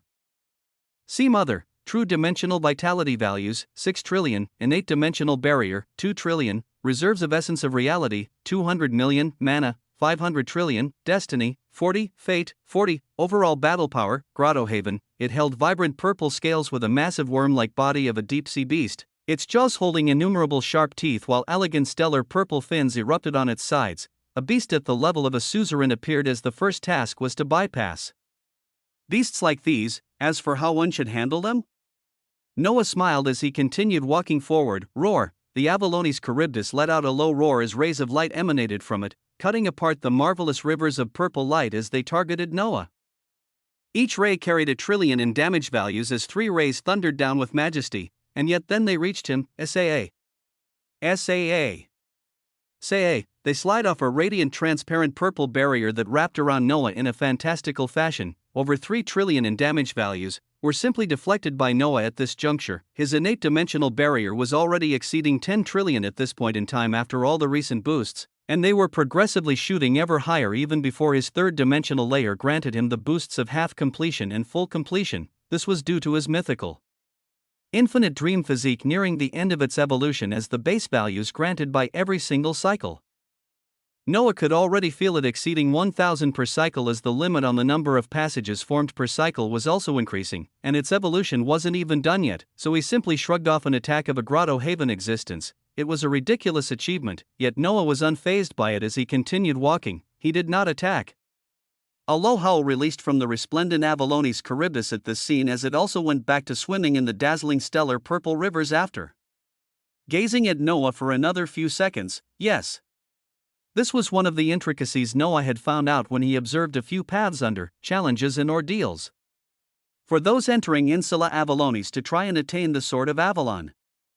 The moment they attacked any of the Avalones beasts on this landmass, they already failed. This was because they would instantly earn the wrath of the Khanate Avalonian sacred beast that protected this idyllic landmass, as death was all that awaited them if they made it to the center of the landmass. In one of the many possible paths, Noah had put in all his efforts to try and knock down a Grotto Haven Avalones beast, and he was then lucky enough to witness a swarm of Avalones beasts that decimated everything, so he proceeded forward calmly as he bypassed a suzerain beast. His light steps actually correlated to the actions of his main body as every single one traversed many light years, and each one represented 1 trillion Kainos Royal Avalon cosmos formed. His steps would come to a halt when he was standing before the Sword of Avalon, as they would also signify 49 trillion Kainos Royal Avalon cosmos. Before he pulled the sword from stone, he could not exceed 50 trillion cosmos and become the dimensional Animicus. He would have to bypass the beasts and the Khanate Avalonian sacred beast with his current stage of power, as the following events had to be played intricately. In the periphery of Insula Avalones, he can seamlessly withstand the attacks of a Grotto Haven while knowing how to act in Insula Avalones. Tell me more about this, Alexander. The powerful voice of Arthas reverberated as Lancelot had shining eyes of wonder when watching Noah on the illusory screen. His voice coming out subconsciously as he began to speak about him. Off to the side, the eyes of Enchantress Morgana shone with a sharp light as she waited for the spell she had cast to cause a frenzy amongst the Avalones beasts. How will you deal with that? Her dual pupils shone silently as she would never allow the chance for an outsider to even grasp the hilt of the Sword of Avalon. There were too many things at stake to allow even a possibility. He moved past massive groves of stellar purple redwood trees as in a short period of time. His aura wasn't the only one that could be seen on the screen. Further ahead, the auras of multiple Avalonian beasts could be felt as their calm and serene eyes held a trace of red at this moment. Chapter 1987, The Sword and the Khanate Sacred Beast. A single man walked across Insula Avalones as every step of his seemed to resonate with the earth he stepped on. The deeper in he went, the more mystical things became as when he came as the concentration of the decretum of Avalon only became denser, and seas of purple essence were forming amidst the countless groves of trees. Simply breathing in the air of this place would fill one's lungs with the essence of Avalon as the Avalonese beasts that lived here all their lives, their power and attainments in Avalon could only be imagined. It should be about now. A devilish smile was etched on Noah's face as he once more came to a stop. Ahead of him, the auras of multiple Avalonese beasts could be felt as one by one, they began to materialize from the floating seas of essence. Name, Avalonese beast. Name, Avalonese mandrake. Name, Avalonese sylph. A serpentine eel, a plant root with humanoid form, and a constantly twisting mass of Avalon essence appeared as their gazes towards Noah were different from the Avalonese Charybdis from before. All three shone brightly with the allure of a grotto haven. They didn't hold their laid-back stature as their eyes held a trace of red light that made them actually seek him out, a light of bloodlust apparent within them, the works of Morgana, merely a dimensional ruler delaying the inevitable. Noah's thoughts were domineering as he took another step, coming directly before the powerful grotto haven Avalonese beasts as he already had a way of countering this move by the enchantress. Across the many paths he saw, Noah had discerned with destiny for solutions when it came to the Avalonese beasts coming under the influence of Morgana and entering into a frenzy. He found a particularly fantastical one as at this moment when multiple grotto haven Avalonese beasts got ready to decimate his small figure. His chest shone, it shone with a light of radiance that stopped everything within its tracks. From his chest, a massive and incandescent ball of purple light came out as it shone with an allure of a cosmos.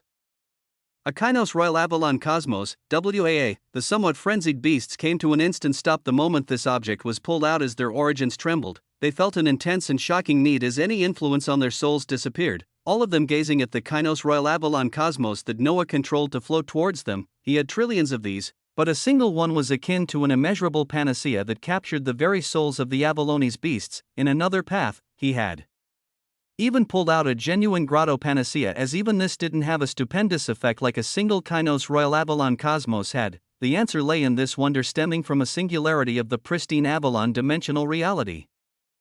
This single cosmos was born from the very essence of the Avalon dimension within Noah, as it contained traces of unimaginably pure essence, quintessential Kynos natural decretum essence, the essence that went to birth the pure quintessential Kynos natural decretum seed that could grant Noah 25% in any of the decretum he grasped. A minute trace of this was utilized in the formation of Cosmos, as this was the reason that after exceeding 50 trillion Kynos Royal Avalon Cosmos, Noah would forcefully have his understanding brought to 12.5%. The Avalonese beasts gazed at it no longer as their massive jaws surged out to devour pieces of this radiant cosmos, as if these jaws were black holes.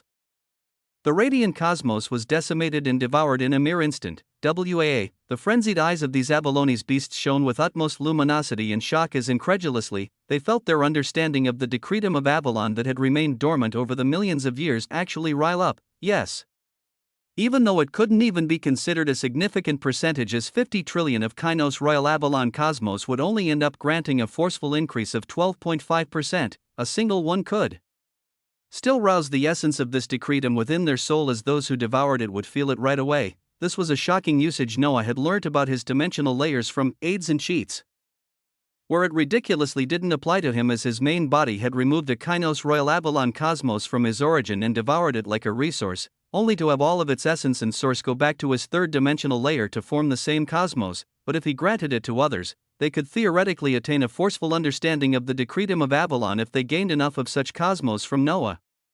It was a shocking find that had profound implications. The suzerain Avalonese beasts right before him were an example as they then gazed towards his figure after they devoured the cosmos, their frenzied eyes calm and without any wildness. Towards this, Noah only smiled. He began walking forward again, as while he did so, his chest shone with a stellar cosmic light. Another Kynos Royal Avalon Cosmos floated out and enlarged as Noah grasped it within his hands and threw it behind him, and the massive Avalonese beasts turned into streaks of light that shot towards the path of the dazzling cosmos, and Noah's steps continued on. What the hell is that? It was the words of a guarding suzerain that spoke the thoughts of most beings atop the cloud. Dragon, and knighted dragoon suzerain realized this as he stood straight right after while trying to return to his blank expression unsuccessfully. This was because the images playing out on the illusory screen of light before them were just that ridiculous. A few of them had made the trek across Insula Avalones unsuccessfully as they knew its many secrets, but none of them had ever heard of or seen an existence pull out radiant balls of cosmic light that made abalone's beasts chase after them, and after this being did so, he only continued further and smoothly as any abalone's beasts he came across, he repeated the same thing. Chapter 1988 The Sword and the Khanate Sacred Beast. LL, a surreal scene. This was what played out thereafter as pristine abalone's beasts would appear before him, and he would smoothly throw out a dazzling ball of cosmic light that all these beasts would seek. It even got to the point that the abalone's beasts who had already come across him moved behind him as they actually followed. The scene truly showed the figure of a single being walking across Insula Avalones and harmonizing with the surrounding lands, and a procession of beasts forming behind him as each one would swarm towards a ball of cosmic light that he threw in a random direction. Dimensional ruler Arthas and Enchantress Morgana had no words at such a scene. To them, what mattered more was significance. What were the balls of cosmic light being released from this being, and why were suzerains going crazy for? Them, it is even enough for them to forcefully break out of your mind spell. Arthas stroked his chin as Morgana's expression turned dark. He seemed to have long realized her actions as he had not done anything. His gaze placid and without any emotions while he sat on his throne. I've said it before, Sister Morgana, if it is fated, then that is that. You standing in the way of it will only open ways for you to get rolled over. And with your actions of influencing the minds of Avalone's beasts, all you have done is make Guinevere look upon you unkindly for doing that to those she protects. WAA, his deep voice woke Lancelot and some of the others out of their reverie of the scene playing out as they briefly came to lock onto Morgana's figure. Her dark hair with glimmering strands of purple caused her visage to nearly glow as beings like her had exceeding beauty, the Empress robe wrapping around her hiding in exquisite armament below that at this time could not hide her thoughts that showed on her face. How could she favor the scene playing out?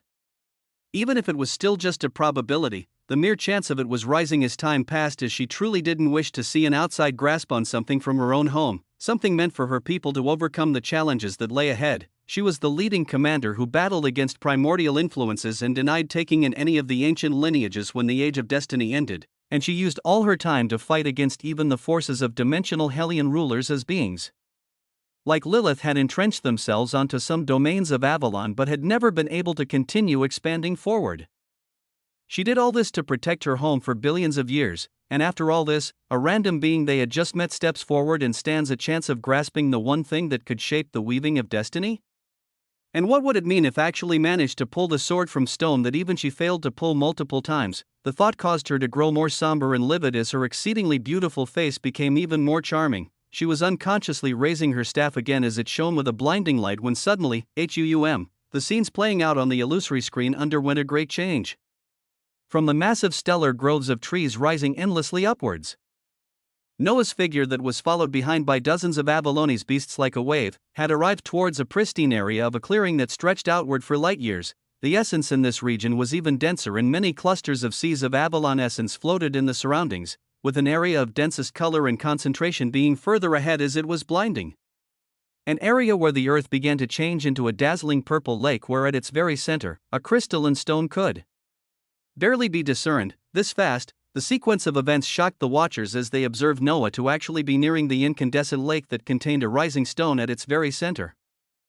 A stone that had a sword entrenched into it. The path across Insula Avalones was often filled with dangers, as never had one crossed into the lake so quickly. The surroundings calmed, all eyes followed what was happening closely, as this felt different compared to the many other times others had entered Insula Avalones. An area of pure wonder opened up before Noah's eyes. The thickets of stellar trees disappeared as the area opened up, the concentration of the essence of Avalon reaching crazy levels, as apart from seas of it flowing in the very air, purple floating crystals and plasmoid waves of essence formed as Noah couldn't help but breathe it all in. Behind him, dozens of Avalone's beasts had been following, as when they came to the periphery of this clearing, they didn't enter as they released low howls. In front of him, the earth very quickly changed into a pristine clear lake, a lake that Noah began taking steps towards at this moment. Within his main body, the number of Kainos Royal Avalon Cosmos just broke past 48 trillion as things were on track, so he approached the lake, and his will ever so slowly managed to almost make out a radiant crystalline stone. A stone that had the densest cluster of Avalon essences even from this distance. Even his eyes could barely make out a refulgent hilt of a sword. The low symphony of the protagonist increased in pacing and bass as the beasts and the surroundings stirred. Noah continued forward until he came across the periphery of the lake. his feet barely dipping into it as he stopped. He had to stop, even though the barely discernible sword of Avalon was right before him, he still had to come to a stop. This was because the calm lake stirred as something moved within, the waters beginning to churn as the splendiferous and irradiant scales of a scared beast began to rise from it, draconic in grandeur, majestic in power. Pristine purple scales rose as a draconic head swirled slowly from the center of the lake, two eyes that shone brighter than any stars Noah had seen rising with it as they shone with multicolored luminescence. Only the head had risen from the lake and not the entire body, but the pressure released was astounding as it eclipsed anything that Noah had come across so far. It was the pressure from the connate Avalonian sacred beast that protected and remained in close proximity to the sword of Avalon for as long as one could remember. It was the majesty and grandeur of Guinevere, and when one saw her, they truly couldn't help but tremble as her aura exceeded anything they had seen so far. Her aura was not at the stage of a grotto haven, like many dimensional rulers. She had far exceeded this stage and stepped into the realm of nature integration, nature integration, the stage where existences utilized their formed haven to apply their understanding of decreta and natural laws of reality that had reached 100% onto their origin, integrating with nature itself and becoming part of the fabric of reality. Chapter 1989, The Sword and the Connate's Sacred Beast. Suffocation. This was the feeling anyone would have whenever standing before a being that had integrated themselves into the very fabric of reality, because the question that rose up here was how exactly do you eliminate or erase something that can hide and merge with the fabric of reality itself, towards those of lower power. The mere strength and concept of the soul of nature integration existences were unfathomable, and multicolored bestial eyes of such a being locked onto Noah as the draconic serpentine head rose, the purple scales ever for refulgent and radiant as each scale shone with a glimmer of lilac realities. The visage of this existence rose from the water as it circled the incandescent crystalline stone that held a sword, a massive and pristine body beginning to rise fully as a magnificent connate Avalonian sacred beast unfurled herself. Its wings emerged from the water as they were made of pure essence of Avalon amalgamated into physicality, the rest of its scales on its chest and main body seeming like they were forged from pure purple jade crystals. Thump, essence pulsed in wonder as the concentrated seas of Avalon surged, this draconic nature integration expert circling and coming to put its wings of pure light on each side of the refulgent stone as its head and body stood directly behind it. Its piercing eyes gazed at nothing but Noah as they seemed capable of flattening every single thing with a mere glimpse. Noah's eyes retained their unfettered confidence as he gazed at this magnificent creature. This wasn't the first time he had been here. His will has gazed upon a similar scene like this after he paid 300 million units of the essence of reality to view this ordeal, and another cost to view the secrecy of the sword in stone that this being protected for countless years. He had seen it before, so he knew what to do as his tri-pupiled eyes reflected a semblance of information: name, Guinevere, lineage, connate sacred beast, realm, nature integration.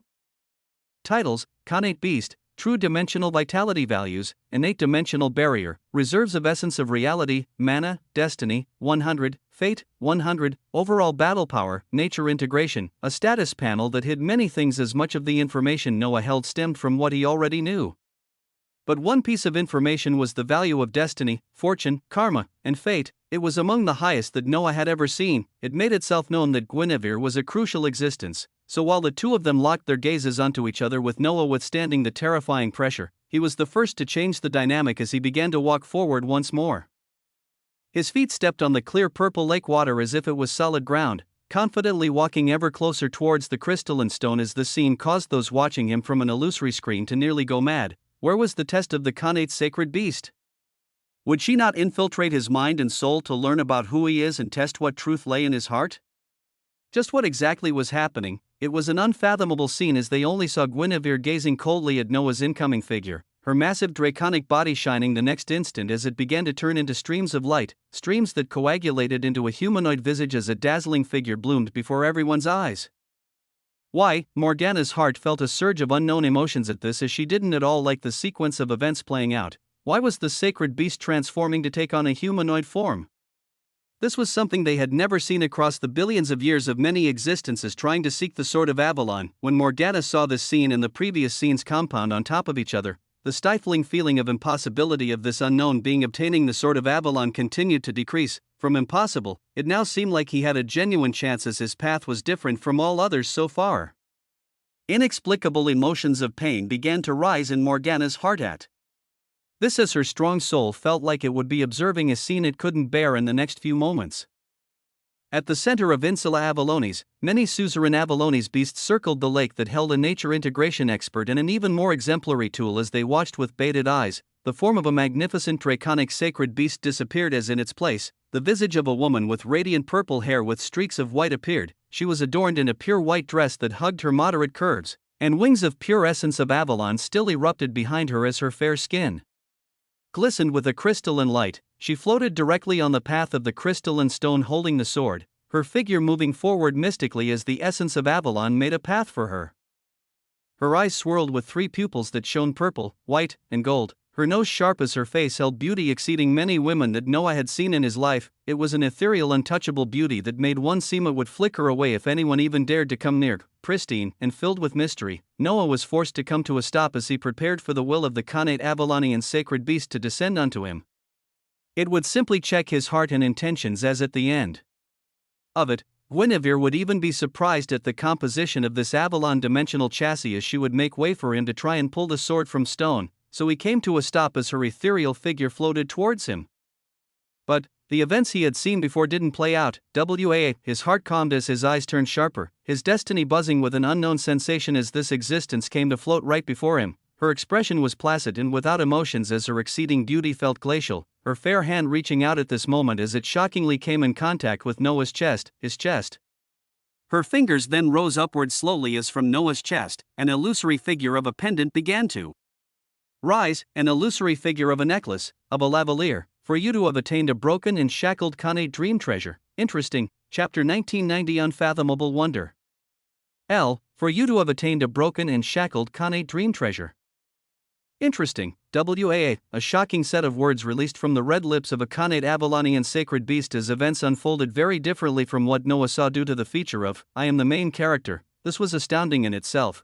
But what was even more so was that this being was able to gaze past Noah's many defenses that even dimensional ruler Arthas and dimensional ruler Morgana could not, and somehow traced that his main body was bound to lavalier, a broken and shackled Khanate dream treasure lavalier. Noah's will surged with countless thoughts as he gazed down at the fair hand grasping an illusory pendant that was the form that lavalier had taken. Her glacial expression remained the same as her tri-pupiled eyes only held a minuscule trace of interest, seeming to be gazing at something else entirely as her mesmerizing voice continued. This must be the only Khanate dream relic that survived the Emperor Deceiver's warpath all those years ago. Her words held a trace of reminiscence as she spoke, Lavalier's will buzzing as she remained silent this whole time. Noah's eyes were sharp as he voiced out slowly, how? His single word held many meanings as the fair hand of the Khanate Avalonian sacred beast came down. Her floating figure came to lock her gaze onto his as both of their eyes reflected each other's pupils, the Avalon essence surging around them as Guinevere spoke icily. Things didn't play out as you expected.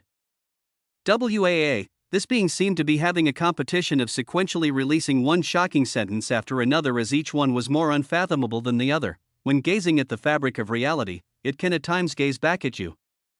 I do not know how you attain such a unique power, but be careful about who you utilize that ability on until you reach a sufficient stage of power. When gazing at the fabric of reality, it can also gaze back at you. Existences at the stage of nature integration could be considered part of the fabric of reality, and especially so if they integrated the understanding of multiple natural laws or the decretum of dimensions. Shockingly, Noah's stupendous feature of, I am the main character, could possibly stand a chance of alerting beings at this level if they were powerful enough. At the stage of nature integration, one can subtly feel if they are being targeted or gazed upon by others through their integration of laws or decreta. I felt parallel versions of myself gazed upon and saw your eyes at the end of it. This is something you may be able to mask in the future with your own power. Parallel versions of oneself, the innumerable paths Noah could see through. I am the main character. Those at a sufficient level of power could be aware of their own possible paths. This was a wondrous level of information to grasp as it further showed just how ridiculous the level of power of nature integration existences was, but that is that. We are here to observe if the weaving of reality has set things in motion.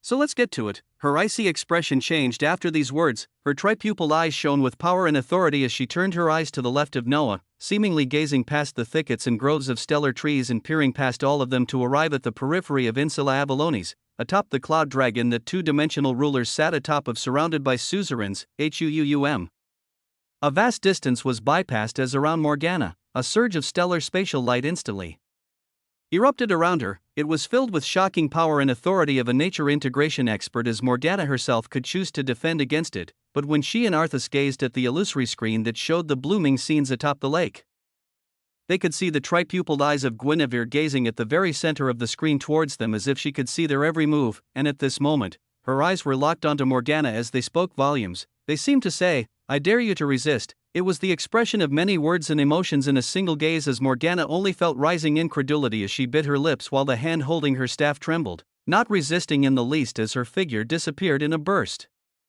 of spatial light. Thereafter, ph, the illusory screen showing the unfolding events above the lake shattered and also faded as Lancelot and the guarding suzerains gazed forward in a stupor. While dimensional ruler Arthas nearly rose from his makeshift throne, this sequence of events was truly too unfathomable. Even someone as powerful as dimensional ruler Arthas was unsettled as millions of thoughts crossed his mind. Was this really happening? With the sequence of events playing out as they did, they only seemed to be pointing towards one direction. Would the Sword of Avalon truly be pulled today? Dimensional ruler Arthas maintained his placid expression as he didn't try to gaze at what was happening after seeing the intentions of the Khanate Avalonian sacred beast. His eyes only flashed with pristine purple light as he calculated. Atop the lake, spatial light flashed as from it. The shocked figure of Morgana appeared. Noah could only watch and calculate how the events would progress from here on out, as after the spatial light faded, the astounding visage of Guinevere floated away from and came right before Morgana. Two existences at the level of dimensional rulers are even more unique and special than such a level, for one of them came face to face.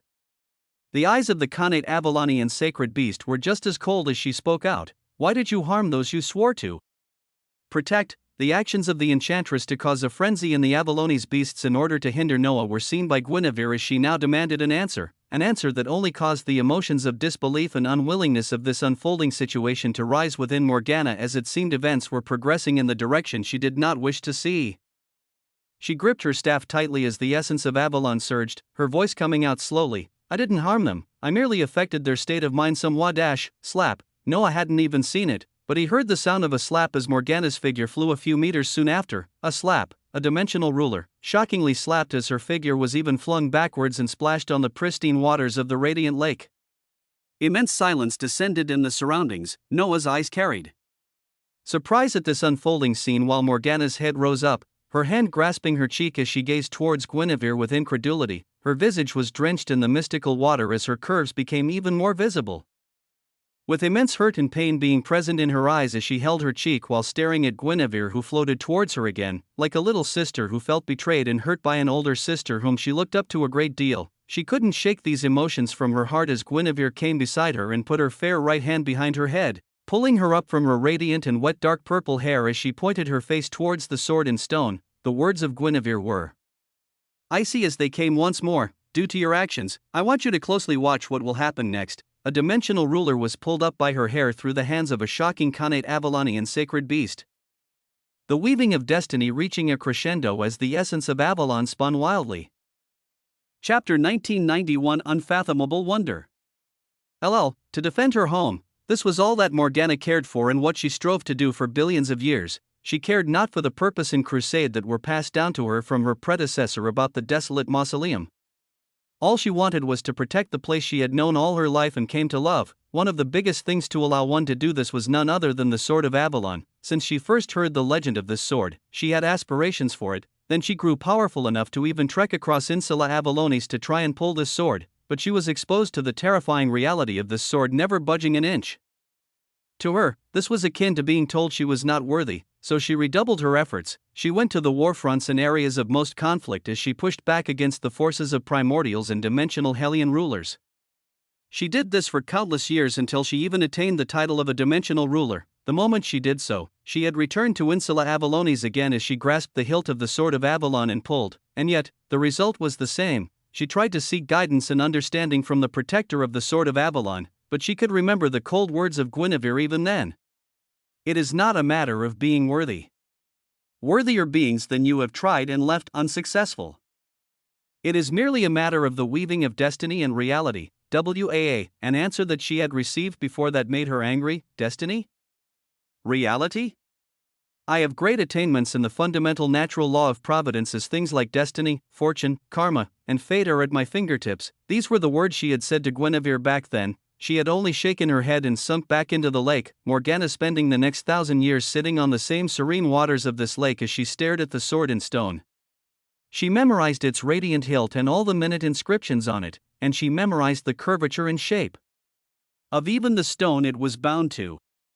So when the existence she looked up to struck her, she was hurt, but she accepted it because she was out of line for her actions. Yet now, the same existence raised her head towards the sword in stone that she knew all too well, the unfathomable being who had traversed across Insula Avallonis, coming close to it as she was forced to watch what would unfold next. Due to this action, she was greatly hurt as based on the sequence of events. The foreboding feeling in her heart couldn't be shaken away. What she dreamed of and strove to attain for years, would she really be forced to watch as someone else obtained it? Her dual pupils trembled as with a heavy heart, she watched the powerful right hand of the devilishly handsome emperor reach out towards the hilt of the sword.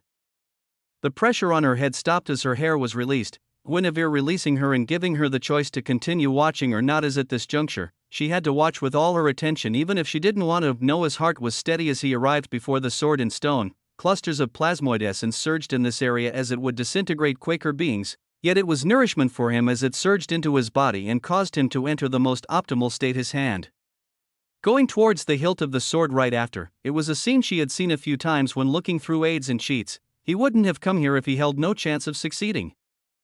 But there was a level of intricacy to it that would grant the best result, a result that Noah wanted to manipulate to achieve an astonishing feat. W.A. Wah!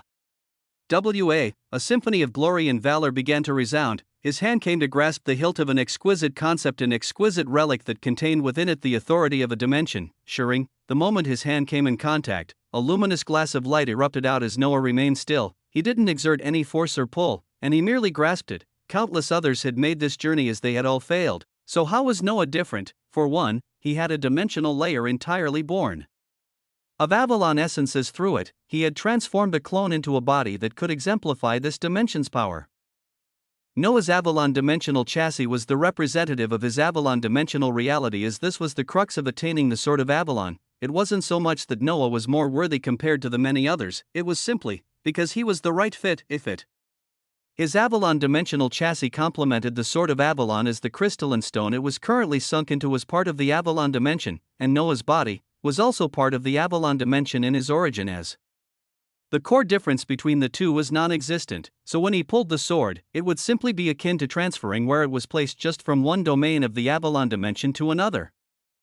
Or at least, this was what Noah believed. His body released waves of resonance and harmony as what came hereafter was the most difficult part. Even though his origin replicated the Avalon dimension, it was still not replicated fully as Noah stopped at 49 trillion Kainos Royal Avalon Cosmos. If he went above this, he would be labeled the enemy of this dimension, as grasping the Sword of Avalon might be an impossibility then, if he wanted to fully pull out this sword while not being labeled the dimensional animicus of the Avalon dimension, he would have to complete his third dimensional layer instantly. Countless thoughts and scenes crossed his mind as he was ready, with his body resonating and buzzing with the essence of Avalon. He felt the dormant and boundless waves of essence and authority in the sword in his hand as he gave a tug. RUUMBLE, Chapter 1992, Unfathomable Wonder. LLL, magisterial radiance unfurled as the whole Insula Avallonis began to tremble. The incandescent sword within Noah's right hand had wondrously begun to rise, but this was all. It only began to rise as a part of its blade filled with runic inscriptions became visible, but it felt like the force of a whole dimension weighed it down from being pulled any further. As if nothing changed, it would sink back down with a shocking pull. It was at this juncture that the over 140 grotto panaceas around Noah's main body released a luminous light. Everything about them surging into Noah, from 49 trillion Kainos Royal Avalon Cosmos, tens of trillions more bloomed in an instant as the number of singularities forming within Noah's third dimensional layer maddeningly jumped from 49 to 100 trillion in an instant, a ridiculous jump that passed the halfway point and instantly completed the third dimensional layer. Noah's main body began to tremble with grandeur as his Avalon dimensional body that felt like the sword it was pulling had the weight of the whole dimension pulling it down. This weight began to rapidly reduce as he could finally continue pulling upwards, and he did so before the latent will of the dimension itself could recognize him as an enemy. Shirring, the sequence of all these actions gave birth to the unfolding Nexus event, where after the completion of his Avalon dimensional reality and feeling the forceful budding of 25% understanding in the decretum of Avalon, Noah's right hand didn't stop coming up as in a single motion. he entirely pulled out the sword from stone. The rapid motion caused the rising sword to point its tip towards the skies, a shockingly sharp tip that at this moment released blinding rays of light and grandeur. But this wasn't all as similar to the past two dimensions. When Noah had reached the halfway point and subsequently completed the dimensional layers, the Avalon dimension itself began to seethe with power in essence as it felt its authority being encroached upon. And similar to the dream and prana dimension, it could instinctively feel the dimensional animicus, but unlike the previous two dimensions, it was shockingly able to locate the dimensional animicus extremely accurately, as he just happened to be grasping an item that granted immense authority over the Avalon dimension at this same time. As his soul had met the prerequisites and was being branded ownership of this immense authority, the latent will of the Avalon dimension was instantly able to connect the instinctive feeling of the dimensional animicus to this being. A pause occurred in the intention and will of the Avalon dimension, the one to obtain the authority of the Sword of Avalon that had been nurtured for the past billions of years across many ages of the Olden Era, would be the one to protect it and its inhabitants. This was the prerequisite that was set long ago, as the Sword of Avalon would not make a mistake. This was to the extent that even dimensional rulers were denied as they didn't meet the set requirements, so anyone who attained it was an ally and protector of the Avalon dimension. And yet uniquely, the latent will of the Avalon dimension was pointed to the same being as the enemy of the dimension. The latent will was a rational and calculative concept as countless calculations were made. A decision came to a moment later as the surging waves of Avalon in Insula Avalonis and across the Avalon dimension began to rise even higher and with more prosperity. The proclamation of the dimensional animicus was not made as instead. The Sword of Avalon has designated its user, WAA. This message bloomed in the minds of all dimensional rulers of the Avalon dimension as boundless waves of the essence of Avalon surged with prosperity and wonder across all regions. For the first time since beginning his formation of dimensional layers, Noah was not labeled as an enemy. At this moment, his figure stood above the stone with the Sword of Avalon pointing to the skies, boundless stellar light surging and erupting around him as he swallowed it all into his body to flourish within his origin. But this wasn't all. From the radiant and refulgent Sword of Avalon, its countless runic inscriptions on its blade lit up as apart from the already dazzling colors and raging waves of essence.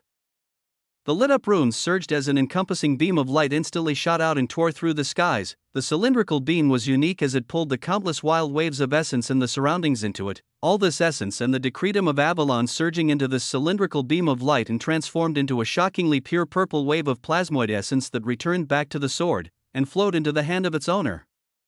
The Avalon dimensional chassis trembled and released blinding light the moment this unique essence flowed into him. He then began to see astounding prompts. Your understanding of the decretum of Avalon has forcefully risen to 30%.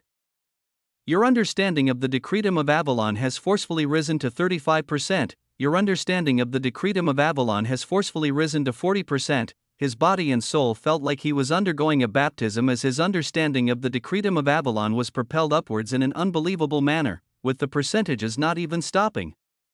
And this happened concurrently with the boosts of completing the third dimensional layer as Noah was experiencing fantastical changes all around. The scene of him instantly pulling out the Sword of Avalon and pointing it to the skies as it now shone with the massive cylindrical beam of light was closely observed by the eyes of two nature integration existences. Morgana watching this scene blankly while Guinevere's eyes still retained their glacial coldness, but they were shining much brighter than before as her voice echoed out. The Sword of Avalon grants an encompassing authority over the Avalon dimension and its inhabitants, granting its holder the titles of the Khanate Avalonian Commander and Imperius Avalonis as wherever he points his sword. The forces of this dimension would see them as the enemy. WAA, it can command all the Avalonis. Beasts on Insula Avalonis and influence all other Avalonians, but even this authority cannot force the wills of all others nor mindlessly take away their choices.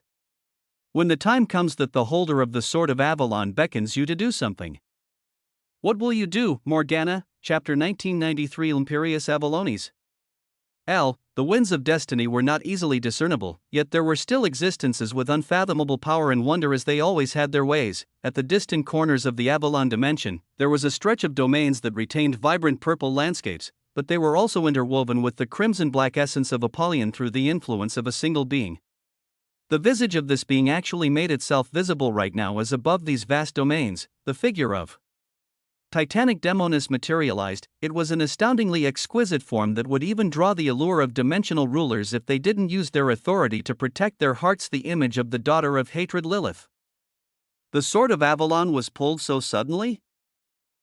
Demonic horns rose above her head as her red lips pursed, butterfly-like wings radiantly shining with crimson flames behind her, while the essence of the decretum of Avalon surged towards her body intimately. Once it is free from the unbreakable authority of its dimension and in the hands of a being. Isn't it much easier to attain it?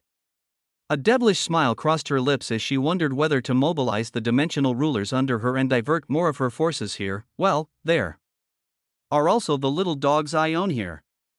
Let's use them to see just who the owner of the Sword of Avalon is. With sharp eyes, she gazed towards the faraway regions of the Avalon dimension that were part of the 12 domains of Avalon, her devilish charms seemingly already covering some of them. When the time comes that the holder of the Sword of Avalon beckons you to do something, what will you do, Morgana? A difficult question arose as Morgana was the first dimensional ruler to ponder it, but she couldn't even do so much as ponder, as she was currently staring in a daze at the scene of the man who had pulled the sword from stone. It was an act of shocking significance, as even in their surroundings, the Avalones beasts began to roar and howl as they began a welcoming ceremony of an existence that would hold a grand title. The blazing cylindrical pillar of light shot upwards from Insula Avalones as boundless Avalon essence surged into it. The holder of the sword that released this blinding beam of light was being bathed in its pristine authority as his percentages of the decretum of Avalon continued to rise. Your understanding of the decretum of Avalon has forcefully risen to 55%.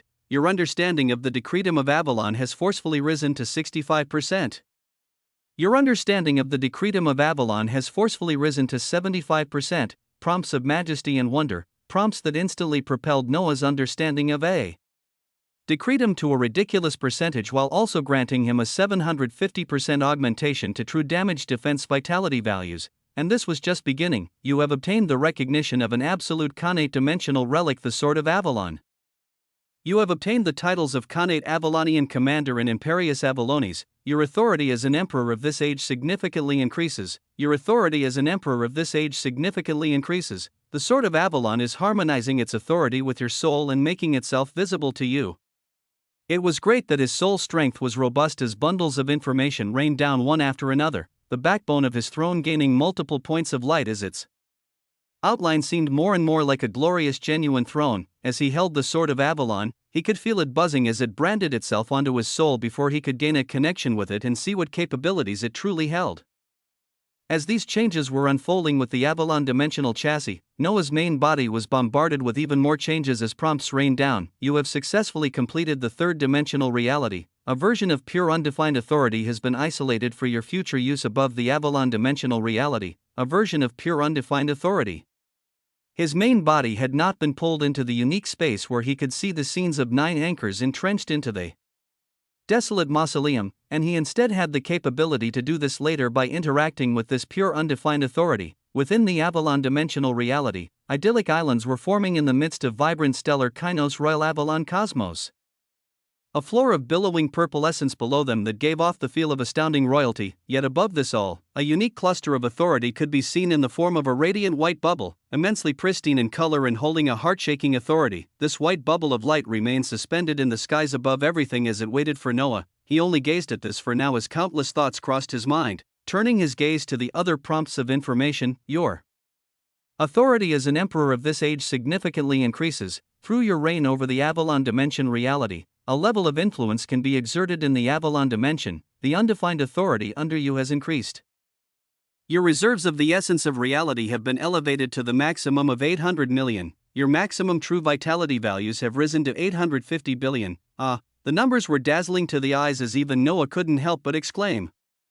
The prompts of his reserves and maximum true vitality values always displayed the base, as they didn't display the true value of these concepts when the augmentation of decreta and natural laws were in the picture. Just for the true vitality values alone, there was the 750% augmentation from the decretum of Avalon that had reached 75% understanding. Then there was another 250% augmentation from the decreta of dreams and another 250% from prana.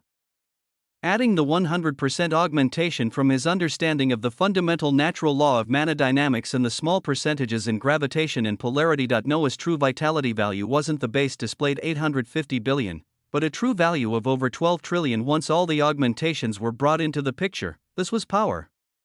This was why suzerains and dimensional rulers were so maddeningly powerful. The weakest among dimensional rulers might have already fully understood a natural law or decretum or even multiple of them, while the strongest ones had unfathomable capabilities. The integration of any of these concepts compounded said augmentations even more, and Noah was beginning to step on this path as due to the sword of Avalon.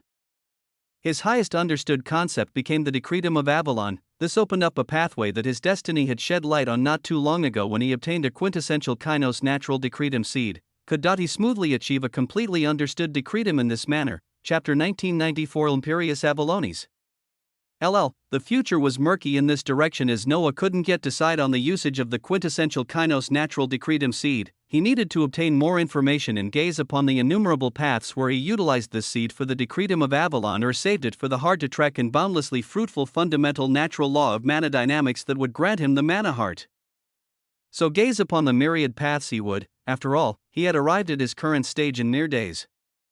He could at least take a day or two to stabilize himself as he focused his will in the Avalon dimension and dealing with the powerful existences within it, and during this juncture, the remaining prompts for the completion of the Avalon dimensional reality flowed down. Your rate of progression in the decretum of Avalon has increased by 1,000,000%. The saturated paramount kainos Avalon dimensional reality grants a base addition of 200,000 dimensional dream damage and defense values, bringing your overall origin base value to 450,000, your affinity to the natural laws of reality has risen greatly. Your affinity to the decretum of all dimensions has risen greatly. Your maximum number of ascendancy stanchions is now 500. The elevation of the mythical natural-born infinite dream physique has been affected by the dense essence of Avalon and has undergone an even greater mutation. Your dimensional body and soul are undergoing fundamental changes. His figure was bathed by stellar gold, verdant, and a royal purple light as he looked like a connate treasure forged in the age of fortune. His body glistened as his very molecular structure itself continued to transform, while his soul turned into waves of plasmic aurora that went to bathe every part of him. His mythical natural-born infinite dream physique continued to change as he expected its elevation to actually finish this time, as it wouldn't be influenced by too many things in the next day. This would cause his number of reality passages, damage and defense values, and much more to elevate to even more profound levels. Over 550 reality passages were already formed, with the second and third dimensional layers being filled up as their limits had still not been reached. 300 were contained between the first and second dimensional layers as above the prana dimension. Once could see 250 mountainous passages of light gushing dense reserves of essence all around, paired up with the golden pillars of light that were the stanchions. The geography of this dimension was a cluster of cosmos, verdant islands, mountain ranges of stellar reality passages, and fantastical pillars of light shining green and purple. It was simply magnificent and serene, and it promised boundless power. At this very moment, Noah was using concept amalgamation to combine taboo edicts and form new stanchions, the number of formed ones going past 350 at this time as he went to fill up to the limit of 500. He would do this and entrench them all into his origin as it was building up to be something even he didn't know the limits of. If just the completion of the third layer gave him power in the ranks of suzerains, what exactly would he have attained on the ninth dimensional layer? It was a question for the future, and he would continue to ponder on how to best continue this path he forged, as now the focus of his will went towards the Avalon dimension. Towards the 75% understanding in the decretum of Avalon that meant he could grasp its absolute Avalon authority. Noah had to truly understand what this authority was. As for this, the silent lavalier began to speak. The absolute authorities of dimensions are unique, with some dimensions holding authorities much more unique than others. Her voice was melancholic as it was seemingly traversing through time and gazing upon the past. The absolute dream authority was one of the strongest among the 9 dimensions due to its uniqueness of turning dreams into reality. Other absolute authorities could alter reality, but not to the extent of absolute dream authority, as our dimensional rulers were many. And we were powerful, so powerful and so unique that when the Emperor Deceiver attained power, it was one of the first dimensions he targeted, as he is partly the reason for my current state. Noah silently listened while thinking about the past. When he first came across Lavalier, she didn't even wish to mention the name Oppenheimer and even advised him to do the same. Just what terror and power had this being displayed that even after he was long gone, powerful beings were still careful when it came to him. Now, the dream dimension isn't at its peak as it doesn't have as many rulers as it did in the past, but its authority still remains the same. The absolute Avalon Authority will also be able to alter reality in its own way, as it should hold its own unique capabilities. Lavalier finished with this before she went silent. Noah's will focused on the Avalon dimensional chassis holding the Sword of Avalon and harmonizing with it as in the surroundings. More and more auras arrived. Morgana had risen up to reclaim her grandeur of a dimensional ruler as Guinevere floated in front of her. The aura of dimensional ruler Arthas appearing at this time nearby as around the lake. The Avaloni's beasts that were roaring and howling began to kneel and bend while looking at the raised Sword of Avalon, whether they were giant stellar worm-looking Avalonis, Charybdis, or serpents, dragons, or any number of different Avalonis beasts. They all felt the resonance and harmony of the Sword of Avalon as they began a ritual. A ritual to recognize the holder of this sword, who could command those on Insula Avalonis and potentially all of Avalon. Their chests vibrated as their jaws released a unique sound, a sound that beautifully melded with the resounding symphony of triumph and wonder. From their glorious roars and howls, two words began to resound as they paid their respect and recognition: Imperious Avalonis, WAA. Imperious Avalonis, simultaneously and with a magisterial symphony, Avalonis. Beasts began to call out, Imperious Avalonis. It could directly be translated to Emperor of Avalon, Chapter 1995. Imperious Avalonis. LLL, Imperious Avalonis. Vibrant shouts echoed out as Avaloni's beasts paid their respect to the Avalonian Emperor.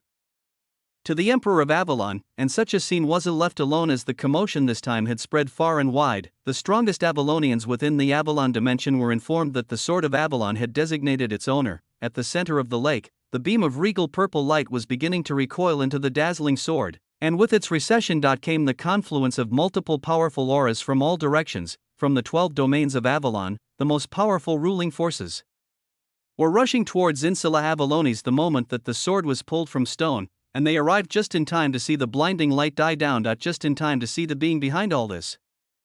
The decretum of Avalon surged as the auras of multiple nature integration realm Avalonians and a few hundred suzerains surged in from multiple directions. In one direction, the massive form of an amethyst phoenix could be seen as its body was bathed in purple flames. In another direction, a heliotrope lion emperor with a mane of raging royal purple flames around its head gazed down coldly. A plum Chelan. A humanoid tree of Avalon. 10 dimensional rulers apart from Enchantress Morgana and dimensional ruler Arthas appeared as their eyes and wills were locked onto a single being, the one that the Avalonis beasts call out to as the Imperious Avalonis, but their eyes retained their coldness as from their senses. They could deduce that at most. This existence was at the level of a suzerain. At the stage of having formed a haven, they had to heed and consider the words of such a being. Bzzzt, essence crackled and sundered as among the many gazes. Only the tri-pupiled eyes of Guinevere were serenely looking upon all oncoming beings and shining brilliantly as she observed all of them locked onto the Imperious Avalonis, bringing down the sword he had been raising to the skies this whole time. Noah's hand felt extremely heavy when wielding the radiant sword in his hands. Only by coursing the essence of the decretum of Avalon as well as the elusive wisps of the absolute Avalon authority in his hands did he manage to even move it around. And as he felt the oppressive gazes and senses of many newly arriving beings, he actually tuned them out. Atop the stone at the center of the lake where he just pulled out the Sword of Avalon, he sat down domineeringly while pointing the tip of the blade back onto the crystalline stone, swinging down as the blade sank in a few inches while his will surged into it. But his eyes gazed at the vibrant surroundings and the Avalonis beasts kneeling towards him. Before he overcame the oppression and power of the terrifying beings that surrounded him, he had to somewhat understand the Sword of Avalon in his hands, as during this process of harmonization, its information surged into his mind. Sword of Avalon, an absolute connate dimensional relic born from the heart of a dimension. Its formation occurred many ages ago, but its purpose and capabilities were directed and affirmed at the end of the Age of Destiny when the latent will of the Avalon dimension sensed the pathway towards cataclysm open. Its purpose is to strengthen the inhabitants of the Avalon dimension as a whole, as the fitting wielder would lead the dimension away from the path of cataclysm. The wielder of the Sword of Avalon is granted the titles Connate Avalonian Commander and Imperious Avalonis, as when branded by the relic, their understanding of the decretum of Avalon would instantly be raised to 75%. With a full understanding of the decretum only being a matter of time as you harmonize with the relic. As the Connate Avalonian Commander, the holder of the Sword of Avalon is also granted the capability of knowing the hearts of Avalonians, their brief history, pertinent thoughts, and allegiance to the Avalon dimension. As the Imperius Avallones, you can command the Avallones beasts within Insula Avallones, including the nature integration realm Khanate Avalonian sacred beast Guinevere, to an extent. Through the Sword of Avalon, absolute Avalon authority can be directly utilized in conjunction with the essence of reality to activate the features of Khanate Avalonian sacred beast physique refinement. Imperious Command, Valor of Avalon, Dimensional Siege, Eyes of Avalon, and Sacrifice by the Imperius Avallones. This relic was a tool forged by the hearts of Avalonians, and for the hearts of Avalonians, a fairly simple description yet grand in its content. Nothing else had to be said about the worthiness of this sword other than the fact that Noah could utilize it to command a nature integration realm expert. To an extent, as for what exactly that extent was, Noah had to find out. But this tool exceeded even a boon as ridiculous as that. It held astounding features he had yet to delve into, but their names alone said too many things, especially the feature of Khanate Avalonian sacred beast physique refinement. It meant his mythical natural-born infinite dream physique would eventually be getting yet another round of modifications, and all of these features would be activated through the absolute Avalon authority and the essence of reality that he held a base 800 million of, but with the unique augmentation of the fundamental natural law of mana dynamics that on top of the boosts to true vitality, damage, and defense values it also augmented his resource reserves. With the 10% in mana dynamics, it meant a 100% boost as his body held the capacity of 1.6 billion units of the essence of reality. As with this number, he hoped the utilization of these features and even his annihilation techniques would be a walk in the park. But the Sword of Avalon went even further past all this to grant Noah the capability to view the allegiance of all Avalonians, their brief history, and even their most pertinent thoughts. Chapter 1996 Imperius Avallones. LV, Allegiance, History, and Pertinent Thoughts. This alone was terrifying as it didn't differentiate between legends or nature integration realm existences. This was the tool Noah would utilize to make sure he survived the challenges and ordeals that were to come, since he was not sufficiently strong enough to peer into the parallel paths of nature integration experts as they could discern him as well. He would utilize the Sword of Avalon to directly understand his current situation and how to navigate it, so he grasped the Sword of Avalon tighter. Bzzzt, authority and blinding light began to leak out from it as Avallone's beasts at the level of suzerains came to attention.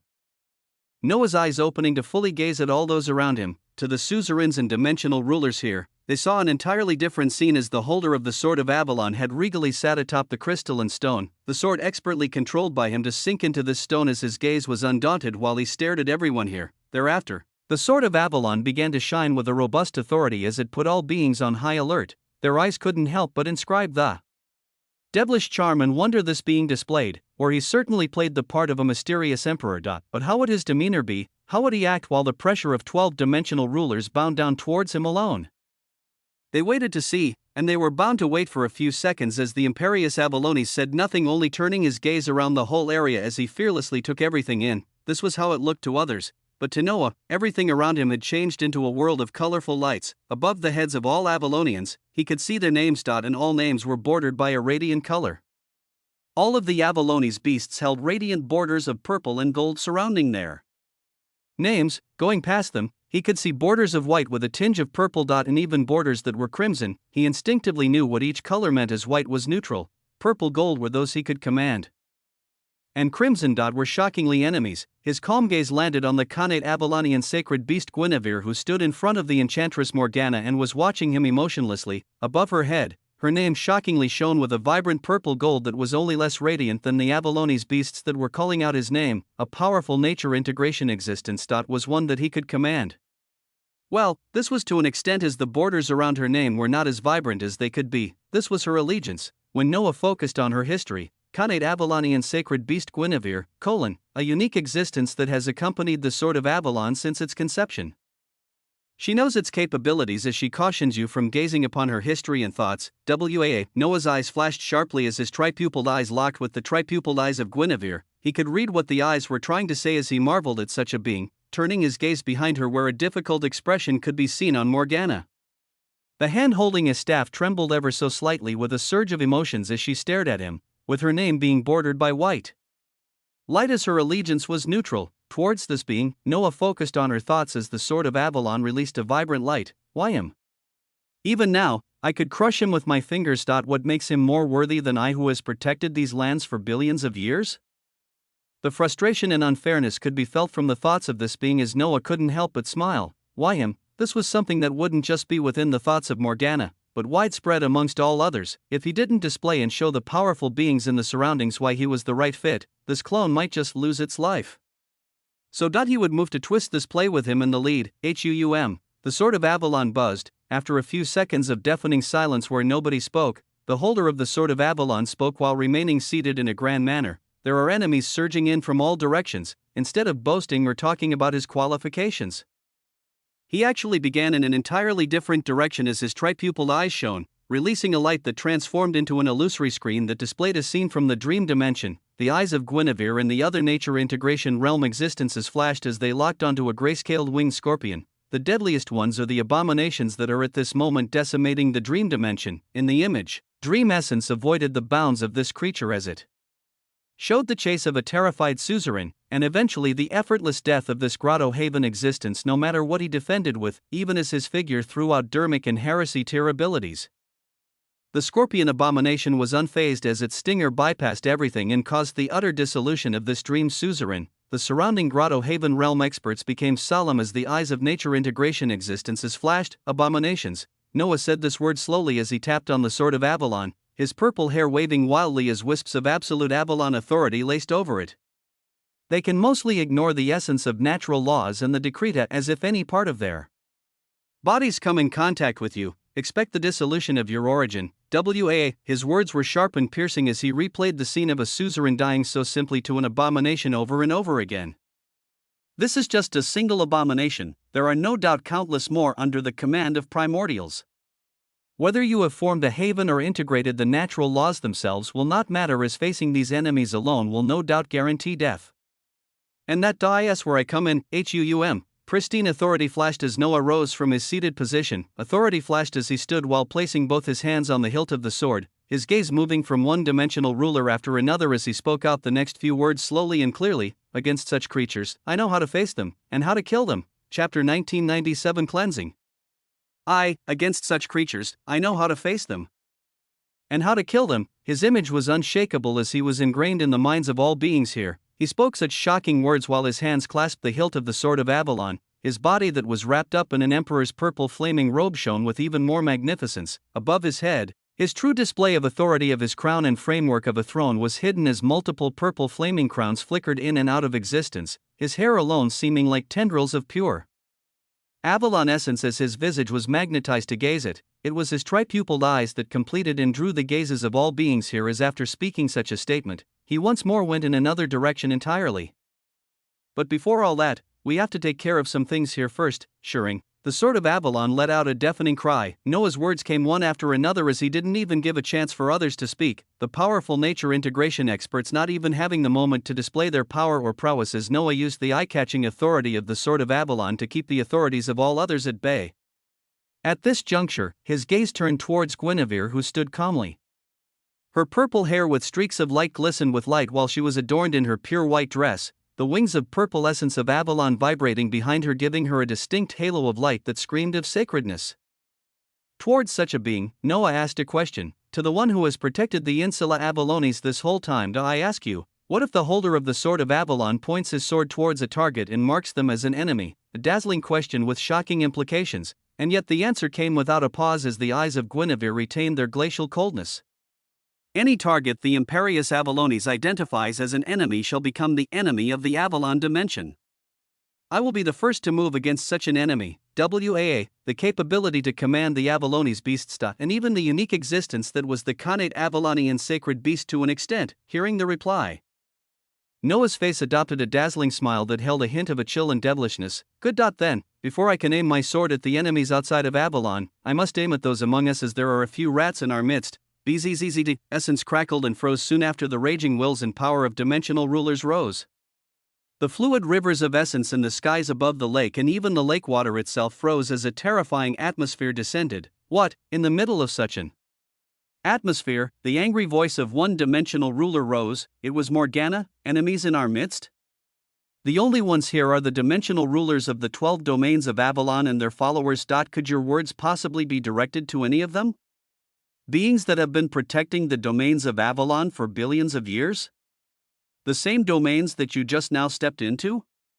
What gives you the right? She had protected these lands all her life as all others were the same.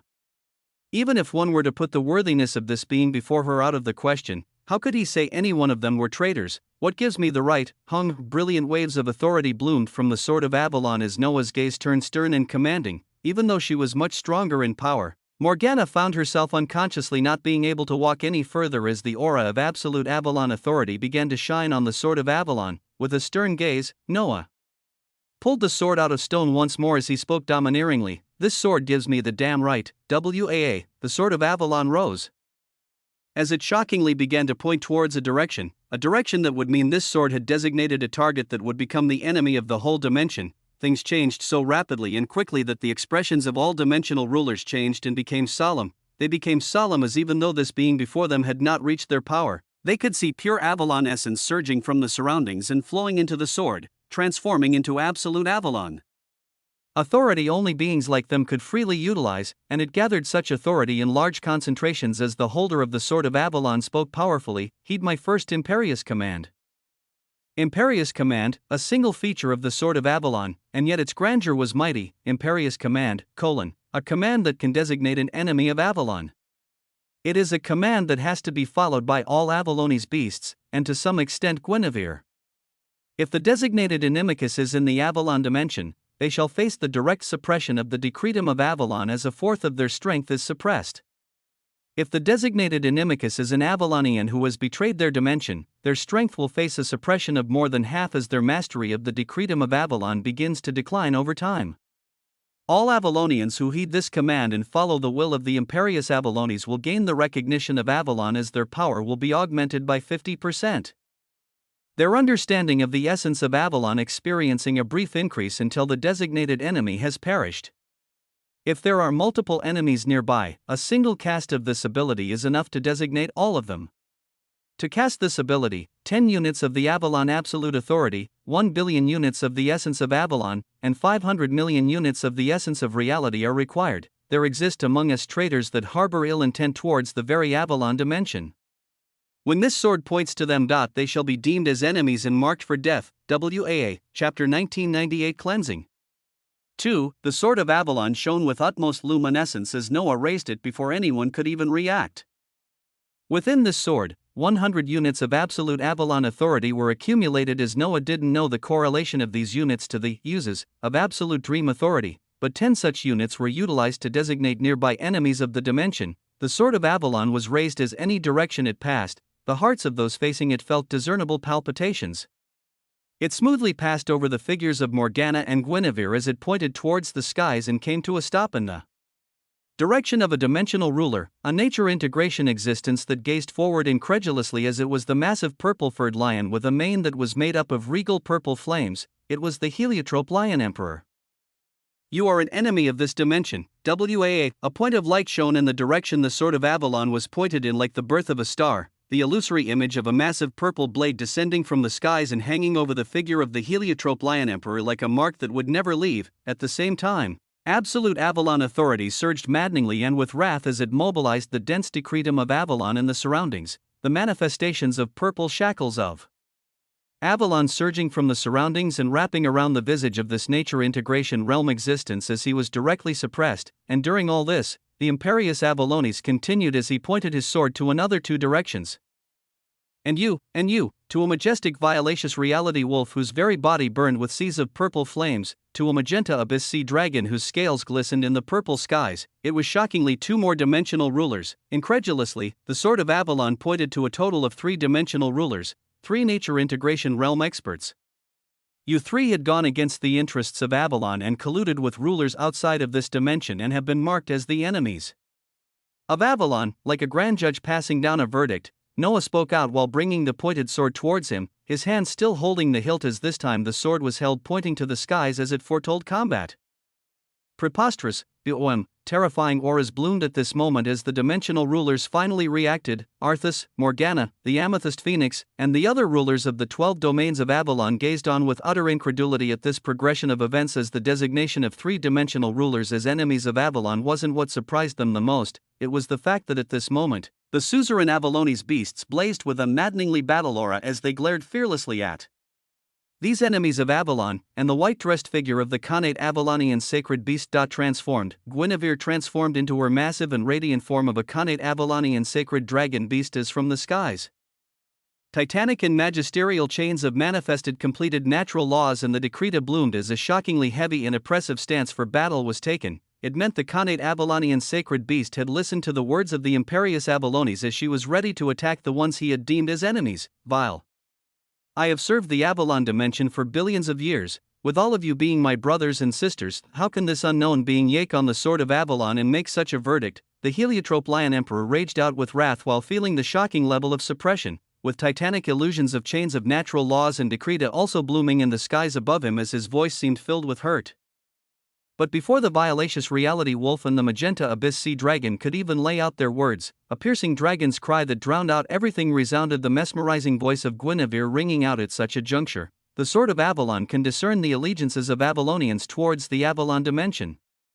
If the Imperious Avalonis has pointed it towards someone and designated them as an enemy, then they are an enemy. Her purple scales began to release a sea of flames as the shackles and tendrils of chains of natural laws and Decreta that she had integrated with entirely manifested above her head and moved at her will, surging towards the three designated enemies as she continued to speak.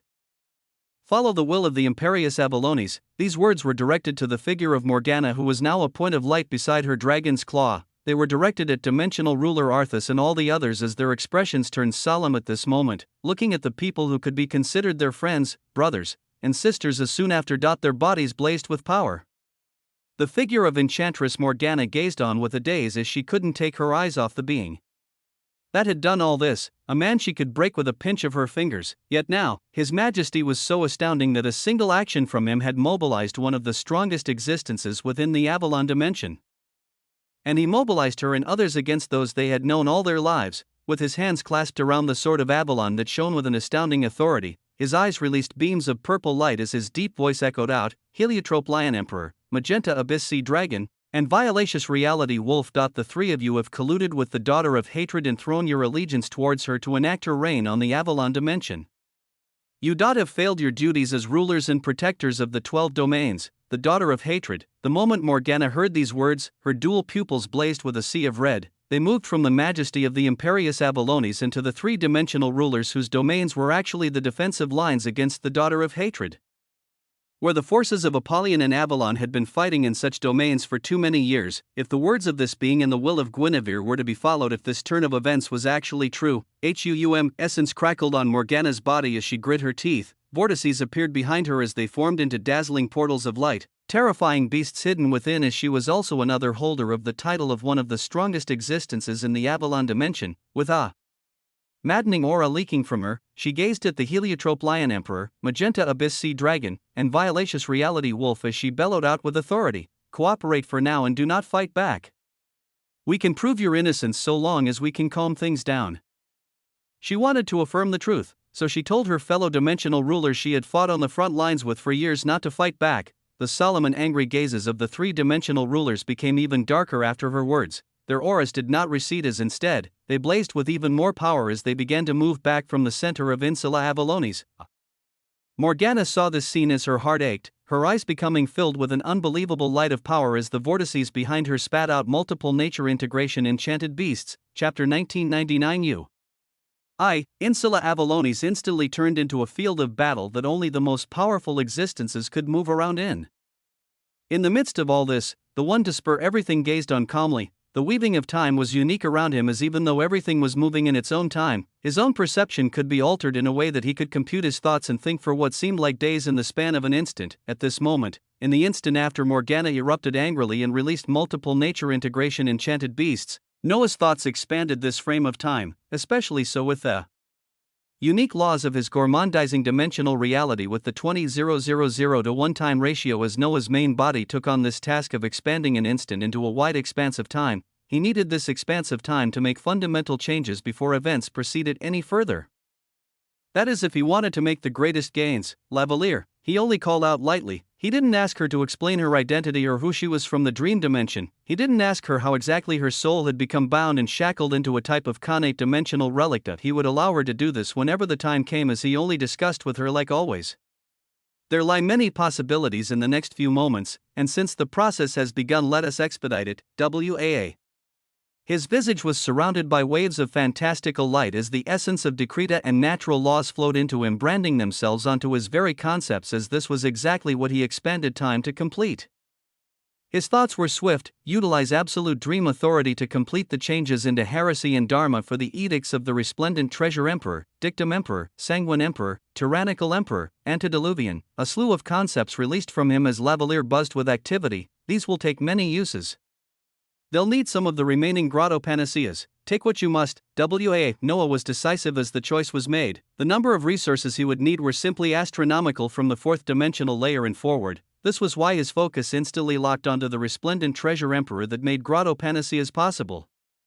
If they could make such a wonder a reality, then it was this concept that would shed light and allow Noah to proceed with his dimensional layers. It was this concept he needed to elevate the most before he began massacring grotto havens and possibly nature integration realm existences, beginning with the resplendent treasure emperor. Lavalier ascertained Noah's wishes as she swallowed loot in exchange for authority, her shackles loosening ever more as absolute dream authorities surged out in the form of uses to achieve a reality-altering effect of hastening the slow process of turning a concept into the tier of heresy. The focus was on the glorious resplendent treasure emperor, as this concept had gained the designation of the decretum of dreams.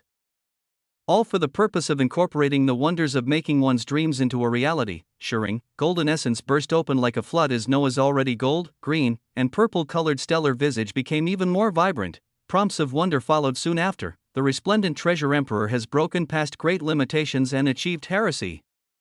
Entering the stage of heresy with a highly compatible decretum of dreams has caused the standing of this concept to stand out even more, its abilities greatly enhanced, as the boosts most pertinent will be displayed below. Noah closed his eyes to enjoy this feeling, tracing a concept branded onto his soul that had helped him get to where he was today as he gazed upon its changes. Absolute Looter has integrated Loot Multiplier and unlocked a multiplier of absolute loot authority that far exceeds previous percentages of increased loot quantity and quality. This authority is closely intertwined with Dream Essence as it works to turn your dreams into reality, granting you the exact loot that you need from your enemies. Quality and quantity will flow in overabundance as a heretical path of loot opens. The greater the understanding of the branded decretum of dreams, the greater the absolute loot authority. Current absolute loot authority value 10. 12 chances to utilize quintessential treasure cache have been fully replenished, with possible loot coming in the form of bloodlines. Techniques, physique refinement, modus operandi, skills, relics, and even knowledge of the past ages. Randomized loot crates now contain guaranteed loot from normal resplendent treasure caches that had been opened before by the quintessential Kainos Emperor. The venerable bloodline of the Haven Eclipsing Destiny Stone has been attained. A rush of prompts quickly cascaded down as Noah took in everything. Out of all of it, the most renowned wonder was absolute loot authority, capable of granting him the loot that he needed most, with an unquantified elevation of increased loot quantity and quality. What he received from Ultima Strata Legends would be vastly different from before, and what he would obtain from suzerains. It should be enough to scale the ridiculous costs of his future dimensional layers. Continuing with the dictum emperor, Lavalier spoke calmly as she continued her task, but a trace of hidden emotions could be felt within her voice as her will was also gazing upon the actions and field of battle Noah was currently in, a field of battle that involved nature integration existences. A field of battle that she would have been I in the past. He was navigating such a nexus event while calmly continuing to converse with her and planning ahead for many unknown possibilities. This caused a string of thoughts to cross Lavalier's mind as she utilized absolute dream authority. Were all those with undefined lifelines like this? Was the designation of an irregular dot make this being before her capable of the same things as the Emperor Deceiver? A passing thought, a mere thought among many, as after Noah attained what he wished for and observed Lavalier finishing the elevation to Dharma or heresy for the rest of the edicts, his expanded time within an instant came to an end. The motions of Insula Avallonis flowed on as three-dimensional rulers were seen retreating, chains of integrated natural laws and decreta. Erupting all around as a distinct light of purple that was an Avalon shot out from the majestic visage of Guinevere. It was the fully integrated natural law of gravitation as at this moment, a terrifying attractive force surged out to such everything back where it was. A force that would no doubt cut off any chances of escape for the three-dimensional rulers as it seemed to hang over them like an unshakable force, that is not until something rather drastic occurred, until a new factor was put into play. Chapter 2000 2. The changes first occurred on the heliotrope lion emperor as well clamped down by the terrifying power of Guinevere and multiple nature integration realm experts coming on all sides. They had to make drastic moves, so his body was the first to leak out a crimson light of destruction as the essence of Apollyon erupted out to destroy everything. But this wasn't all. The pristinely purple body of the heliotrope lion emperor began to surge with crimson fur as he underwent a ritual that had been proposed to him a long time ago. A ritual that granted authority and paved open a pathway for a single existence, a ritual that after the heliotrope lion emperor, the magenta abyss sea dragon and the violacious reality wolf carried out soon after while gritting their jaws as an essence of cataclysm and brutality spread out its absolute authority, and with it came a laugh, unbelievable, a piercing and mesmerizing laugh that would entice any bring echoed out. The gazes of many changed, including Noah's eyes. Flashing with light as while he expected an interruption, he didn't expect to see the blooming point of light that showed the visage of a woman he would never forget, in the skies behind the three traitorous dimensional rulers. A fantastical amalgamation of absolute Apollyon and Avalon authority gathered and bloomed into the form of a terrifying and curvaceous demoness. Her devilish horns rose through the skies as her butterfly-like wings held an enticing light that even suzerains could be lost in, these unique wings having inscriptions of demonic eyes that caused the surroundings to fluctuate. A tight crimson battle dress wrapped around her titanic humanoid demonic figure as it was more massive than even the form of the expanded Guinevere. Her body reeked and clashed with authority and power as the moment Guinevere's attractive force of gravitational light was about to wrap everything. An oppressive law of destruction and chaos bloomed out to erase everything. Its essence was deadly and yet beautiful as Noah's eyes quickly identified it, the fundamental natural law of entropy, the law carrying everything towards a hastening cataclysm. But as Noah focused his eyes on this essence and the figure that emanated it, she also focused her eyes on him as even in such a situation, a devilish smile could be seen on her face as if the card she had hidden for millions of years had not just been revealed. The daughter of hatred actually seemed most excited. As she tugged on the figures of the three traitorous dimensional rulers while locking her predator-like eyes on none other than Noah, my gosh, it really is you. How the hell did you jump from a grotto sanctum with laughable power to now wielding the sword of Avalon in mere days? Just how enticing are you going to be? The WAA, her devilish eyes shine with power and malice as even in her speech, she accomplished many things as she secured her forces. Guinevere did not pursue as her glorious scaly visage came to circle behind Noah, her power covering the surrounding area as her glacial eyes turned even colder. Lilith, one of the few dimensional Hellion rulers across dimensions. One of the existences who had mastered the most decreta and natural laws of reality, she was devilishly powerful as this power had kept her influence active in the Avalon dimension all these years. A move of her hands could cause many things as Guinevere moved to secure the still weak imperious Avalones that she showed great interest in.